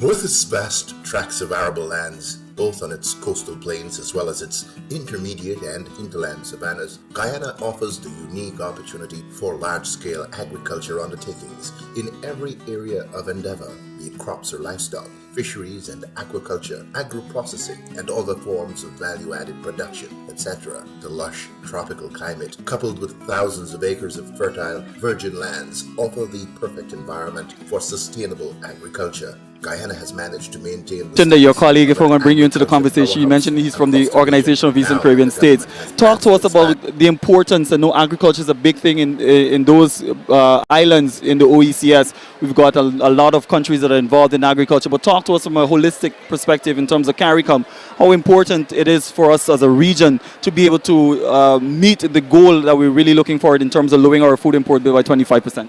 Well, we've learned a lot from the beginning of COVID. We realized that we cannot be dependent on the import of food from outside of the region. So now we need to re-strategize and refocus on trying getting food from our CARICOM neighbors. Because the issues of transportation that's arising, the food supply from out is no longer guaranteed. And from that perspective alone, we have to redouble our efforts to work together and to produce food as a region. One of the overwhelming themes that we saw coming out of many of those discussions this morning and presentations by leaders is the whole issue of trade barriers and logistics and being able to move goods freely throughout the region. From a CARICOM perspective, I know you're in another official capacity, but we're talking about how important is that in terms of being able to break down those barriers if we're really going to advance the agricultural systems in the region. What I can tell you, there's more than work in progress. There are a whole heap of policies, guidelines and also protocols that have been developed to deal particularly with that. And I'm suspecting with the new ministerial task force that is headed and chaired by certainly Honorable Mustafa from Guyana, we should see some movements taking place, we should see agreements, and we should be able to move the needle, and we should see that intra-regional trade that we're looking for taking place and happening. Gentlemen, I must thank you for talking to us this morning, and I wish you the very best as you walk about and participate in the activities here this afternoon. And thank you and do enjoy. Awesome stuff. All right, great. So that was a representative there from CARICOM, as well as a representative from the Organization of Eastern Caribbean States as well, sharing their sentiments as relates to what they think about the Expo, the Agri Investment Forum and Expo. Remember, it's the first of its kind here at the Arthur Chung Conference Center. We've got so many people out here. We've got so many groups represented, so many schools represented, and everybody is literally taking an opportunity to participate and to capitalize on those deals and those steals. What I must mention to you is the fact that we've got over 100 exhibitors here at the ACCC. We've got exhibitors from throughout the region, from Trinidad and Tobago, from Barbados. We've got exhibitors from Jamaica. We've got exhibitors from the United States. We've got exhibitors from Africa, from Ghana as well. And we've got over 62 local exhibitors as well, agro-processors that are here as part of the Investment Forum and Expo. We've got persons from as far as the Quarantine region. We've got exhibitors as far as Rupununi, I was told. We've got literally persons represented from throughout Guyana here at the exhibition and expo. I've got some ladies here. I'm not sure if they're going to be talking to us, but I'm going to put you ladies on spot. Good afternoon, ladies. We're actually live at the moment. We're live on television on NCN. I want to just trying to figure what you guys think about the expo. What are your impressions thus far? Well, today is the first day, as we all know, but so far it's a wealth of information, a lot of creativity, and we're looking forward to the next couple of days. Sorry, are you from Guyana? I'm getting an accent. No, we're from Antigua Barbuda. All right, I know your Prime Minister would have spoken this morning and spoken passionately so about trade barriers and us being, if we're really looking to achieve food security, it's our time to act now. Talk to us about what you think about the expo so far. Oh, well, so far the opening ceremony was good, I can tell you, and all the speakers, all the heads of government, they spoke well, and I'm hoping that we will be able to work together to achieve their aims and objectives. But so far, the expo is good, and I'm happy to see that we are moving in the right direction. At least we are now utilizing and processing what we grow in order to reduce waste. But like one of the speakers said, we need to re-educate our people as to our consumption pattern, as to what we eat naturally, and how do we continue to do that particular education. So I think so far, once we all can dedicate ourselves to our development, we get to the promised land. I want to bring you in here now. I'm wondering what your thoughts are as it relates to us as a region collectively really tackling this whole issue of food security. How important is that for us as a region to be able to work together to accomplish the goal of reducing our food import bill by 25% by 2025? Well, I think we're poised to do that, and Guyana being the host for this exhibition, I think it was a great idea. We have lots to see, lots to learn about. Incidentally, I'm Guyanese, studied here, but I'm living and working in Antigua. So I'm happy to be home at the same time, and I feel good. Very impressive.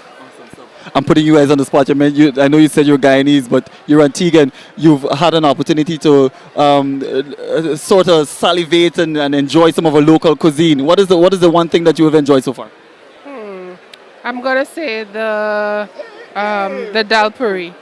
Yeah, the dal puri. Awesome. So how are you?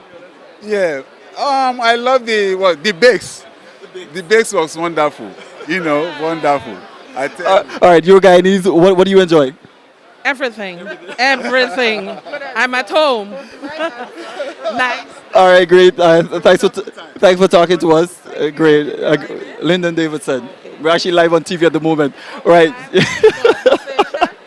All right, so we're continuing with our live coverage here at the Arthur Chung Conference Center as part of the exhibition and expo. We've got so many persons here from throughout the region, as you would have heard just now, not just Guyanese, but persons throughout the region that are taking an opportunity to really enjoy what is on display this afternoon. Various companies, we got agro-processors from throughout the regions, we got fresh fruits and vegetables, and we mentioned we got some cattle here as well outside, just not too far away from where we are as well. You got cattle in that vicinity. So if you're watching us at home, it has been officially opened. You can definitely come down right here at the Arthur Chung Conference Center and grab an opportunity to see what we're really talking about when we're talking about ensuring as a region that we really meet the need in terms of food security, because we have everything in the region that can be able to meet that goal that we're really talking about in terms of reducing our food import bill by 2025. We've got so many persons here. Remember the president and the other leaders as well. They're making their way slowly but surely to these parts. They are currently engaging and interacting with some exhibitors out in another part of the exhibition area. It's a very large area. The entire area was literally transformed to what it is now, and like I said to you before, it's not just your regular tents anymore when you're talking about booths and stuff like that. These guys have really stepped it up the notch in terms of what you see on display. We've got some booths that are fully air conditioned as well. When you come through here, you'll be blown away as it relates to what you will see at the Arthur Chung Conference Center. There's so much happening here, so much activity, so much hype, so many persons from various government ministries. We've got various government ministers out here, different agencies. I saw some staff members of the Ministry of Finance a little while ago. We got the persons from the Ministry of Tourism that are out here. We got persons from Go Invest as well. I saw a Go Invest booth, and Go Invest is really, really important and integral if we're really looking at investment in Guyana. Remember, it's an investment forum and expo, so Go Invest, of course, is playing an integral role as it relates to ensuring that investors get an opportunity to really capitalize on those opportunities in agriculture. We've got some investors from throughout the Caribbean. We've got investors from as far as Europe, as North America, and I'm sure those persons are going to be looking at opportunities in agriculture to be able to ensure that, you know, we as a region can be food secure if we're really going to tackle this entire issue of reducing our food import bill. And so lots to look forward to with all the discussions that will be happening this afternoon. Lots of persons gathered here at the Arthur Chung Conference Center, and I'm sure persons will be getting an opportunity to really see what those companies, not just here in Guyana, but companies throughout the region, what they have to offer, and some of the things that they themselves can take advantage of as it relates to the exhibition and some of the booths that are out here this afternoon. All right, so one thing I must tell you as well, this morning we had the opening ceremony. We've got leaders from throughout the region that were here and persons who would have given their take in terms of their address and remarks that were made at the opening ceremony. Just a reminder, we've got Prime Minister from Barbados, we've got the Prime Minister of Antigua and Barbuda, we've got the Prime Minister of Dominica, we've got the Prime Minister of Trinidad and Tobago here as well. We've got as well a representative from Montserrat. We've got also persons from the Deputy Prime Minister of the Bahamas as well here this afternoon, and of course this morning they would have given their remarks as it relates to the conversation of food security in the Caribbean, as we're really looking to lower our food import bill, which is $6 billion, a whopping $6 billion, and that in itself is very, very significant. And given that we're really looking to reduce that by 25%, all those leaders had an opportunity to contribute to the conversation, including the Prime Minister of Barbados, the Honorable Mia Motley, as well, who would have given her remarks this morning. As we continue our conversation here, we're going to be looking for persons to engage them as well as they, pass by, just to get an opportunity or a sense of what they think, how they feel about the expo here at the Arthur Chung Conference Center. I know that we've got our drones as well in the air, and the guys can give you an aerial shot as relates to what is happening on the ground, and just an aerial view to get a sense of the fact that the ACC has literally been transformed to what it is now, given all the activity and the hype surrounding the Agri Investment Forum and Expo 2022. So what I will do is that I will give you an opportunity to enjoy some more scenes and some more sights here at the ACC, and we'll come right back in just a few as we get a couple of persons to share their views and their thoughts with us as relates to what they think about the Agri Investment Forum and Expo. So the technical guys are going to be taking you through some scenes and some sites as we definitely participate in the Agri Investment Forum and Expo here at the Arthur Chung Conference Center.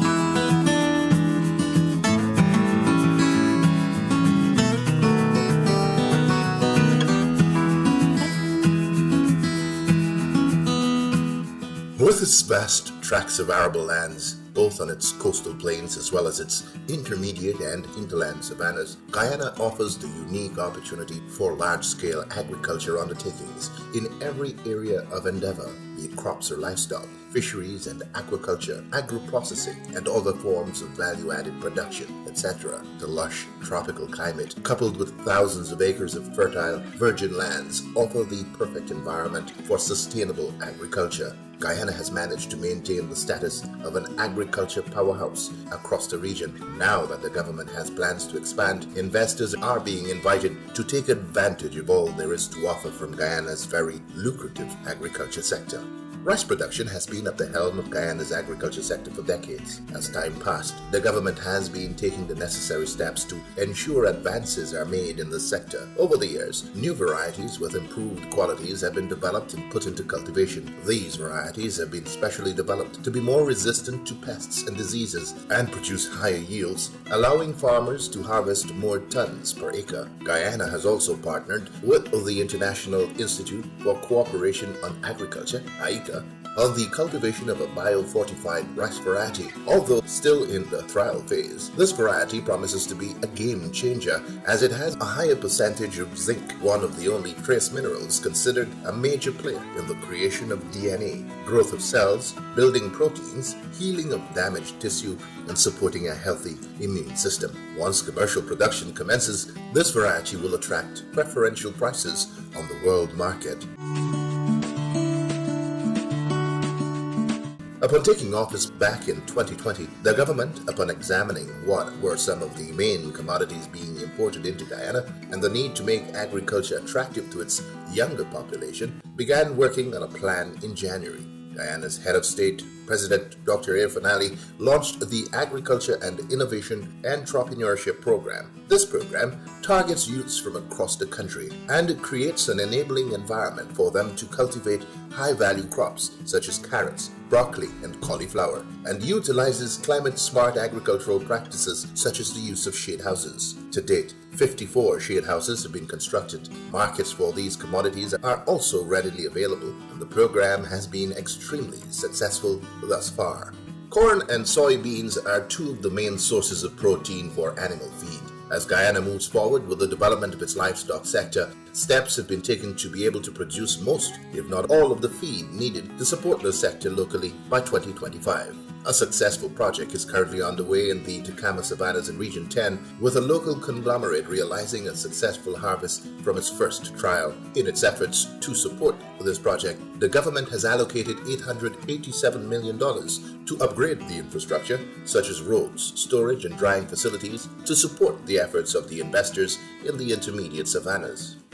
Great advances have also been made in Guyana's livestock sector. More emphasis is now being placed on the production of improved breeds of cattle to supply the local and regional markets with required cuts of meat, milk, and other dairy products. Attention is also being placed on improved breeds of poultry, swine, sheep, and goat, given the growing demand for chicken, duck, pork, mutton, and goat meat. The government continues to support these efforts through the provision of artificial insemination services and other genetic material. Government has also advanced plans for the construction of state-of-the-art abattoirs in 3 regions of the country to support the development of the sector and meet the quality standards expected. In 2022, Guyana exported more than $2.5 billion worth of coconuts and coconut byproducts. This represents a $600 million increase over the year 2020. The Hope Coconut Industries Limited is tasked with spearheading the advancement of the sector by providing farmers across the country with quality planting materials, mainly through the decentralization of its coconut seedlings program. Already 7 nurseries have been established, and by the end of 2022, an additional 3 nurseries will be built, bringing HCIL's annual production capacity to 206,000 seedlings. Other non-traditional crops such as cocoa and coffee, ginger, and turmeric are grown in Guyana's hinterland and are also being targeted for expansion. A relatively new and thriving subsector focused on extending the shelf life and adding value to traditional agricultural produce and providing local alternatives to products that were previously imported. Guyana's agro-processing sector has the potential to be one of the largest and most prominent in the region. This year, $96 million will be spent to establish a number of of agro-processing and packaging facilities across the country in hopes of providing ready markets for produce, be it fruits, vegetables, sauces, or cosmetics. The expanding aquaculture industry has also been taking center stage given the growing demand for seafood native to Guyana's waters in the diaspora. Brackish water shrimp farming has been given a major boost with the establishment of large shrimp ponds as part of Phase 1 of a government-supported initiative to increase the production of this species. Through this intervention, brackish water shrimp production has moved from 250,000 kilograms mid-last year to more than 500,000 kilograms currently. Plans are moving apace for the introduction of deep-sea aquaculture through the use of marine cages, an effort to mitigate the reported decrease in catches, both locally and across the world. Because of the international demand for shrimp and prawns, work is also underway to identify and develop some 2,000 acres of land for shrimp farming. Several large-scale local farmers have already started work on the establishment of processing facilities to bring even more value to the sector.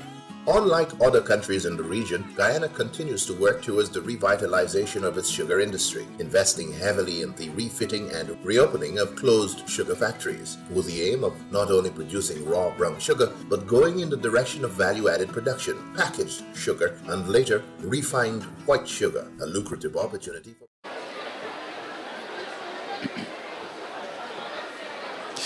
Continuing with our conversation here at the Arthur Chung Conference Center, I am pleased to have in my presence the Minister of Agriculture, Food Security and Enterprise of Belize, the Honorable Jose Mai. Good afternoon, sir. Welcome to Guyana.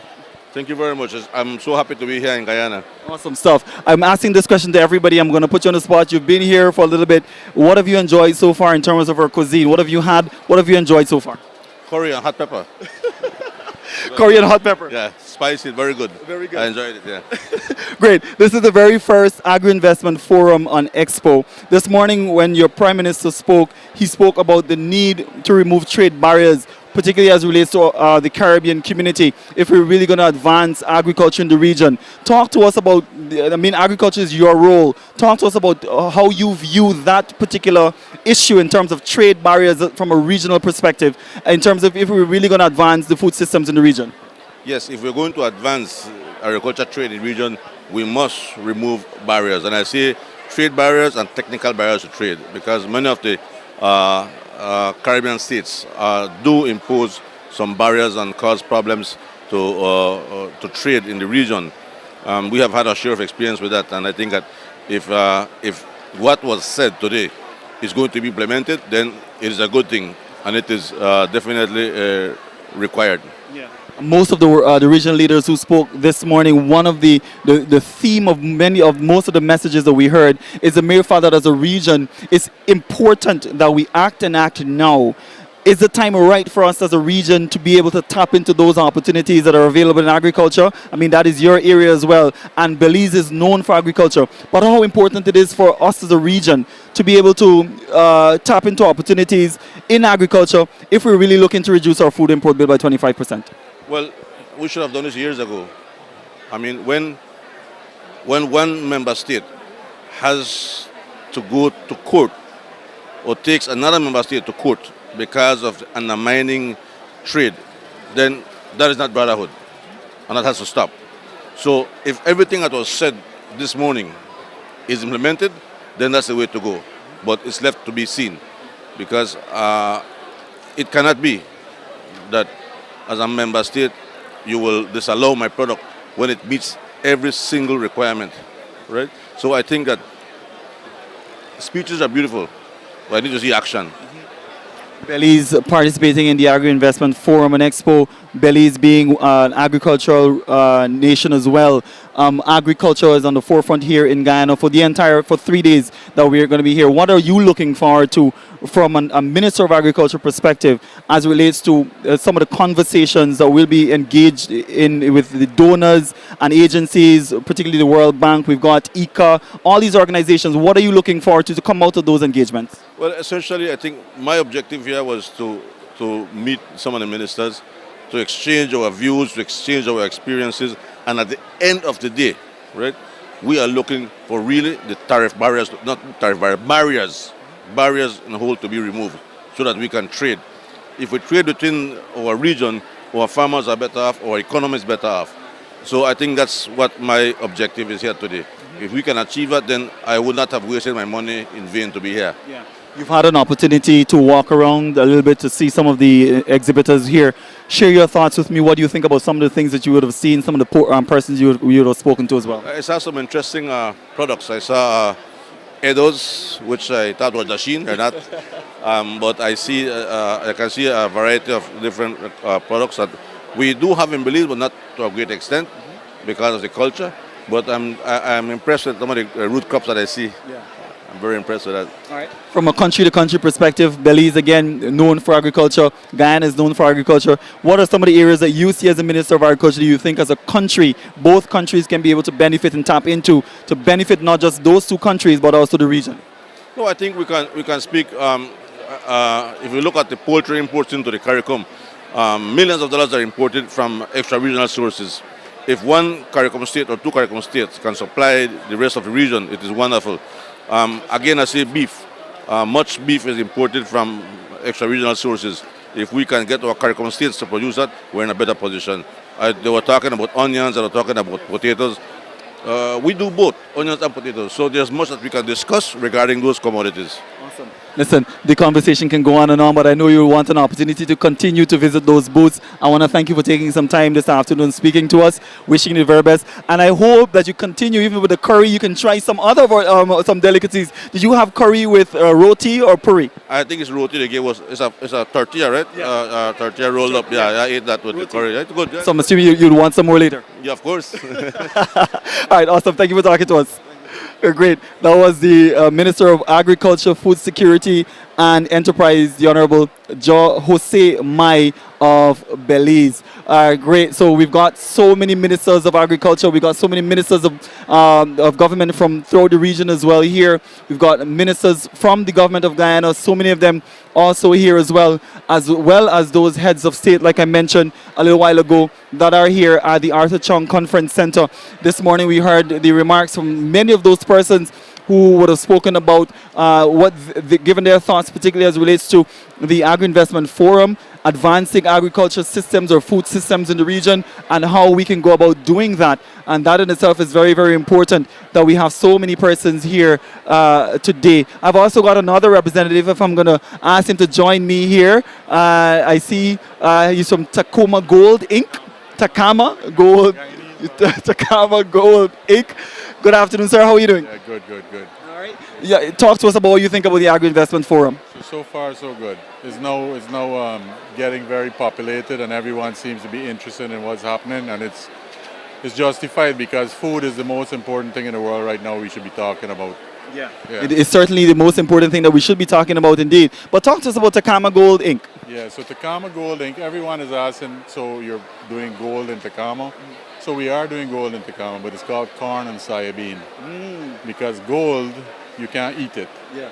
But we could feed the world with soybean and corn. Yeah. So we thought it was a fitting name, because also the plants actually become golden when you're going to harvest it, and then the product coming out of those two plants are golden as well. Yeah. And then it could feed anyone in the world, the chickens and the people and everything else. So we thought it was the perfect name for it. Right. Soybean and corn are not traditional areas in terms of agriculture for us in Guyana here. Those are new areas, so to speak. I know a lot of money has been invested to getting those areas going. How difficult is it for us to be able to grow those two things that you mentioned, corn and soybean? Yeah, so because of where the location in it is always challenging. That region in Region 10 is probably one of the best regions to plant because it has savanna lands, it has access to the river, and it has adequate rainfall to get 2 crops a year. And so for those reasons, we thought it very appropriate for us to do the test there. And so for that reason, we did it with the help of Double Ranch and Alex Mendez. And so we're now on the way. Going into this year, we're planting on a new plot of land that the government has allocated for this project. And we'll be planting 2,000 acres there in a year, and an extra 1,000 acres that will be done by partners who are as well around the area. Right. So in total, we'll plant about 3,000 acres, and that will reduce the imports of soybeans by 7%. Right. And So- soybean, I know, is one of those byproducts of so many other products as well, even corn. Talk to us about some of those opportunities that we can tap into. Correct. So right now the focus is on feeds, but they have potentials for everything. So for vegetarian foods, for oils, for cooking oils, for biodiesel, for everything else like that. The corn has the same kind of thing.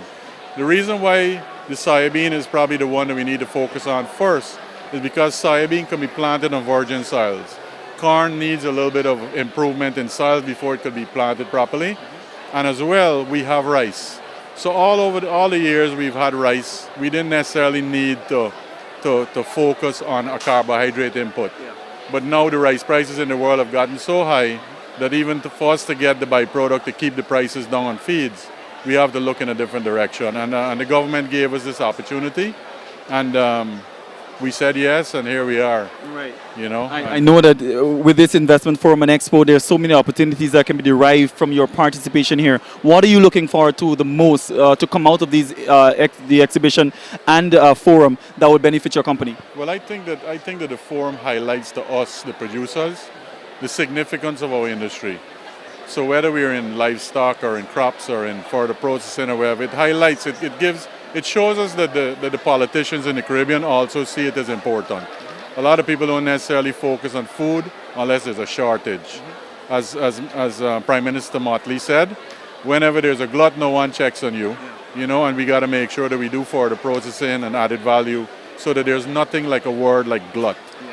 You know, there's always a demand, and you could bottle it if it's not a demand.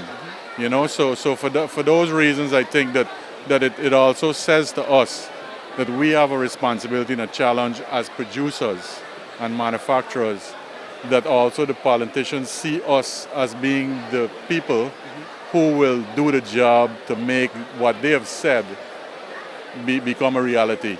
You know, so it's a challenge too. And I know food security is one of those things which we're really aiming for. What role do you see Tacoma Gold playing as relates to that entire process? Because if we're looking to be a food secure region, corn and soybean are really integral to that process. So there's already a country in CARICOM that is being very successful. So Belize has done it. Brazil has shown that they could do it. So why can't Guyana be a part of that same group? So we believe that the trust in livestock development must be a regional partnership. The trust in the crop farming could well become something that we in Belize and others who have land that could actually be the leaders on that. And so we believe that Tacoma Gold could be one of those companies that does the job. It'll take a lot more than just Tacoma Gold to do it, because this thing is huge. Because when you see President Ali talk about the import food bill into CARICOM and the significance of it, it will not take one company to get it done. It'll take a group of companies and more to take on the challenge together to succeed. Yeah. Awesome. Thank you for talking to us this afternoon, sir. I'm wishing you the very best. I'm looking forward to coming by your booth to see what some of the things that you have to offer, sir, because corn and soybean, very, very important here to us in Guyana. All right, great. Continue our conversations here this afternoon as we're really looking to, showcase and highlight all the exhibitors here at the Arthur Chung Conference Center. Remember, we've got over 100 of them here. We've got so many persons from throughout the region, from the U.S. We've got so many persons from Ghana, even local exhibitors right here at the ACCC. What we'll do is we'll continue to bring you coverage, but we will ease for a moment in terms of our live coverage, but we'll be right back in just a few.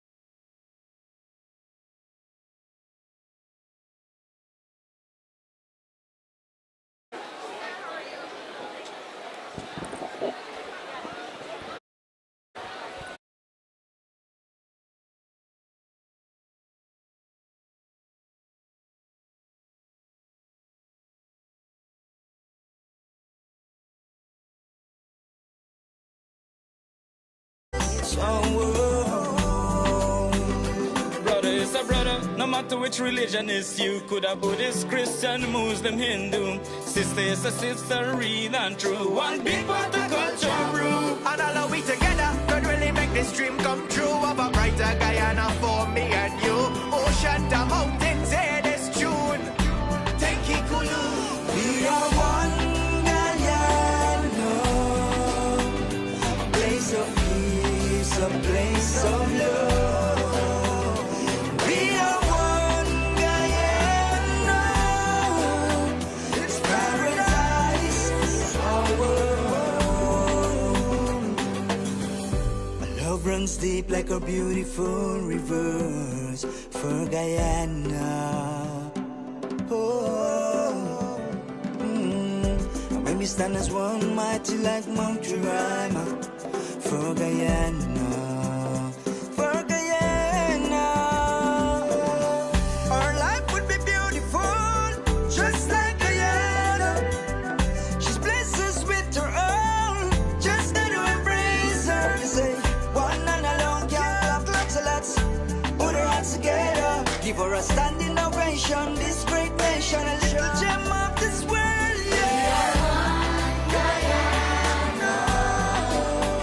A place of peace, a place of love. We are one Guyana.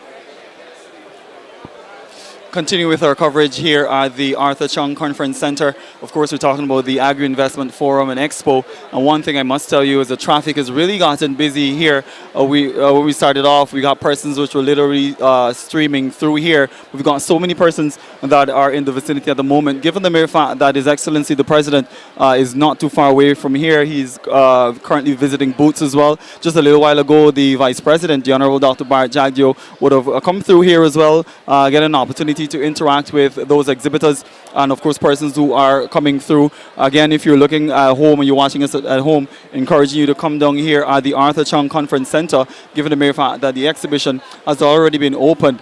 We've got several ministers of government. We've seen so many persons here and that are getting an opportunity to interact with persons, interact with those exhibitors, get an opportunity to interact with those not just local exhibitors, but exhibitors from around the region as well. One of the things I must tell you is the mere fact that the President continuing with his engagements with young people and getting an opportunity to interact with those students. We saw that earlier, and that has definitely been continuing. It's one of those things which the President is passionate about, particularly as it relates to getting young people involved in agriculture, and that is one of the things which many of the leaders in the region have spoken about as well, in terms of getting young people involved in agriculture. All right, so not too far away from where I'm standing. I'm literally seeing the Vice President in my vicinity. He's not too far away from where I'm standing, engaging persons there in those booths. The President, of course, like I mentioned, is not too far away from here as well.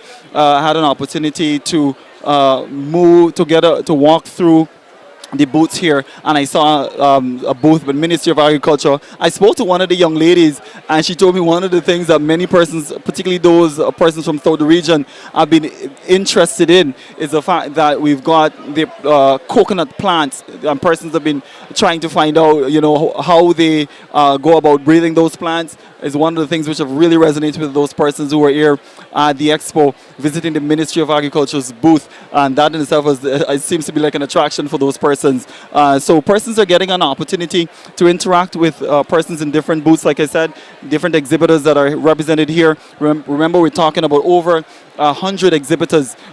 We've got so many of them from throughout the region, and we're going to continue mentioning this because it's very, very significant, given the fact that we as a region, we're really looking collectively to tackle this entire issue of food security, and we've got those exhibitors here in Guyana showing their support and showing their intention, given the fact that we're really serious about this issue of food security in the region.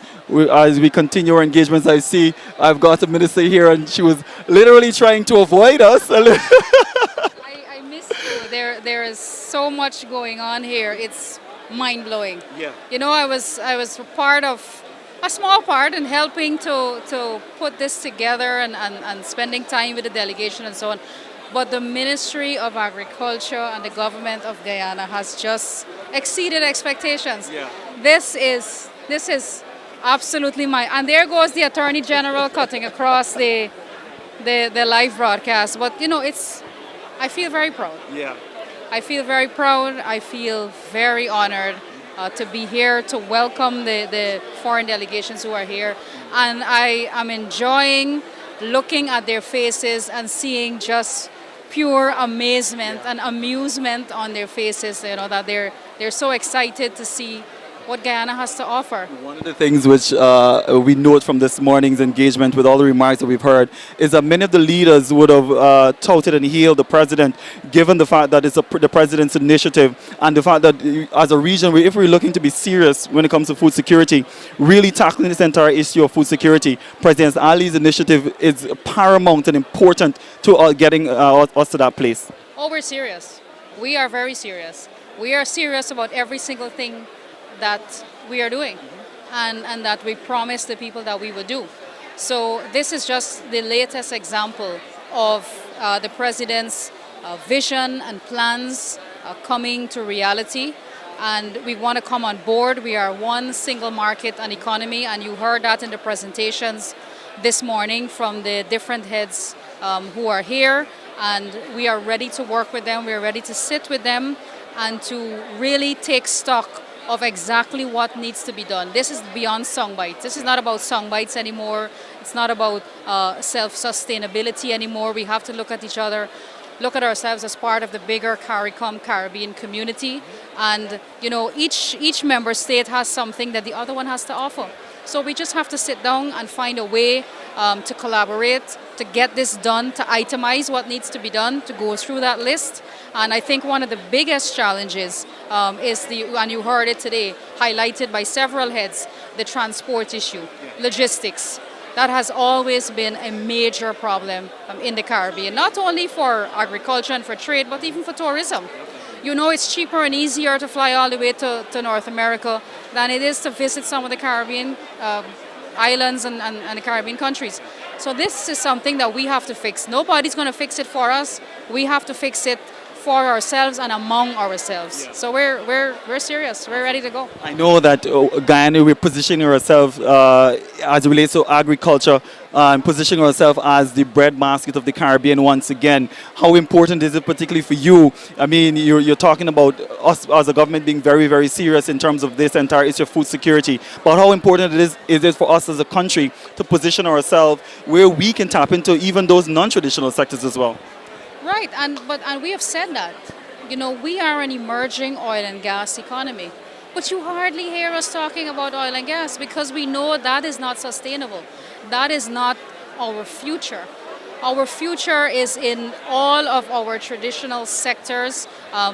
Agriculture is one of our main traditional sectors, and regardless of what new sector we are opening or what new area that we want to venture in government, we cannot abandon our traditional sectors. Water is extremely important. We have a huge plan in the water sector, in the management and the governance of water, not just delivery of water. But we're looking very much at forming this water council. That will be important as well for agriculture because, of course, you need water. You need water for agriculture, and remaining faithful to one of the sectors that grew this country. And we have land. We have an abundance of land, and we have a lot of these countries who are here that that wish they had the land mass that we have. That they can make full use of. And we have that. Guyana is so richly blessed with land, with minerals, with oil and gas and people. The best thing, while we talk about agriculture, we got to talk about Guyanese. We got to talk about people. Awesome. And everybody comes to this country. Foreigners come to this country, and we know that they've traveled the world already. And they have seen fantastic infrastructure in different countries. But they always want to come to Guyana. They always prefer to come to Guyana. And the difference is the people. The difference is in our hospitality. And the difference is that, we give you our heart. Look at our president right now. He's walking he's going from booth to booth, taking the heads of delegation, making sure they get to experience Guyana. And at the same time, he's ensuring that every small business who is here, that they feel relevant that they feel important, and that they know that the president and the government supports them. You couldn't have said it better. Thank you for talking to us this afternoon. Awesome stuff. That was the Minister within the Ministry of Housing there, the Honorable Susan Ridgweeks, talking to us this afternoon. As you know, we continue our coverage here of the exhibition and expo at the Arthur Chung Conference Center. We've got all the government ministries and ministers are represented here. I've got the Minister of Home Affairs. Now I'm going to be talking to the Honorable Robeson Ben. I know that he has been literally about visiting different booths. What are you impressed with? I know you've visited several booths. Which is the one that stood out to you the most this afternoon? Well, I really couldn't say which one stood out the most to me. There are so many exceptional products on display. The energy that is there and the engagement that we're having from the persons who are displaying their products and services, it's really a great thing to witness. Right.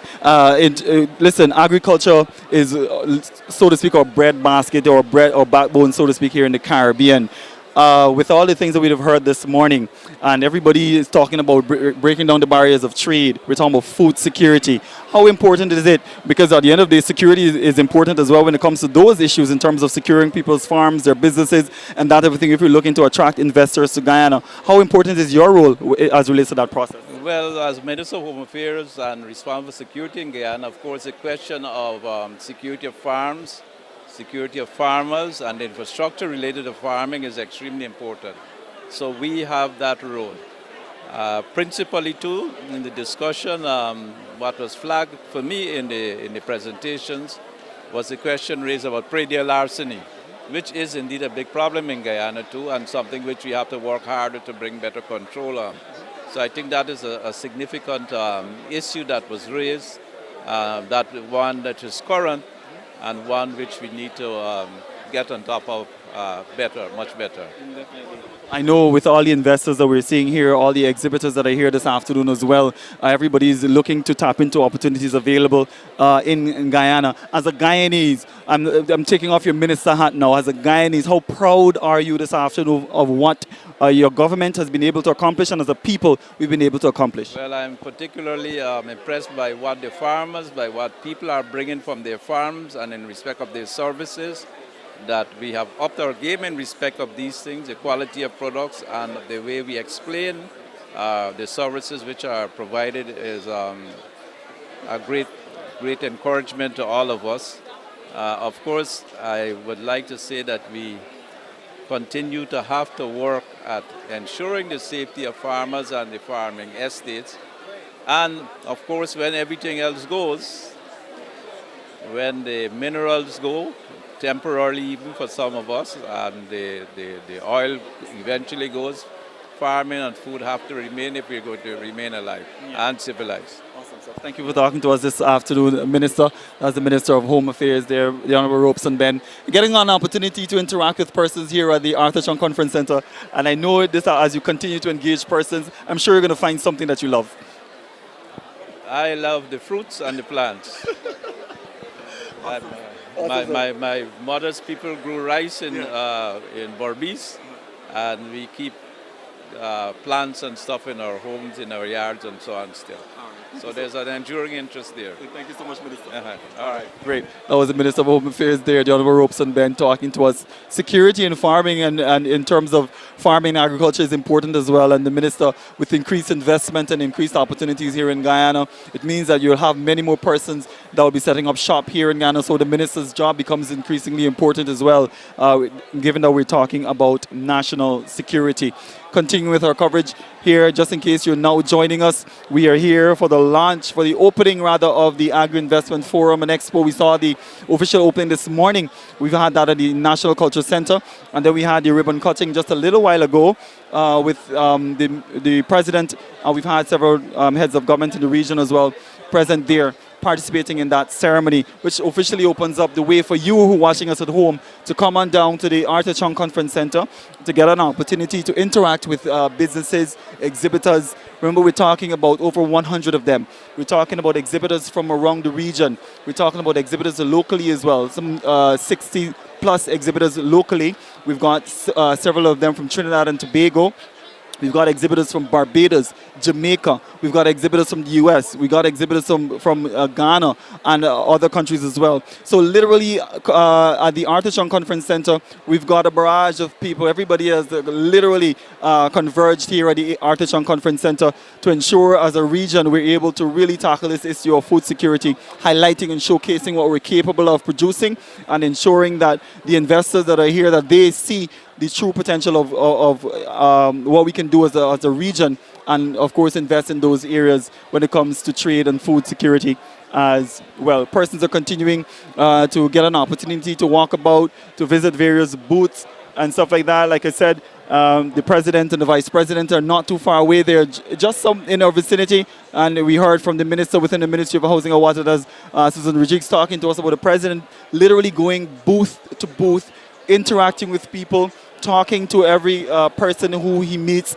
and of course getting a sense from them as it relates to how they feel about the expo, and that is very, very important. Of course, we've heard from various leaders as well the mere fact that the president's initiative as it relates to food security and some of the things that the president has proposed in terms of how we can get there, because remember, we're really looking to lower our food import bill by 25% by 2025. And that is really the goal of this entire investment forum and expo, organized by the Ministry of Agriculture, the Government of Guyana, in collaboration with CARICOM. And with everybody that we've spoken to so far, we're literally on the same page. Everybody seems to be in one or in unison as it relates to that goal. And of course, one of the things which is integral to getting there is the removal of those barriers for trade.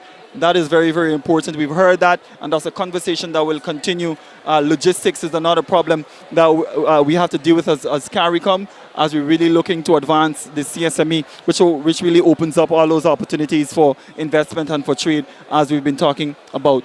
All right, so I'm not too far from where I'm standing. I'm seeing the Prime Minister, the Honorable Mark Phillips. He's not too far away from where I am standing at the moment. He's there. I saw him getting an opportunity earlier to engage with exhibitors, engage with those persons who gathered here at the Arthur Chung Conference Center, talking to persons, and like the President did as well, he's been literally listening and talking and engaging with persons as he participates in the exhibition here at the Arthur Chung Conference Center. What we'll do is we will take a little break. The guys will continue to bring you aerial coverage. You got a drone up in the sky. The guys will continue to show you images of what's happening here at the Arthur Chung Conference Center. We'll be right back in just a short moment from now, where we have more interviews for you. Belize. Much potential, endless possibilities, hidden secrets. Of the many secrets that Belize has to offer, the best is its capacity for growth and transformation. With some 2 million acres of land suited to agriculture, proximity to markets in Central and North America and the Caribbean, peace-loving, hard-working people, and a stable economy recovering under the leadership of Plan Belize Agriculture, Belize is hard to equal. Why invest in agriculture in Belize? Investors need a climate which is stable and has flexible terms for their investment. They need variety and diversity in commodities. Agriculture in Belize offers all that and much more. The possibilities for agriculture in Belize are endless. From the traditional export crops of sugar, banana, and citrus, to non-traditional commodities like tilapia, shrimp, red kidney beans, black-eyed peas, corn, cotton, coconuts, cocoa beans, rice, pitahaya, soursop, and avocados, to value-added products such as pepper sauces, ice creams, soybean oil, citrus juices and pellets, to the thriving livestock sector, including both beef and dairy. Belize has an amazing array of products ready for development, niche investment, and growth. To provide a stable backdrop for investment, the Ministry of Agriculture, Food Security and Enterprise has created a fresh new outlook on how the country's food sector should be organized. The ministry has been restructured to better serve everyone involved in agriculture. Antiquated legislature is being constantly updated to reflect the dynamism of our times. Secure financing for the productive sector has been obtained. In addition, regional partnerships with neighboring countries to establish trade agreements are being aggressively pursued as growth of the agriculture sector continues. With more confidence comes more growth across the industry. Together, we plant, grow, and build Belize.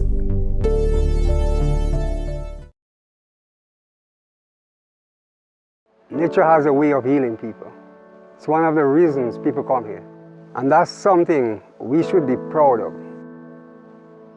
It's not everywhere in the world that has clean air, pure water, and herbs in abundance. Herbs I've been using since I was a child. My mom was a herbalist from tradition, taught by her grandmother, and we were raised as children using herbs for medicine. I feel it's my responsibility not only to preserve these herbs, but also to share it. That's why I'm glad to work with the tour companies to welcome guests here. Welcome to Dominica. And to introduce them to herbs that they have never seen or heard of. They even learn about new uses of plants that they have in their own garden, like treating a cold with begonia, which is a rich source of vitamin C. Many people only know it as a houseplant. It's a great honor to do my part. My name is Roy Ormond. Tourism is my business.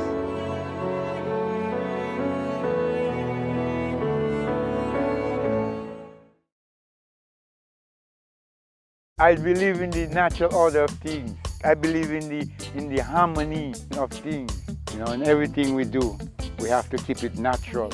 I've been doing farming for now over a decade. My day is very hectic, but I make it light, you know, because I enjoy what I do.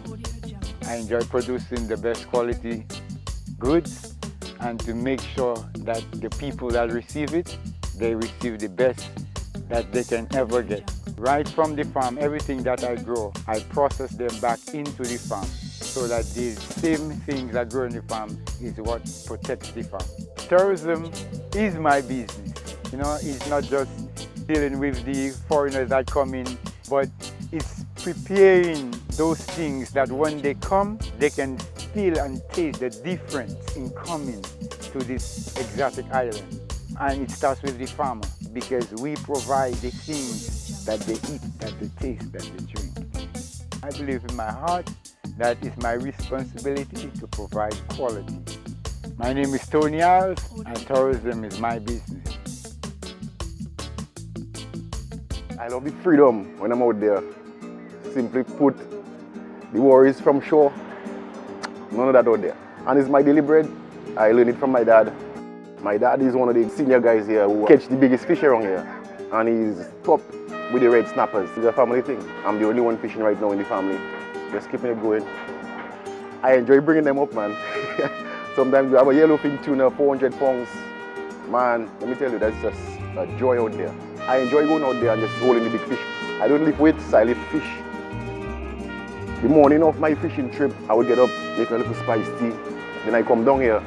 I have my GPS, which most fishermen are supposed to have that. Normally I prepare the day before, because whenever you're going out there, you must have ice. Ice is a must for preservation of the fish. So I always make sure I have everything the day before. My fish represents me, and I bring good quality fish ashore simply because the restaurants themselves, they have to show a quality product. Tourism and agriculture go hand in hand. That's what I think. We're all connected. It's like a big machine. We are live from the Arthur Chung Conference Center.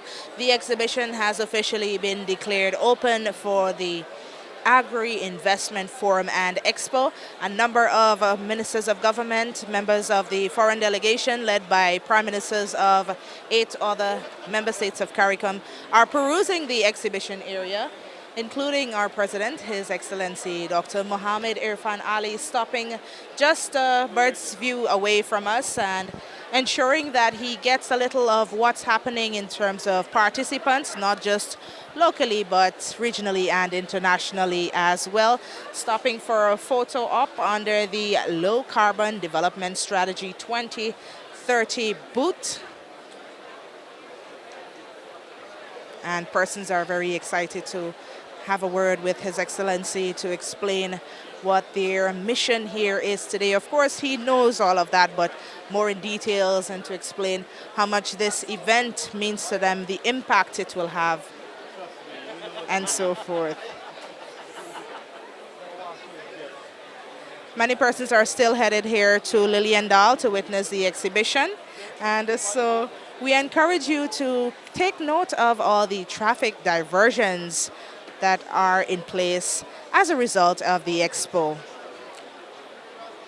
We have the Honorable Dr. Keith Rowley, followed by, he's the Prime Minister of Trinidad and Tobago. Beside him we have the Honorable Gaston Brown, the Prime Minister of Antigua and Barbuda.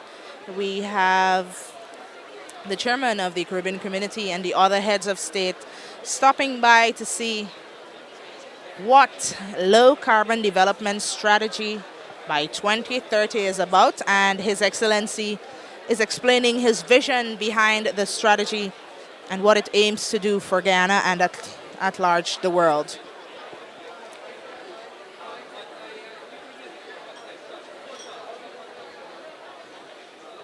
In his hands, perusing the magazine, which has more in-depth information, so persons who want to learn about Guyana's Low Carbon Development Strategy 2030 can pay a visit here to the Arthur Chung Conference Center for more knowledge on this strategy, which will change the way the world values Guyana and also change the way we care for Mother Earth.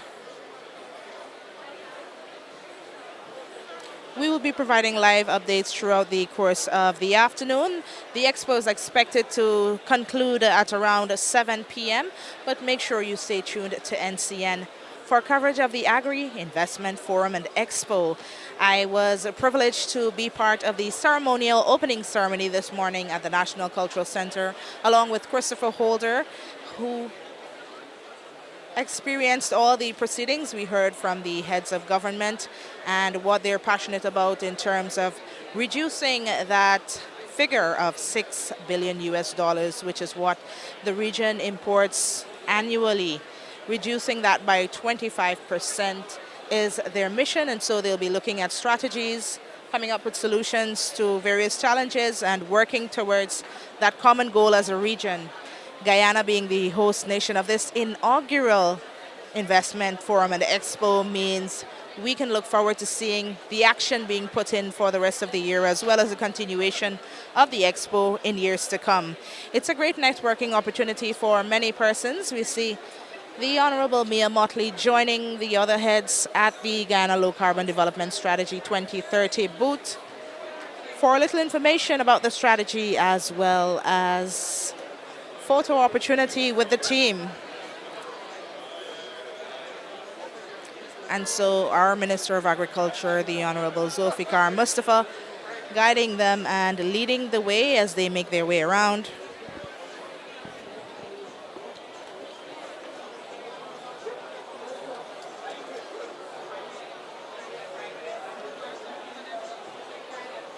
More persons stopping and requesting photo opportunities with His Excellency.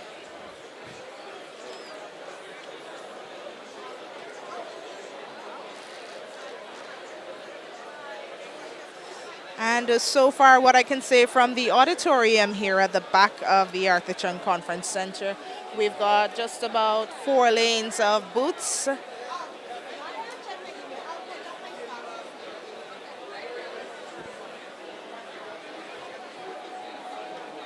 Persons are getting a great look and in some cases taste of Guyanese cuisine, Guyanese products and services, as well as representation from the other participating countries: Barbados, Trinidad and Tobago, the Bahamas, Dominica, Israel, Cameroon, Canada, the United States, India, and further afield.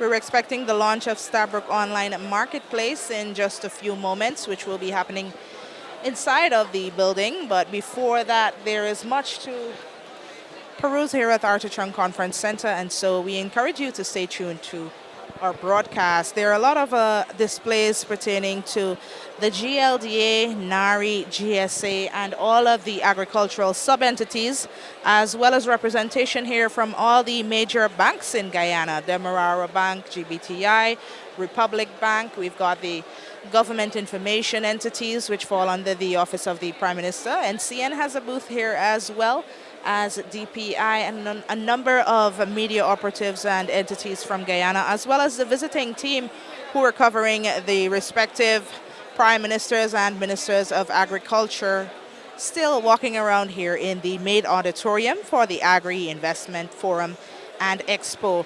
Prior to today, we would have been visiting this venue for a number of weeks to check out how things were progressing, how the preparations were coming along. And so it's been quite an exciting time in the making as we looked forward to this day, and finally the day is here.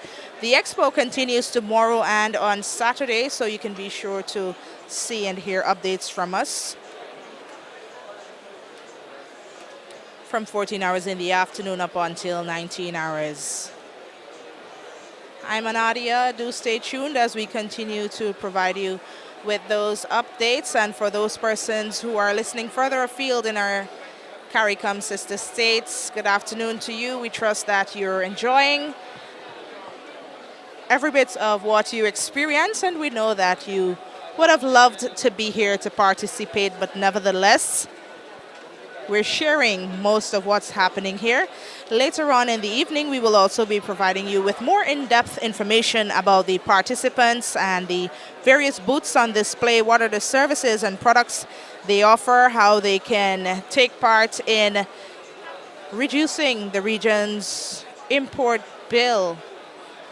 Of course, the Expo is being hosted under the theme Investing in Vision 25 by 2025. Stopping at Life and Nova Farms for a line of healthy fries. They are promoting dasheen fries, cassava fries, and sweet potato fries. Our heads of government are getting some good information as well as sampling.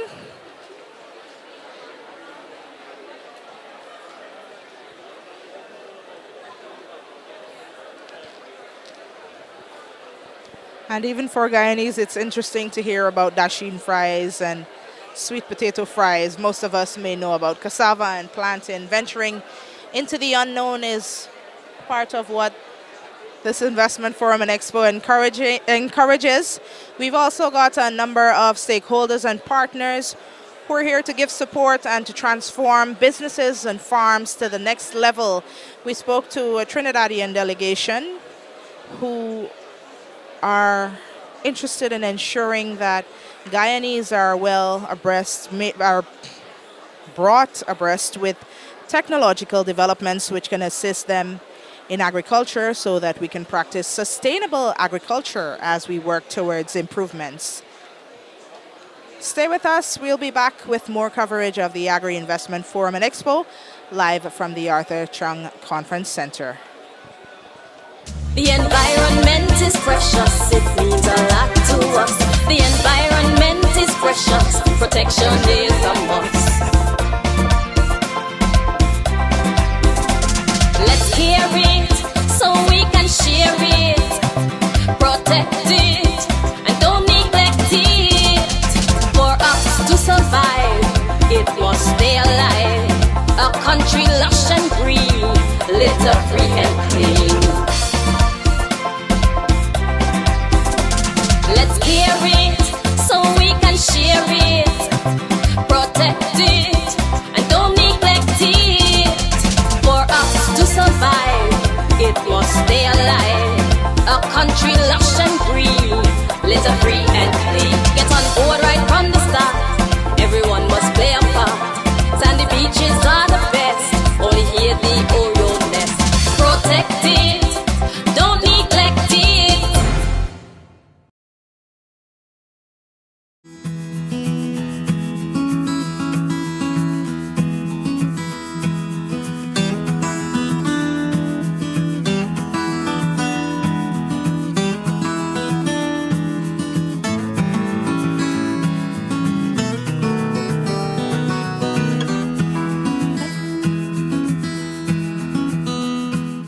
With its vast tracts of arable lands, both on its coastal plains as well as its intermediate and hinterland savannas, Guyana offers the unique opportunity for large-scale agriculture undertakings in every area of endeavor, be it crops or livestock, fisheries and aquaculture, agro-processing, and other forms of value-added production, etc. The lush tropical climate, coupled with thousands of acres of fertile, virgin lands, offer the perfect environment for sustainable agriculture. Guyana has managed to maintain the status of an agriculture powerhouse across the region. Now that the government has plans to expand, investors are being invited to take advantage of all there is to offer from Guyana's very lucrative agriculture sector.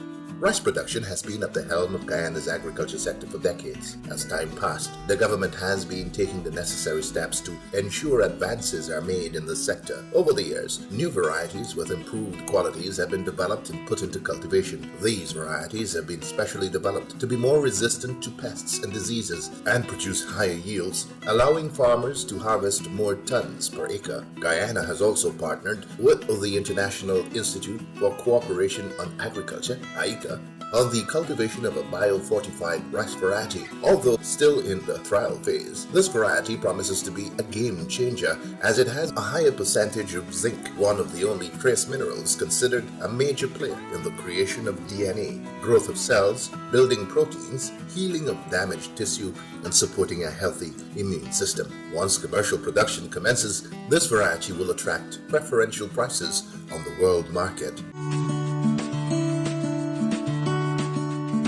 Upon taking office back in 2020, the government, upon examining what were some of the main commodities being imported into Guyana and the need to make agriculture attractive to its younger population, began working on a plan in January. Guyana's head of state, President Dr. Ali, launched the Agriculture and Innovation Entrepreneurship Program. This program targets youths from across the country and creates an enabling environment for them to cultivate high-value crops such as carrots, broccoli, and cauliflower, and utilizes climate-smart agricultural practices such as the use of shade houses. To date, 54 shade houses have been constructed. Markets for these commodities are also readily available, and the program has been extremely successful thus far. Corn and soybeans are two of the main sources of protein for animal feed. As Guyana moves forward with the development of its livestock sector, steps have been taken to be able to produce most, if not all, of the feed needed to support the sector locally by 2025. A successful project is currently underway in the Tacama Savannas in Region 10, with a local conglomerate realizing a successful harvest from its first trial. In its efforts to support this project, the government has allocated $887 million to upgrade the infrastructure, such as roads, storage, and drying facilities, to support the efforts of the investors in the intermediate savannas. Great advances have also been made in Guyana's livestock sector. More emphasis is now being placed on the production of improved breeds of cattle to supply the local and regional markets with required cuts of meat, milk, and other dairy products. Attention is also being placed on improved breeds of poultry, swine, sheep, and goat, given the growing demand for chicken, duck, pork, mutton, and goat meat. The government continues to support these efforts through the provision of artificial insemination services and other genetic material. Government has also advanced plans for the construction of state-of-the-art abattoirs in 3 regions of the country to support the development of the sector and meet the quality standards expected.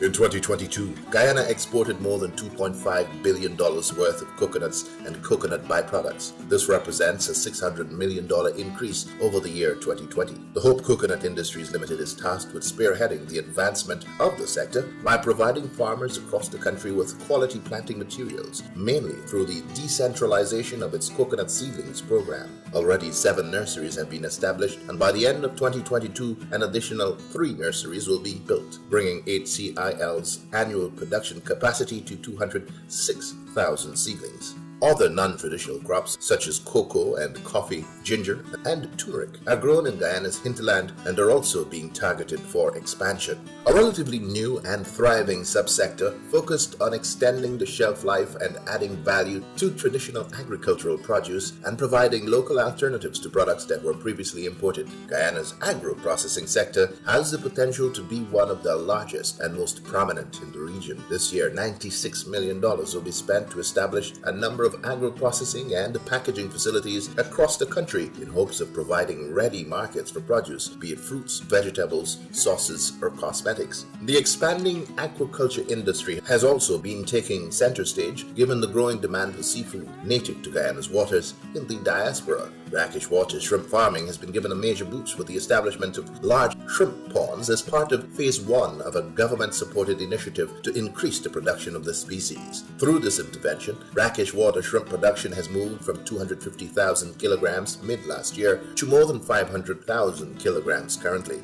Plans are moving apace for the introduction of deep-sea aquaculture through the use of marine cages, an effort to mitigate the reported decrease in catches, both locally and across the world. Because of the international demand for shrimp and prawns, work is also underway to identify and develop some 2,000 acres of land for shrimp farming. Several large-scale local farmers have already started work on the establishment of processing facilities to bring even more value to the sector. Unlike other countries in the region, Guyana continues to work towards the revitalization of its sugar industry, investing heavily in the refitting and reopening of closed sugar factories, with the aim of not only producing raw brown sugar, but going in the direction of value-added production, packaged sugar, and later refined white sugar. A lucrative opportunity for partnership is on offer in this sector, especially as it relates to the white sugar production. The President Ali-led government has declared Guyana open for business, underscoring the critical role investment and the private sector plays in any country's development. Many red tape and other hurdles that were in place prior to August 2020 have been removed, thus creating an enabling environment for doing business in Guyana. Steps have since been taken to simplify the business registration, licensing, and land titling processes, with more information being made available online, along with certain services being decentralized. Through the Guyana Office for Investment, public-private dialogue has also been enhanced. The Guyana National Bureau of Standards, an ISO 9001-2015 certified agency, has also worked to promote and develop appropriate quality standards. Improvements have also been made to tax policies, and the CARICOM heads of state are currently working to develop a regional system to facilitate better access to financing. The time to invest in Guyana's agriculture sector is now. Come partner with us as we work towards lowering the regional food import bill while achieving and sustaining regional food and nutrition security. Join us on this journey to realizing Vision 25 by 2025.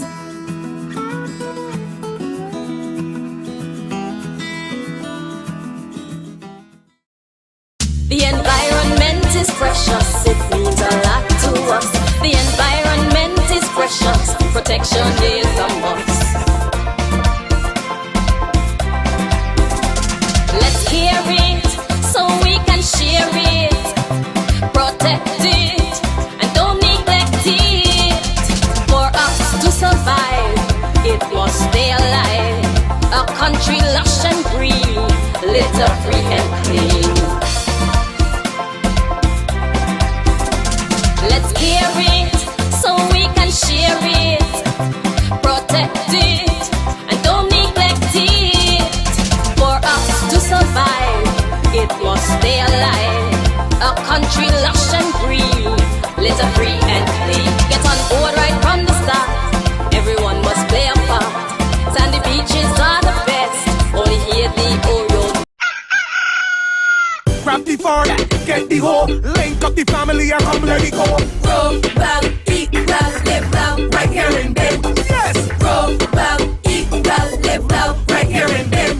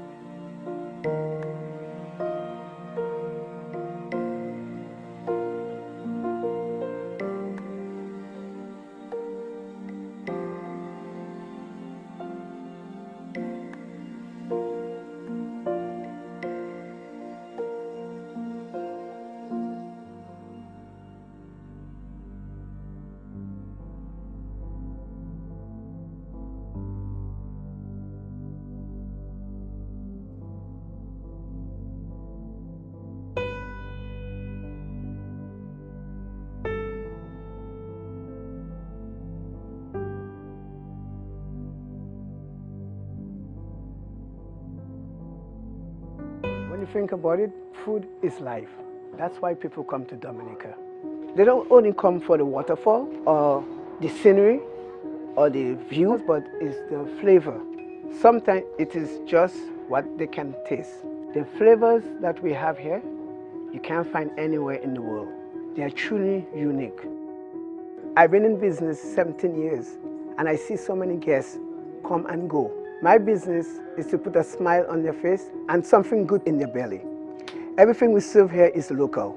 It comes from all over Dominica. So we get fresh lettuce, or vegetable, or fish from Saint-Sauveur, all our product from the farm. Sometimes go on the farm and have them pick. The uniqueness of the experience is in how authentic it is. I heard the taxi driver promoting my plantain chips. I said, that's the best plantain chips I ever have. I don't have to go and put it on TV. Money is not everything, but leaving customer with a smile, friendly service, and they will come back. This is the real Dominica. I'm just proud to be a part of it. My name is Maurice Smith. They call me Rudy. Tourism is my business.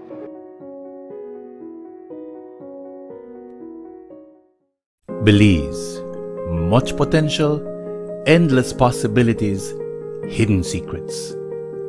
Of the many secrets that Belize has to offer, the best is its capacity for growth and transformation. With some 2 million acres of land suited to agriculture, proximity to markets in Central and North America and the Caribbean, peace-loving, hard-working people, and a stable economy recovering under the leadership of Plan Belize Agriculture, Belize is hard to equal. Why invest in agriculture in Belize? Investors need a climate which is stable and has flexible terms for their investment. They need variety and diversity in commodities. Agriculture in Belize offers all that and much more. The possibilities for agriculture in Belize are endless. From the traditional export crops of sugar, banana and citrus to non-traditional commodities like tilapia, shrimp, red kidney beans, black-eyed peas, corn, cotton, coconuts, cocoa beans, rice, pitahaya, soursop and avocados, to value-added products such as pepper sauces, ice creams, soybean oil, citrus juices and pellets, to the thriving livestock sector, including both beef and dairy. Belize has an amazing array of products ready for development, niche investment, and growth. To provide a stable backdrop for investment, the Ministry of Agriculture, Food Security and Enterprise has created a fresh new outlook on how the country's food sector should be organized. The ministry has been restructured to better serve everyone involved in agriculture. Antiquated legislature is being constantly updated to reflect the dynamism of our times. Secure financing for the productive sector has been obtained. In addition, regional partnerships with neighboring countries to establish trade agreements are being aggressively pursued as growth of the agriculture sector continues. With more confidence comes more growth across the industry. Together, we plant, grow, and build Belize. Nature has a way of healing people. It's one of the reasons people come here. And that's something we should be proud of. It's not everywhere in the world that has clean air, pure water, and herbs in abundance. Herbs I've been using since I was a child. My mom was a herbalist from tradition, taught by her grandmother, and we were raised as children using herbs for medicine. I feel it's my responsibility not only to preserve these herbs, but also to share it. That's why I'm glad to work with the tour companies to welcome guests here. Welcome to Dominica. And to introduce them to herbs that they have never seen or heard of. They even learn about new uses of plants that they have in their own garden, like treating a cold with begonia, which is a rich source of vitamin C. Many people only know it as a houseplant. It's a great honor to do my part. My name is Roy Ormond. Tourism is my business.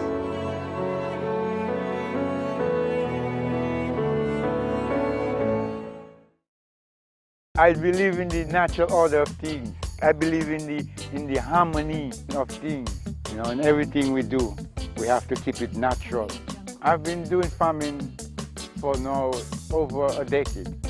My day is very hectic, but I make it light. You know, because I enjoy what I do. I enjoy producing the best quality goods and to make sure that the people that receive it, they receive the best that they can ever get. Right from the farm, everything that I grow, I process them back into the farm so that these same things that grow in the farm is what protects the farm. Tourism is my business. You know, it's not just dealing with the foreigners that come in, but it's preparing those things that when they come, they can feel and taste the difference in coming to this exotic island. And it starts with the farmer, because we provide the things that they eat, that they taste, that they drink. I believe in my heart that it's my responsibility to provide quality. My name is Tony Alves, and tourism is my business.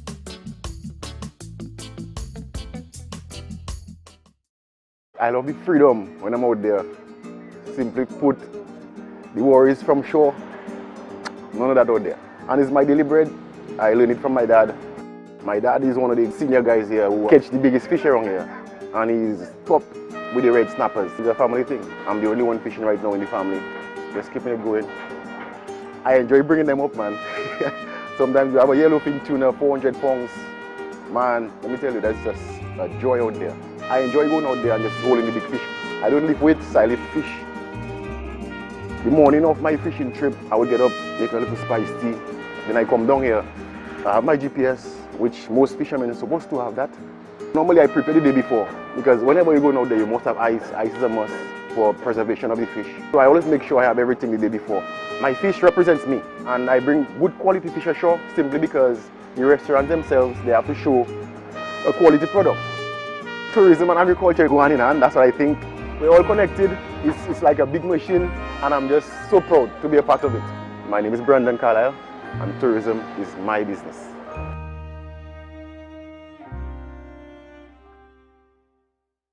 The environment is precious, it means a lot to us. The environment is precious, protection is a must. Let's hear it, so we can share it. Protect it, and don't neglect it. For us to survive, it must stay alive. A country lush and green, litter free and clean. Let's hear it, so we can share it. Protect it, and don't neglect it. For us to survive, it must stay alive. A country lush and green, litter free and clean. Get on board right from the start, everyone must play a part. Sandy beaches are the best, only here the Oriole nest. Protect it, don't neglect it.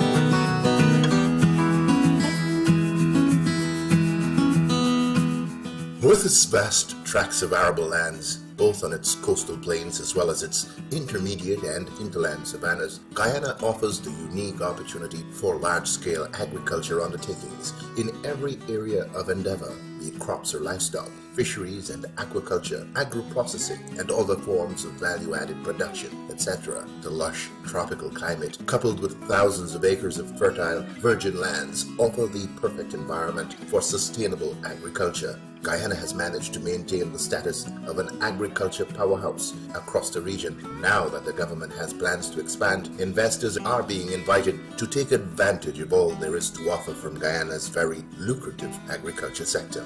Rice production has been at the helm of Guyana's agriculture sector for decades. As time passed, the government has been taking the necessary steps to ensure advances are made in the sector. Over the years, new varieties with improved qualities have been developed and put into cultivation. These varieties have been specially developed to be more resistant to pests and diseases and produce higher yields, allowing farmers to harvest more tons per acre. Guyana has also partnered with the International Institute for Cooperation on Agriculture, ICA, on the cultivation of a biofortified rice variety. Although still in the trial phase, this variety promises to be a game changer as it has a higher percentage of zinc, one of the only trace minerals considered a major player in the creation of DNA, growth of cells, building proteins, healing of damaged tissue, and supporting a healthy immune system. Once commercial production commences, this variety will attract preferential prices on the world market.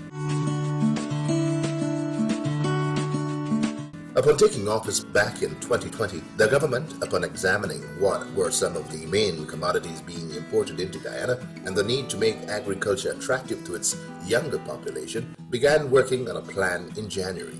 Guyana's head of state, President Dr. Irfaan Ali, launched the Agriculture and Innovation Entrepreneurship Program. This program targets youths from across the country and creates an enabling environment for them to cultivate high-value crops such as carrots, broccoli, and cauliflower, and utilizes climate-smart agricultural practices such as the use of shade houses. To date, 54 shade houses have been constructed. Markets for these commodities are also readily available, and the program has been extremely successful thus far.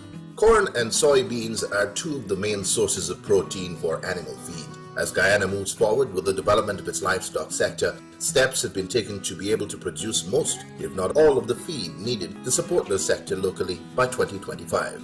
A successful project is currently underway in the Tacama Savannas in Region 10, with a local conglomerate realizing a successful harvest from its first trial. In its efforts to support this project, the government has allocated $887 million to upgrade the infrastructure, such as roads, storage, and drying facilities, to support the efforts of the investors in the intermediate savannas. Great advances have also been made in Guyana's livestock sector. More emphasis is now being placed on the production of improved breeds of cattle to supply the local and regional markets with required cuts of meat, milk, and other dairy products. Attention is also being placed on improved breeds of poultry, swine, sheep, and goat, given the growing demand for chicken, duck, pork, mutton, and goat meat. The government continues to support these efforts through the provision of artificial insemination services and other genetic material. Government has also advanced plans for the construction of state-of-the-art abattoirs in 3 regions of the country to support the development of the sector and meet the quality standards expected.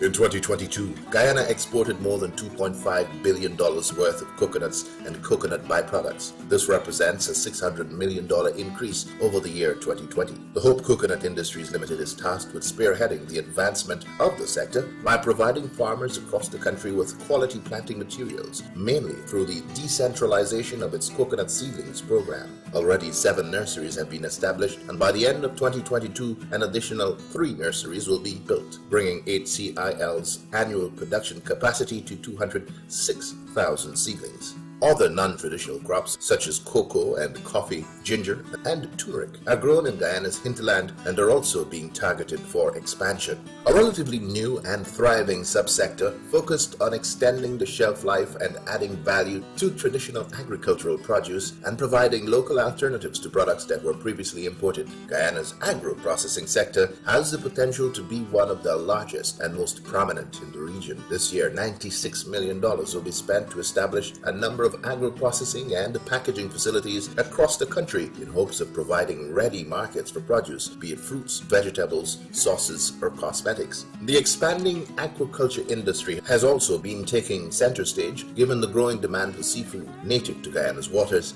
in the diaspora. Brackish water shrimp farming has been given a major boost with the establishment of large shrimp ponds as part of Phase 1 of a government-supported initiative to increase the production of the species. Through this intervention, brackish water shrimp production has moved from 250,000 kilograms mid-last year to more than 500,000 kilograms currently. Plans are moving apace for the introduction of deep-sea aquaculture through the use of marine cages, an effort to mitigate the reported decrease in catches, both locally and across the world. Because of the international demand for shrimp and prawns, work is also underway to identify and develop some 2,000 acres of land for shrimp farming. Several large-scale local farmers have already started work on the establishment of processing facilities to bring even more value to the sector.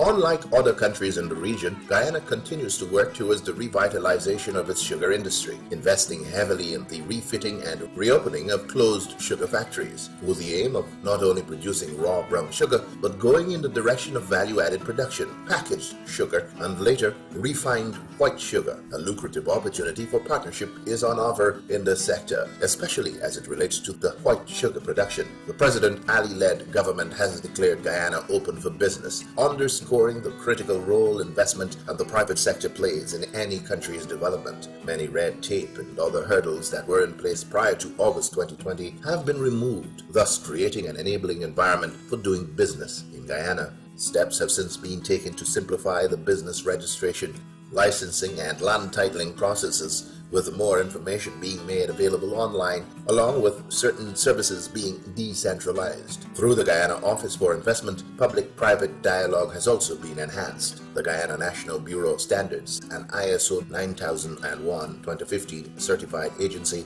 has also worked to promote and develop appropriate quality standards. Improvements have also been made to tax policies, and the CARICOM heads of state are currently working to develop a regional system to facilitate better access to financing.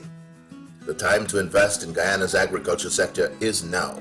Come partner with us as we work towards lowering the regional food import bill while achieving and sustaining regional food and nutrition security. Join us on this journey to realizing Vision 25 by 2025.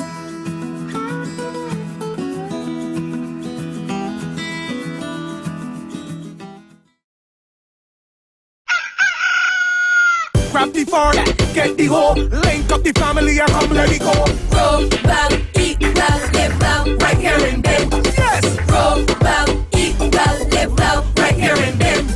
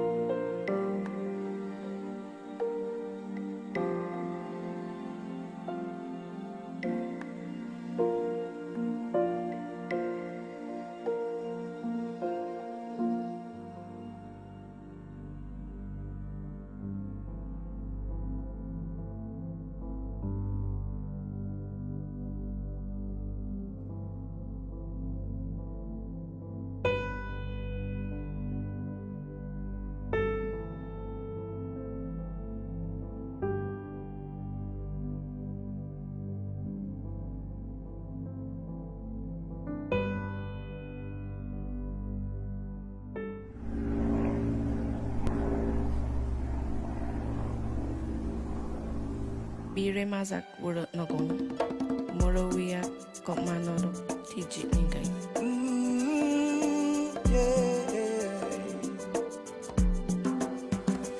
We are one Guyana, a place of peace, a place of love. We are one Guyana, it's paradise, it's our world.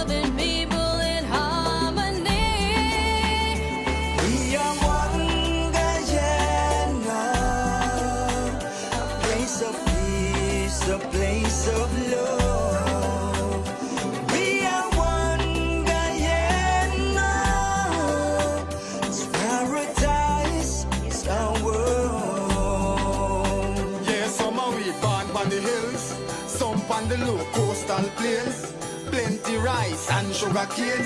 Same Guyanese blood in our vein. So make we burn out the hatred, time for erasing. Can't make that destroy. 6 races share the same space in this 83,000 square miles. We are one Guyana, a place of peace, a place of love.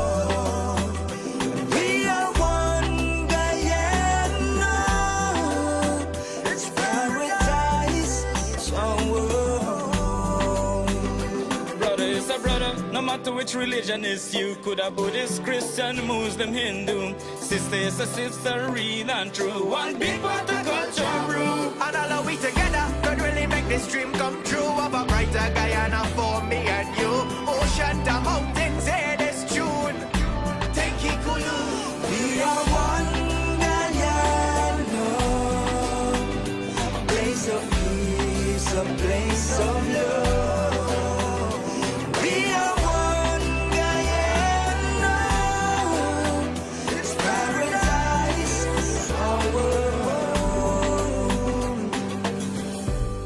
Runs deep like a beautiful rivers for Guyana. Oh, and when we stand as one, mighty like Montserrat for Guyana, for Guyana. Our life would be beautiful, just like Guyana. She's blessed us with her own, just got to embrace her. They say, together, give her a standing ovation. This great nation, a little gem of this world. Yeah, Guyana, a place of peace, a place of love. We are one Guyana, it's paradise, it's our world. We are one Guyana, a place of peace, a place of love. We are one Guyana, it's paradise, it's our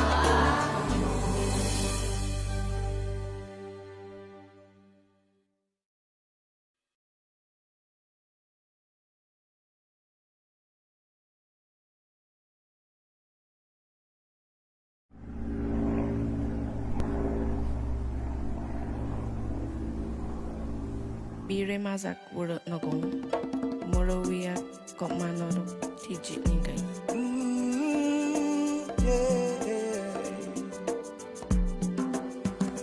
We are one Guyana, a place of peace, a place of love. We are one Guyana,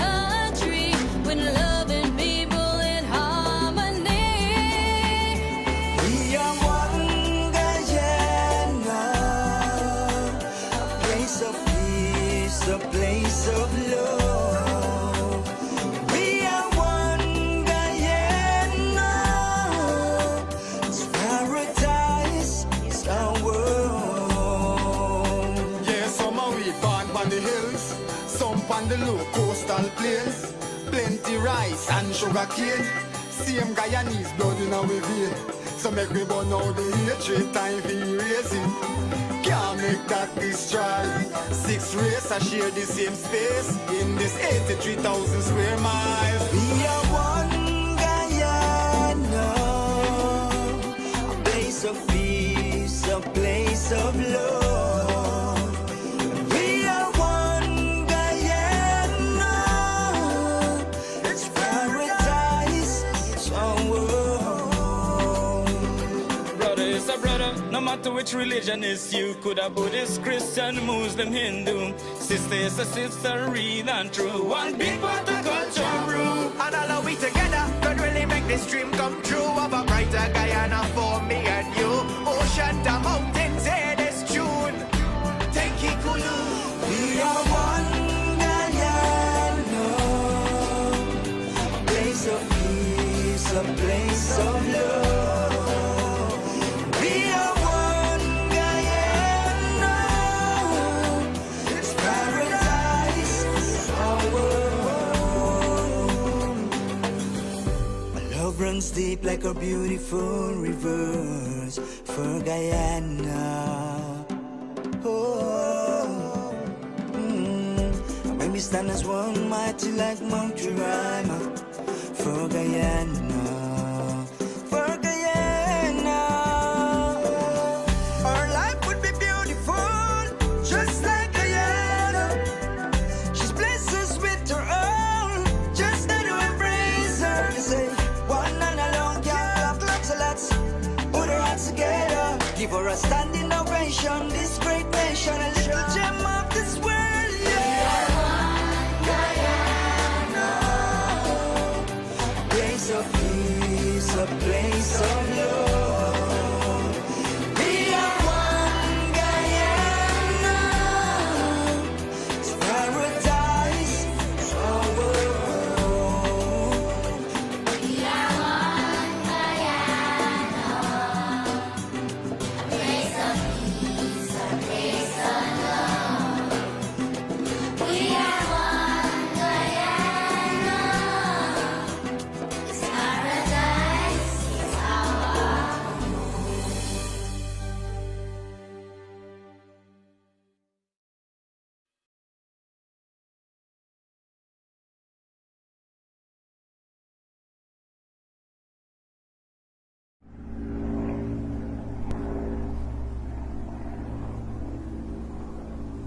Bire mazak wuro nogong.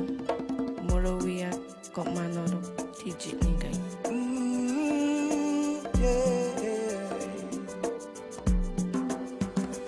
We are one Guyana, a place of peace, a place of love. We are one Guyana, it's paradise, it's our world.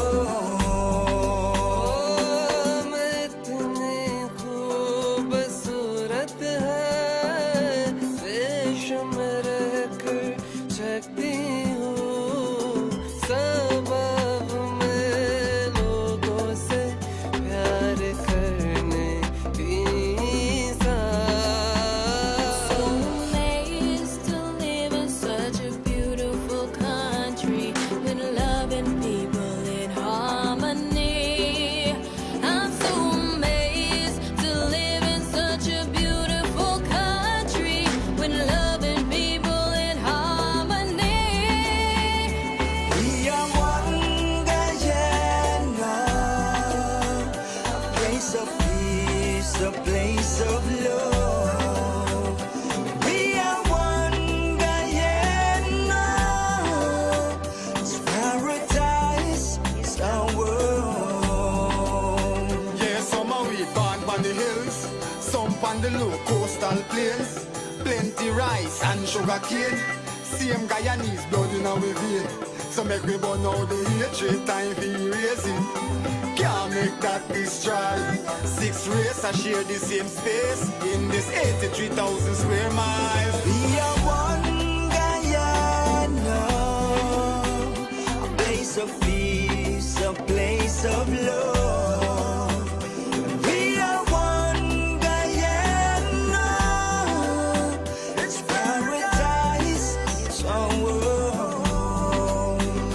Brother is a brother, no matter which religion is you. Could a Buddhist, Christian, Muslim, Hindu. Sister is a sister, real and true. One big part of culture brew. And all of we together could really make this dream come true of a brighter Guyana for me and you.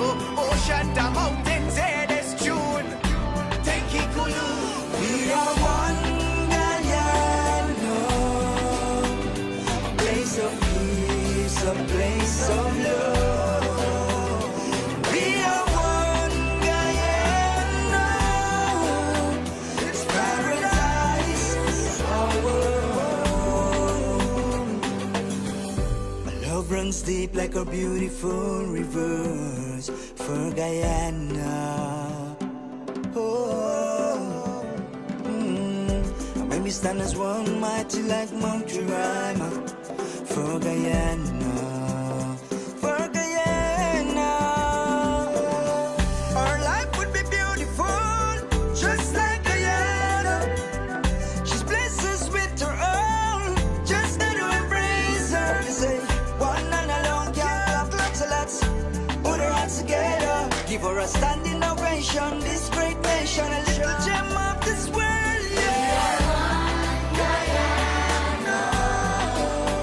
A place of peace, a place of love.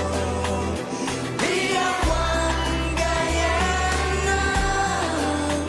It's paradise, it's our world. We are one Guyana. A place of peace, a place of love. We are one Guyana. It's paradise, it's our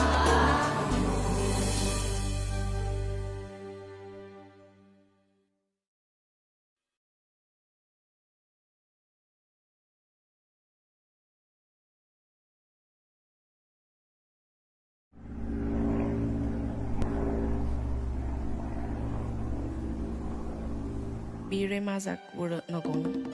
Morawia kok manoro tijik ningkai.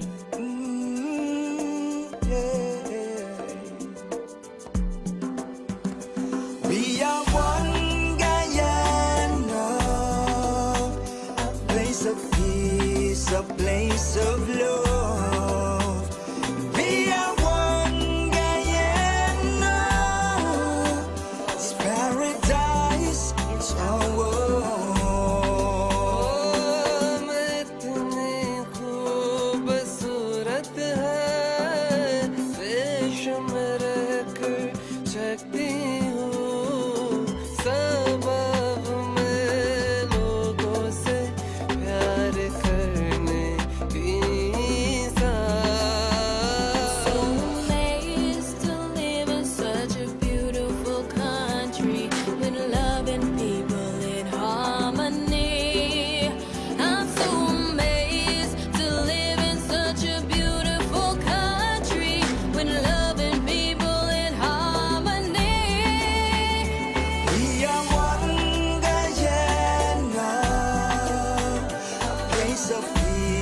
A place of love. We are one Guyana. It's paradise, it's our world. Yeah, some of we born on the hills, some on the low coastal plains. Plenty rice and sugar cane. Same Guyanese blood in our vein. So make we burn out the hatred, time for erasing. Can't make that destroy. 6 races share the same space in this 83,000 square miles. We are one Guyana, a place of peace, a place of love. We are one Guyana, it's paradise, it's our world. Brother is a brother, no matter which religion is you. Could a Buddhist, Christian, Muslim, Hindu. Sister is a sister, real and true. One big part of culture brew. And all of we together could really make this dream come true of a bright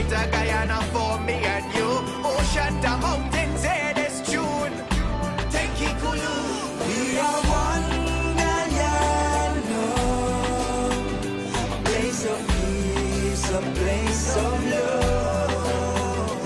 We are one Guyana. It's paradise, our world.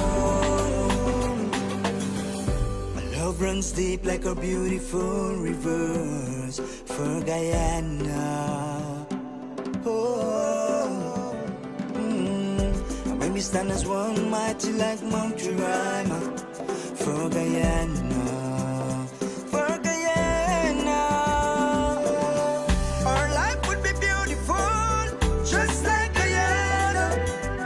She's blessed us with her own, just got to embrace her. You say, one and alone, can't clap, so let's put our hands together. Give her a standing ovation, this great nation, a little gem of this world, yeah. Guyana, a place of peace, a place of love. We are one Guyana, it's paradise, it's our world. We are one Guyana, a place of peace, a place of love. We are one Guyana, it's paradise, it's our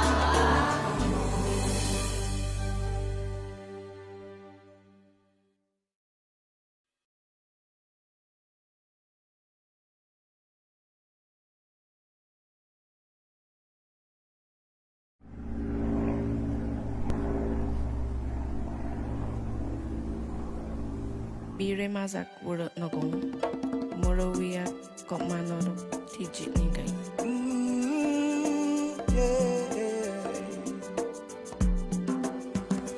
We are one Guyana, place of peace, a place of love. We are one Guyana, it's paradise, it's our world.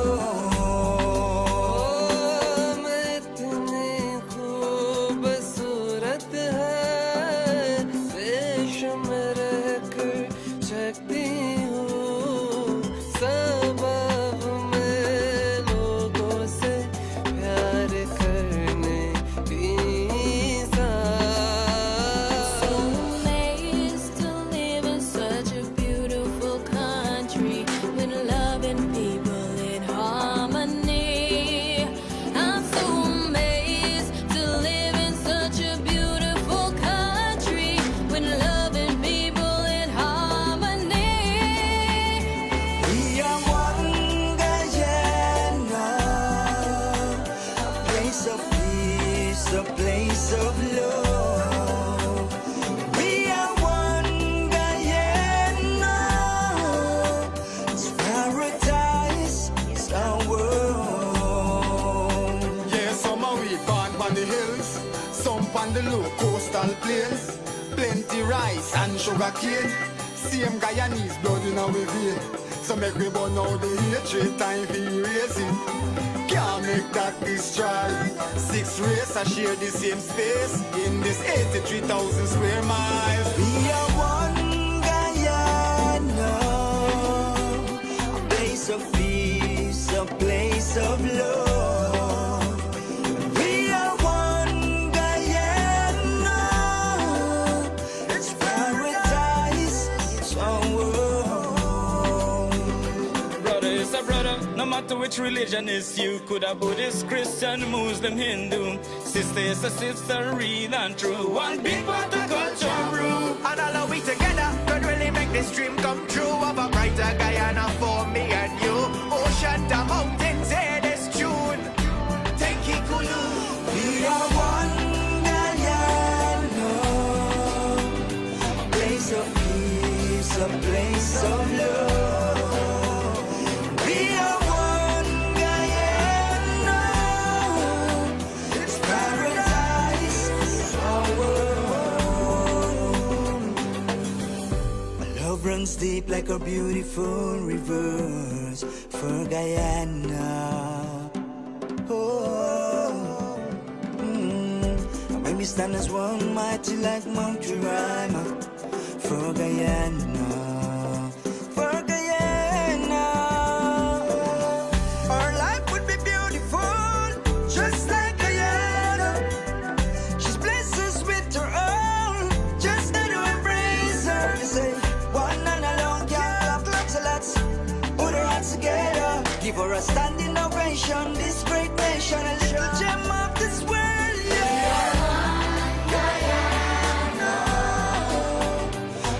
Of peace, a place of love. We are one Guyana. It's paradise, it's our world. We are one Guyana. A place of peace, a place of love. We are one Guyana.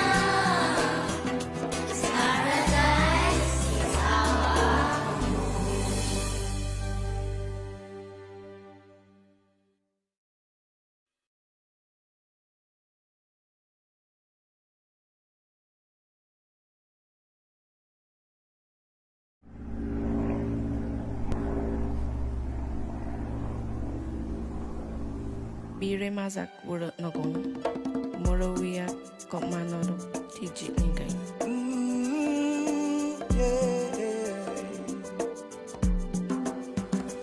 We are one Guyana, a place of peace, a place of love. We are one Guyana, it's paradise, it's our world.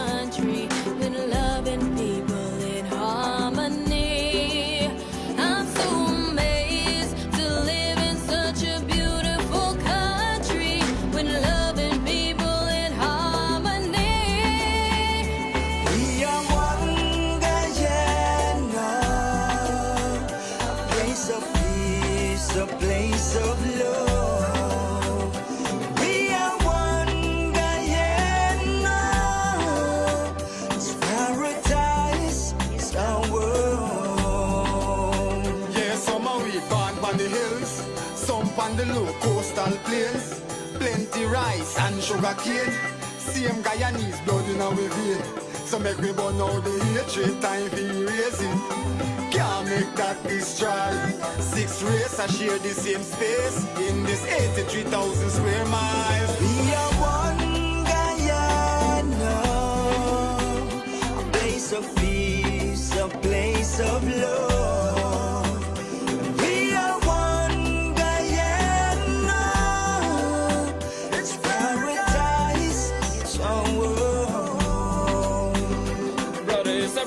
No matter which religion is you, could a Buddhist, Christian, Muslim, Hindu. Sister is a sister, real and true. One big part of culture brew. And all of we together could really make this dream come true of a brighter Guyana for me and you. Ocean to mountains, hear this tune.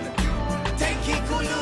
We are one Guyana, a place of peace, a place of love.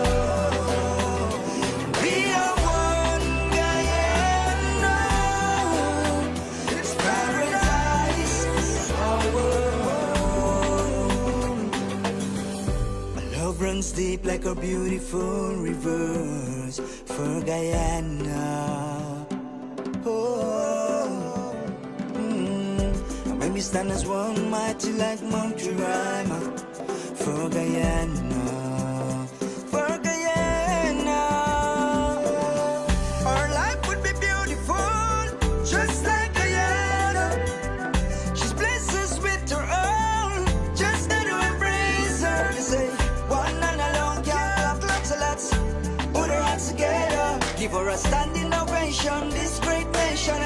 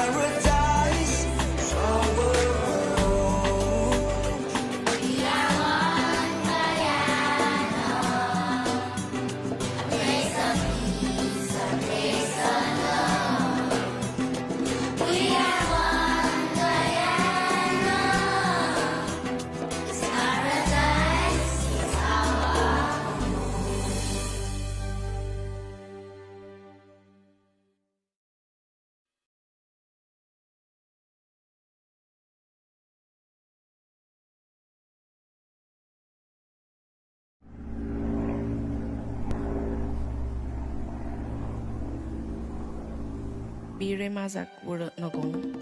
Morawia kopmanoro tijit ningai.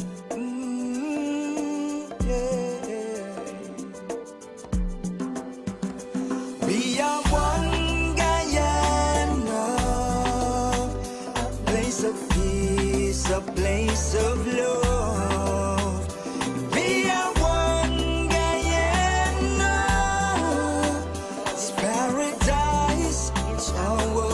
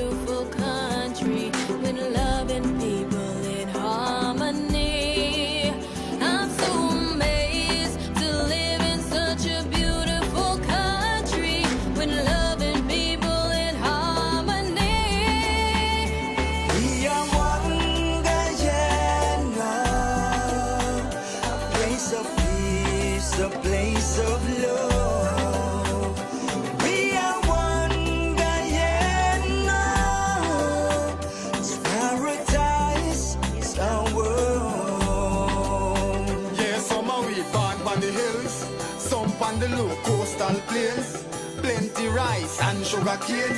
Same Guyanese blood in our vein. So make we burn out the hatred, time for erasing. Can't make that destroy. 6 races share the same space in this 83,000 square miles. We are one Guyana, a place of peace, a place of love. We are one Guyana, it's paradise, it's our world. Brother is a brother, no matter which religion is you. Could a Buddhist, Christian, Muslim, Hindu. Sister is a sister, real and true. One big part of culture brew. And all of we together could really make this dream come true of a brighter Guyana for me and you. Ocean to mountains, hear this tune.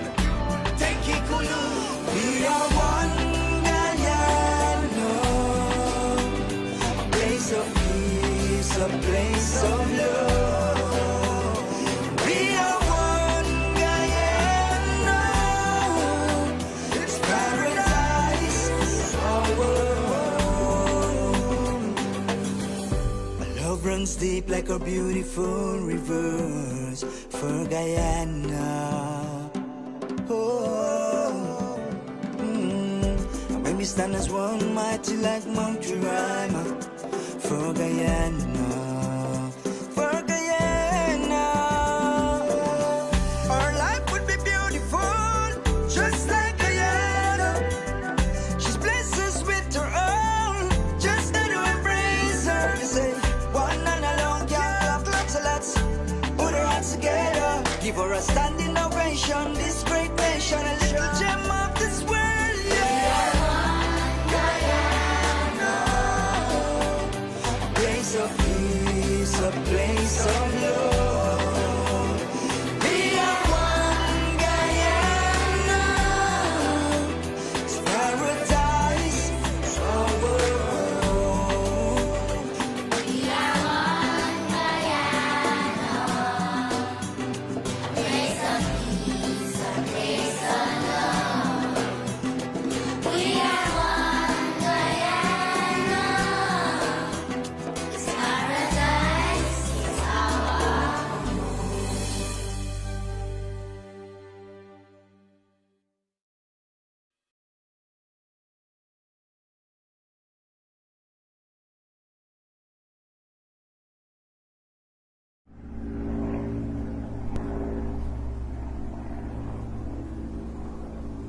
Bire mazak wura nogong. Morawia kopmanoro tijit ningai.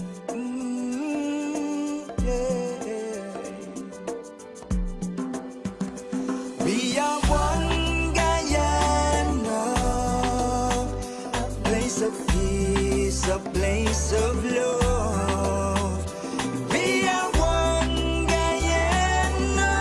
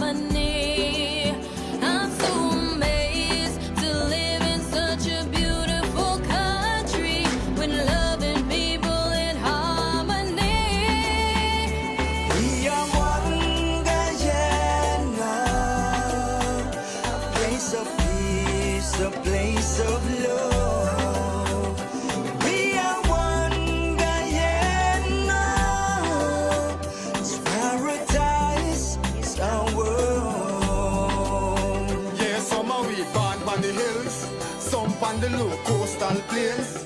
Plenty rice and sugar cane. Same Guyanese blood in our vein. So make we burn out the hatred, time for erasing. Can't make that destroy. 6 races are share the same space in this 83,000 square miles. We are one Guyana, a place of peace, a place of love.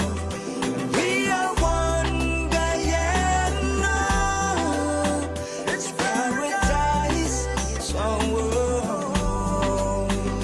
Brother is a brother, no matter which religion is you. Could a Buddhist, Christian, Muslim, Hindu. Sister is a sister, real and true. One big part of culture brew. And all of we together could really make this dream come true of a brighter Guyana for me and you. Ocean to mountains, hear this tune.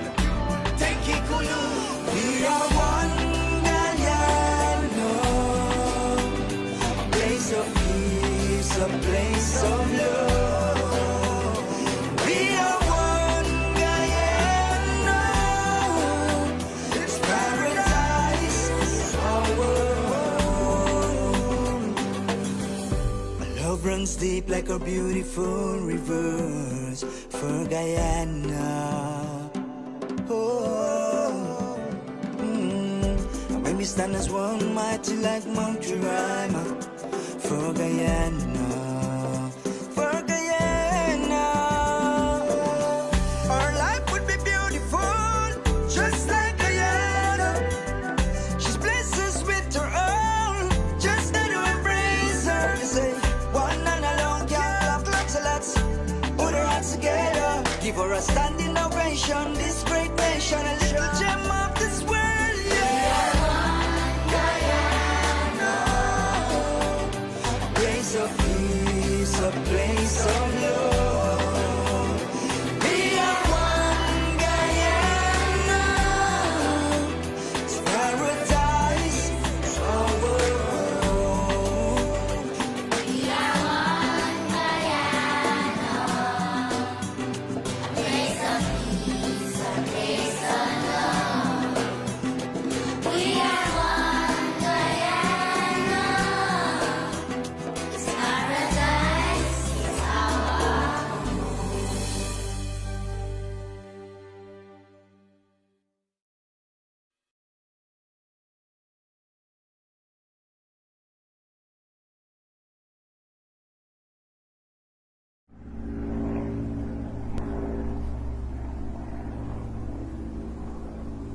Bire mazak wuro nogong. Morawia kopmanoro tijit nikai.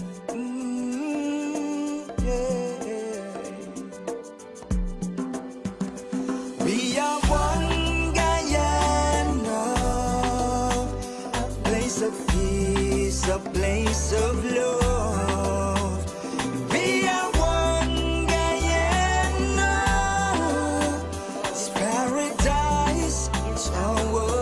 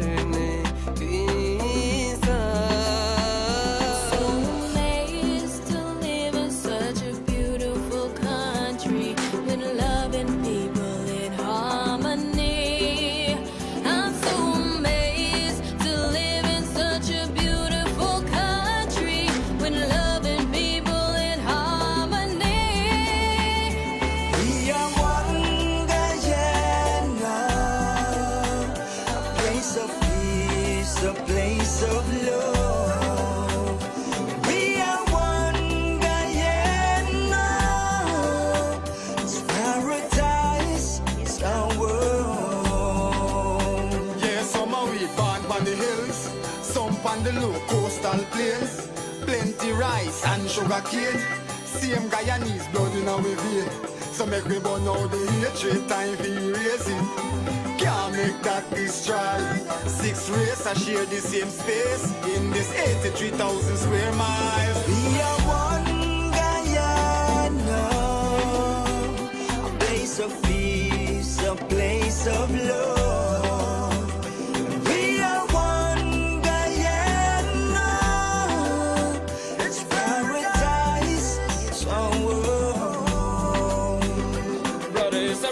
No matter which religion is you, could a Buddhist, Christian, Muslim, Hindu. Sister is a sister, real and true. One big part of culture brew. And all of we together could really make this dream come true of a brighter Guyana for me and you. Ocean to mountains, hear this tune. Take it cool. We are one Guyana, a place of peace, a place of love. We are one Guyana, it's paradise, it's our home. My love runs deep like a beautiful rivers for Guyana. Oh, and when we stand as one, mighty like Montserrat for Guyana, for Guyana. Our life would be beautiful, just like Guyana. She's blessed us with her own, just got to embrace her. They say one and alone can't clap, so let's put our hands together, give her a standing ovation. This great nation, a little gem of this world.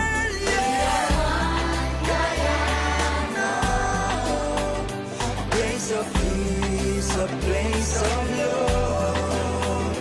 We are one Guyana, it's paradise, it's our world.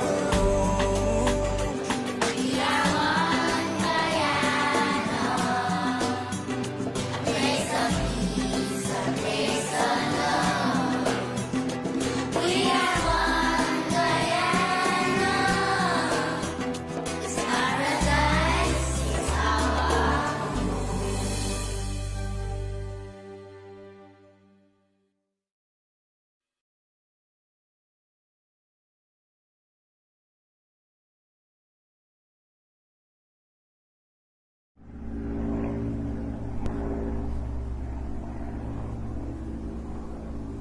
Bire mazak wura nogong, Morawia got manoro, tijit ningai.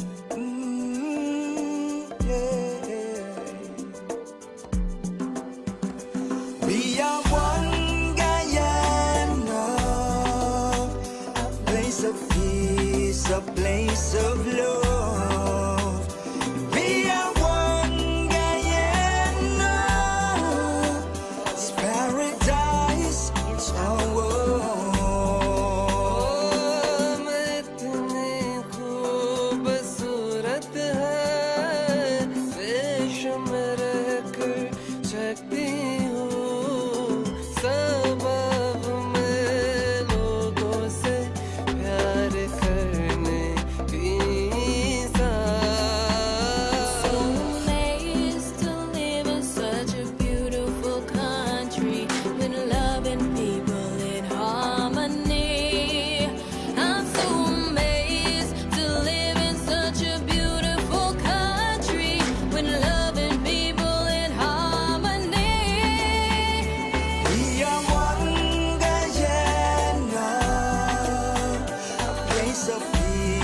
A place of love.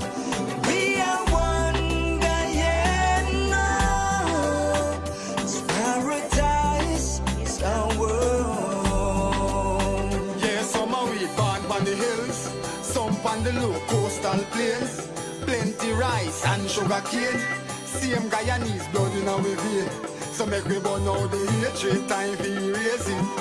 Can't make that destroy. 6 races share the same space in this 83,000 square miles. We are one Guyana, a place of peace, a place of love. We are one Guyana, it's paradise, it's our world. Brother is a brother, no matter which religion is you. Could a Buddhist, Christian, Muslim, Hindu. Sister is a sister, real and true. One big part of culture brew. And all of we together could really make this dream come true of a brighter Guyana for me and you. Ocean to mountains, hear this tune. Take it cool. We are one Guyana, a place of peace, a place of love. We are one Guyana. It's paradise, our world. My love runs deep like a beautiful rivers for Guyana. Oh, and when we stand as one, mighty like Montserrat for Guyana, for Guyana. Our life would be beautiful, just like Guyana. She's blessed us with her own, just got to embrace her. They say one and alone can't love lots of lots. Put her hands together, give her a standing ovation. This great nation, a little gem of this world.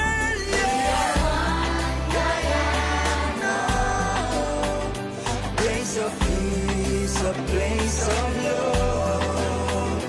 We are one Guyana.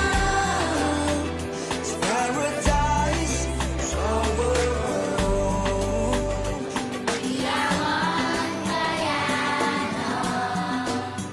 A place of peace, a place of love. We are one Guyana.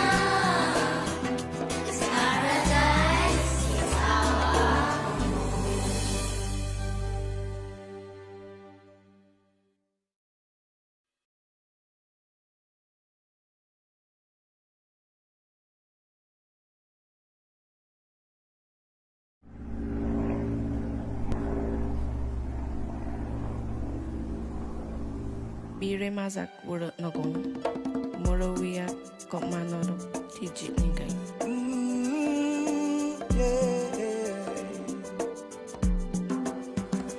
We are one Guyana, place of peace, a place of love. We are one Guyana, it's paradise, it's our world.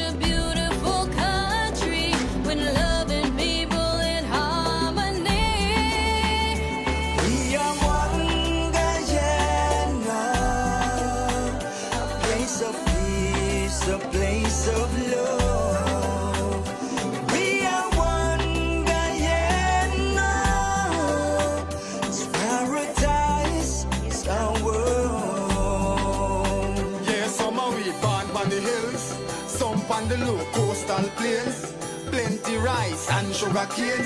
Same Guyanese blood in our vein. So make we burn out the hatred, time for erasing. Can't make that destroy.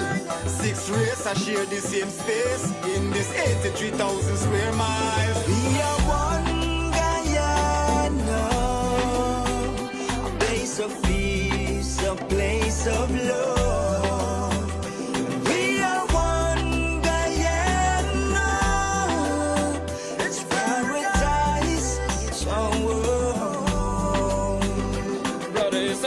No matter which religion is you, could a Buddhist, Christian, Muslim, Hindu. Sister is a sister, real and true. One big part of culture brew. And all of we together could really make this dream come true of a brighter Guyana for me and you. Ocean to mountains, hear this tune.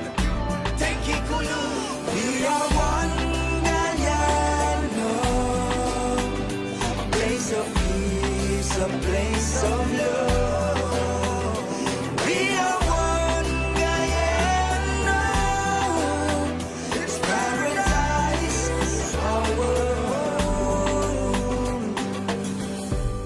Runs deep like a beautiful rivers for Guyana. Oh, and when we we stand as one, mighty like Mount Jerima. For Guyana, for Guyana. Our life would be beautiful, just like Guyana. She's blessed us with her own, just got to embrace her. They say, one and alone can't clap, so let's put our hands together. Give her a standing ovation, this great nation, a little gem of this world.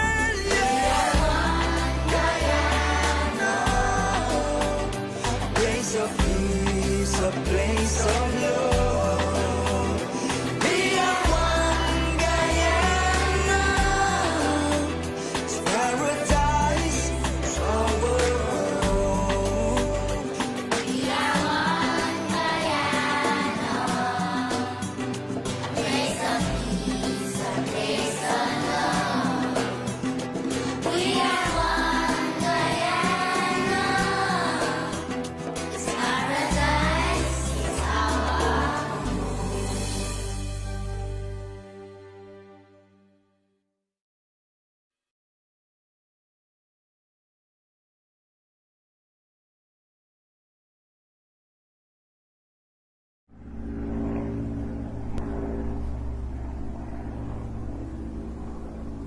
Bire mazak wuro nogong.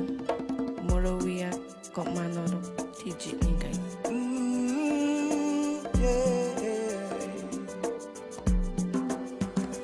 We are one Guyana, a place of peace, a place of love. We are one Guyana, it's paradise, it's our world.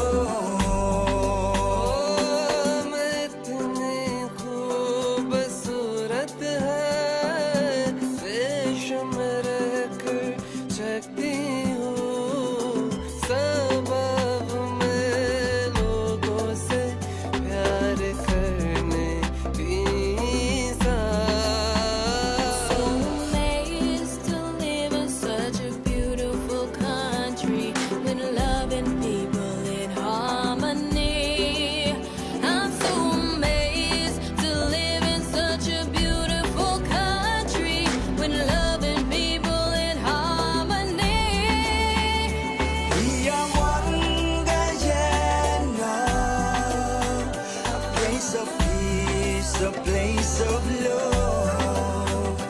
We are one Guyana. It's paradise, it's our world. Yeah, some are we born on the hills, some on the low coastal plains. Plenty rice and sugar cane. Same Guyanese blood in our vein. So make we burn out the hatred, time for erasing. Can't make that destroy. 6 races I share the same space in this 83,000 square miles. We are one Guyana, a place of peace, a place of love. We are one Guyana, it's paradise, it's our world. Brother is a brother, no matter which religion is you. Could a Buddhist, Christian, Muslim, Hindu. Sister is a sister, real and true. One big part of culture brew. And all of we together could really make this dream.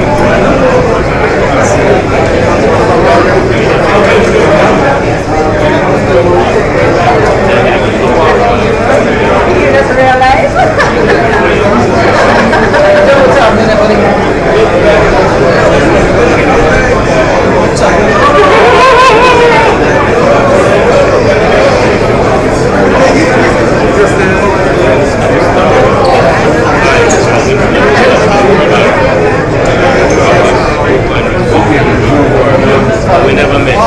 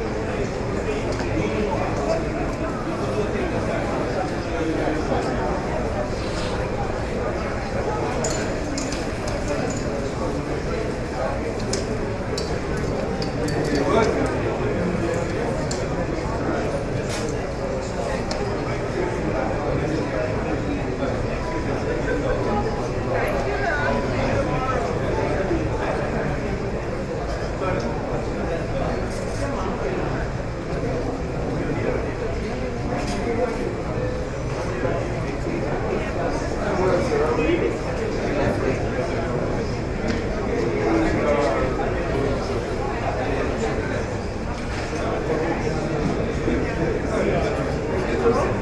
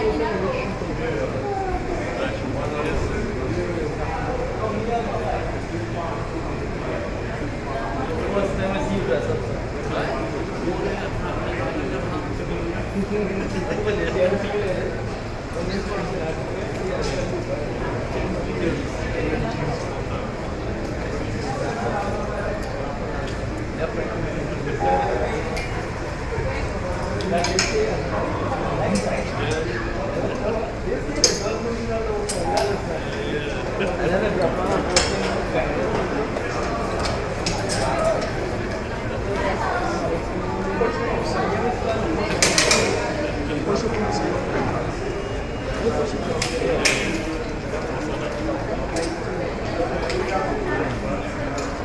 need to get a feet massage.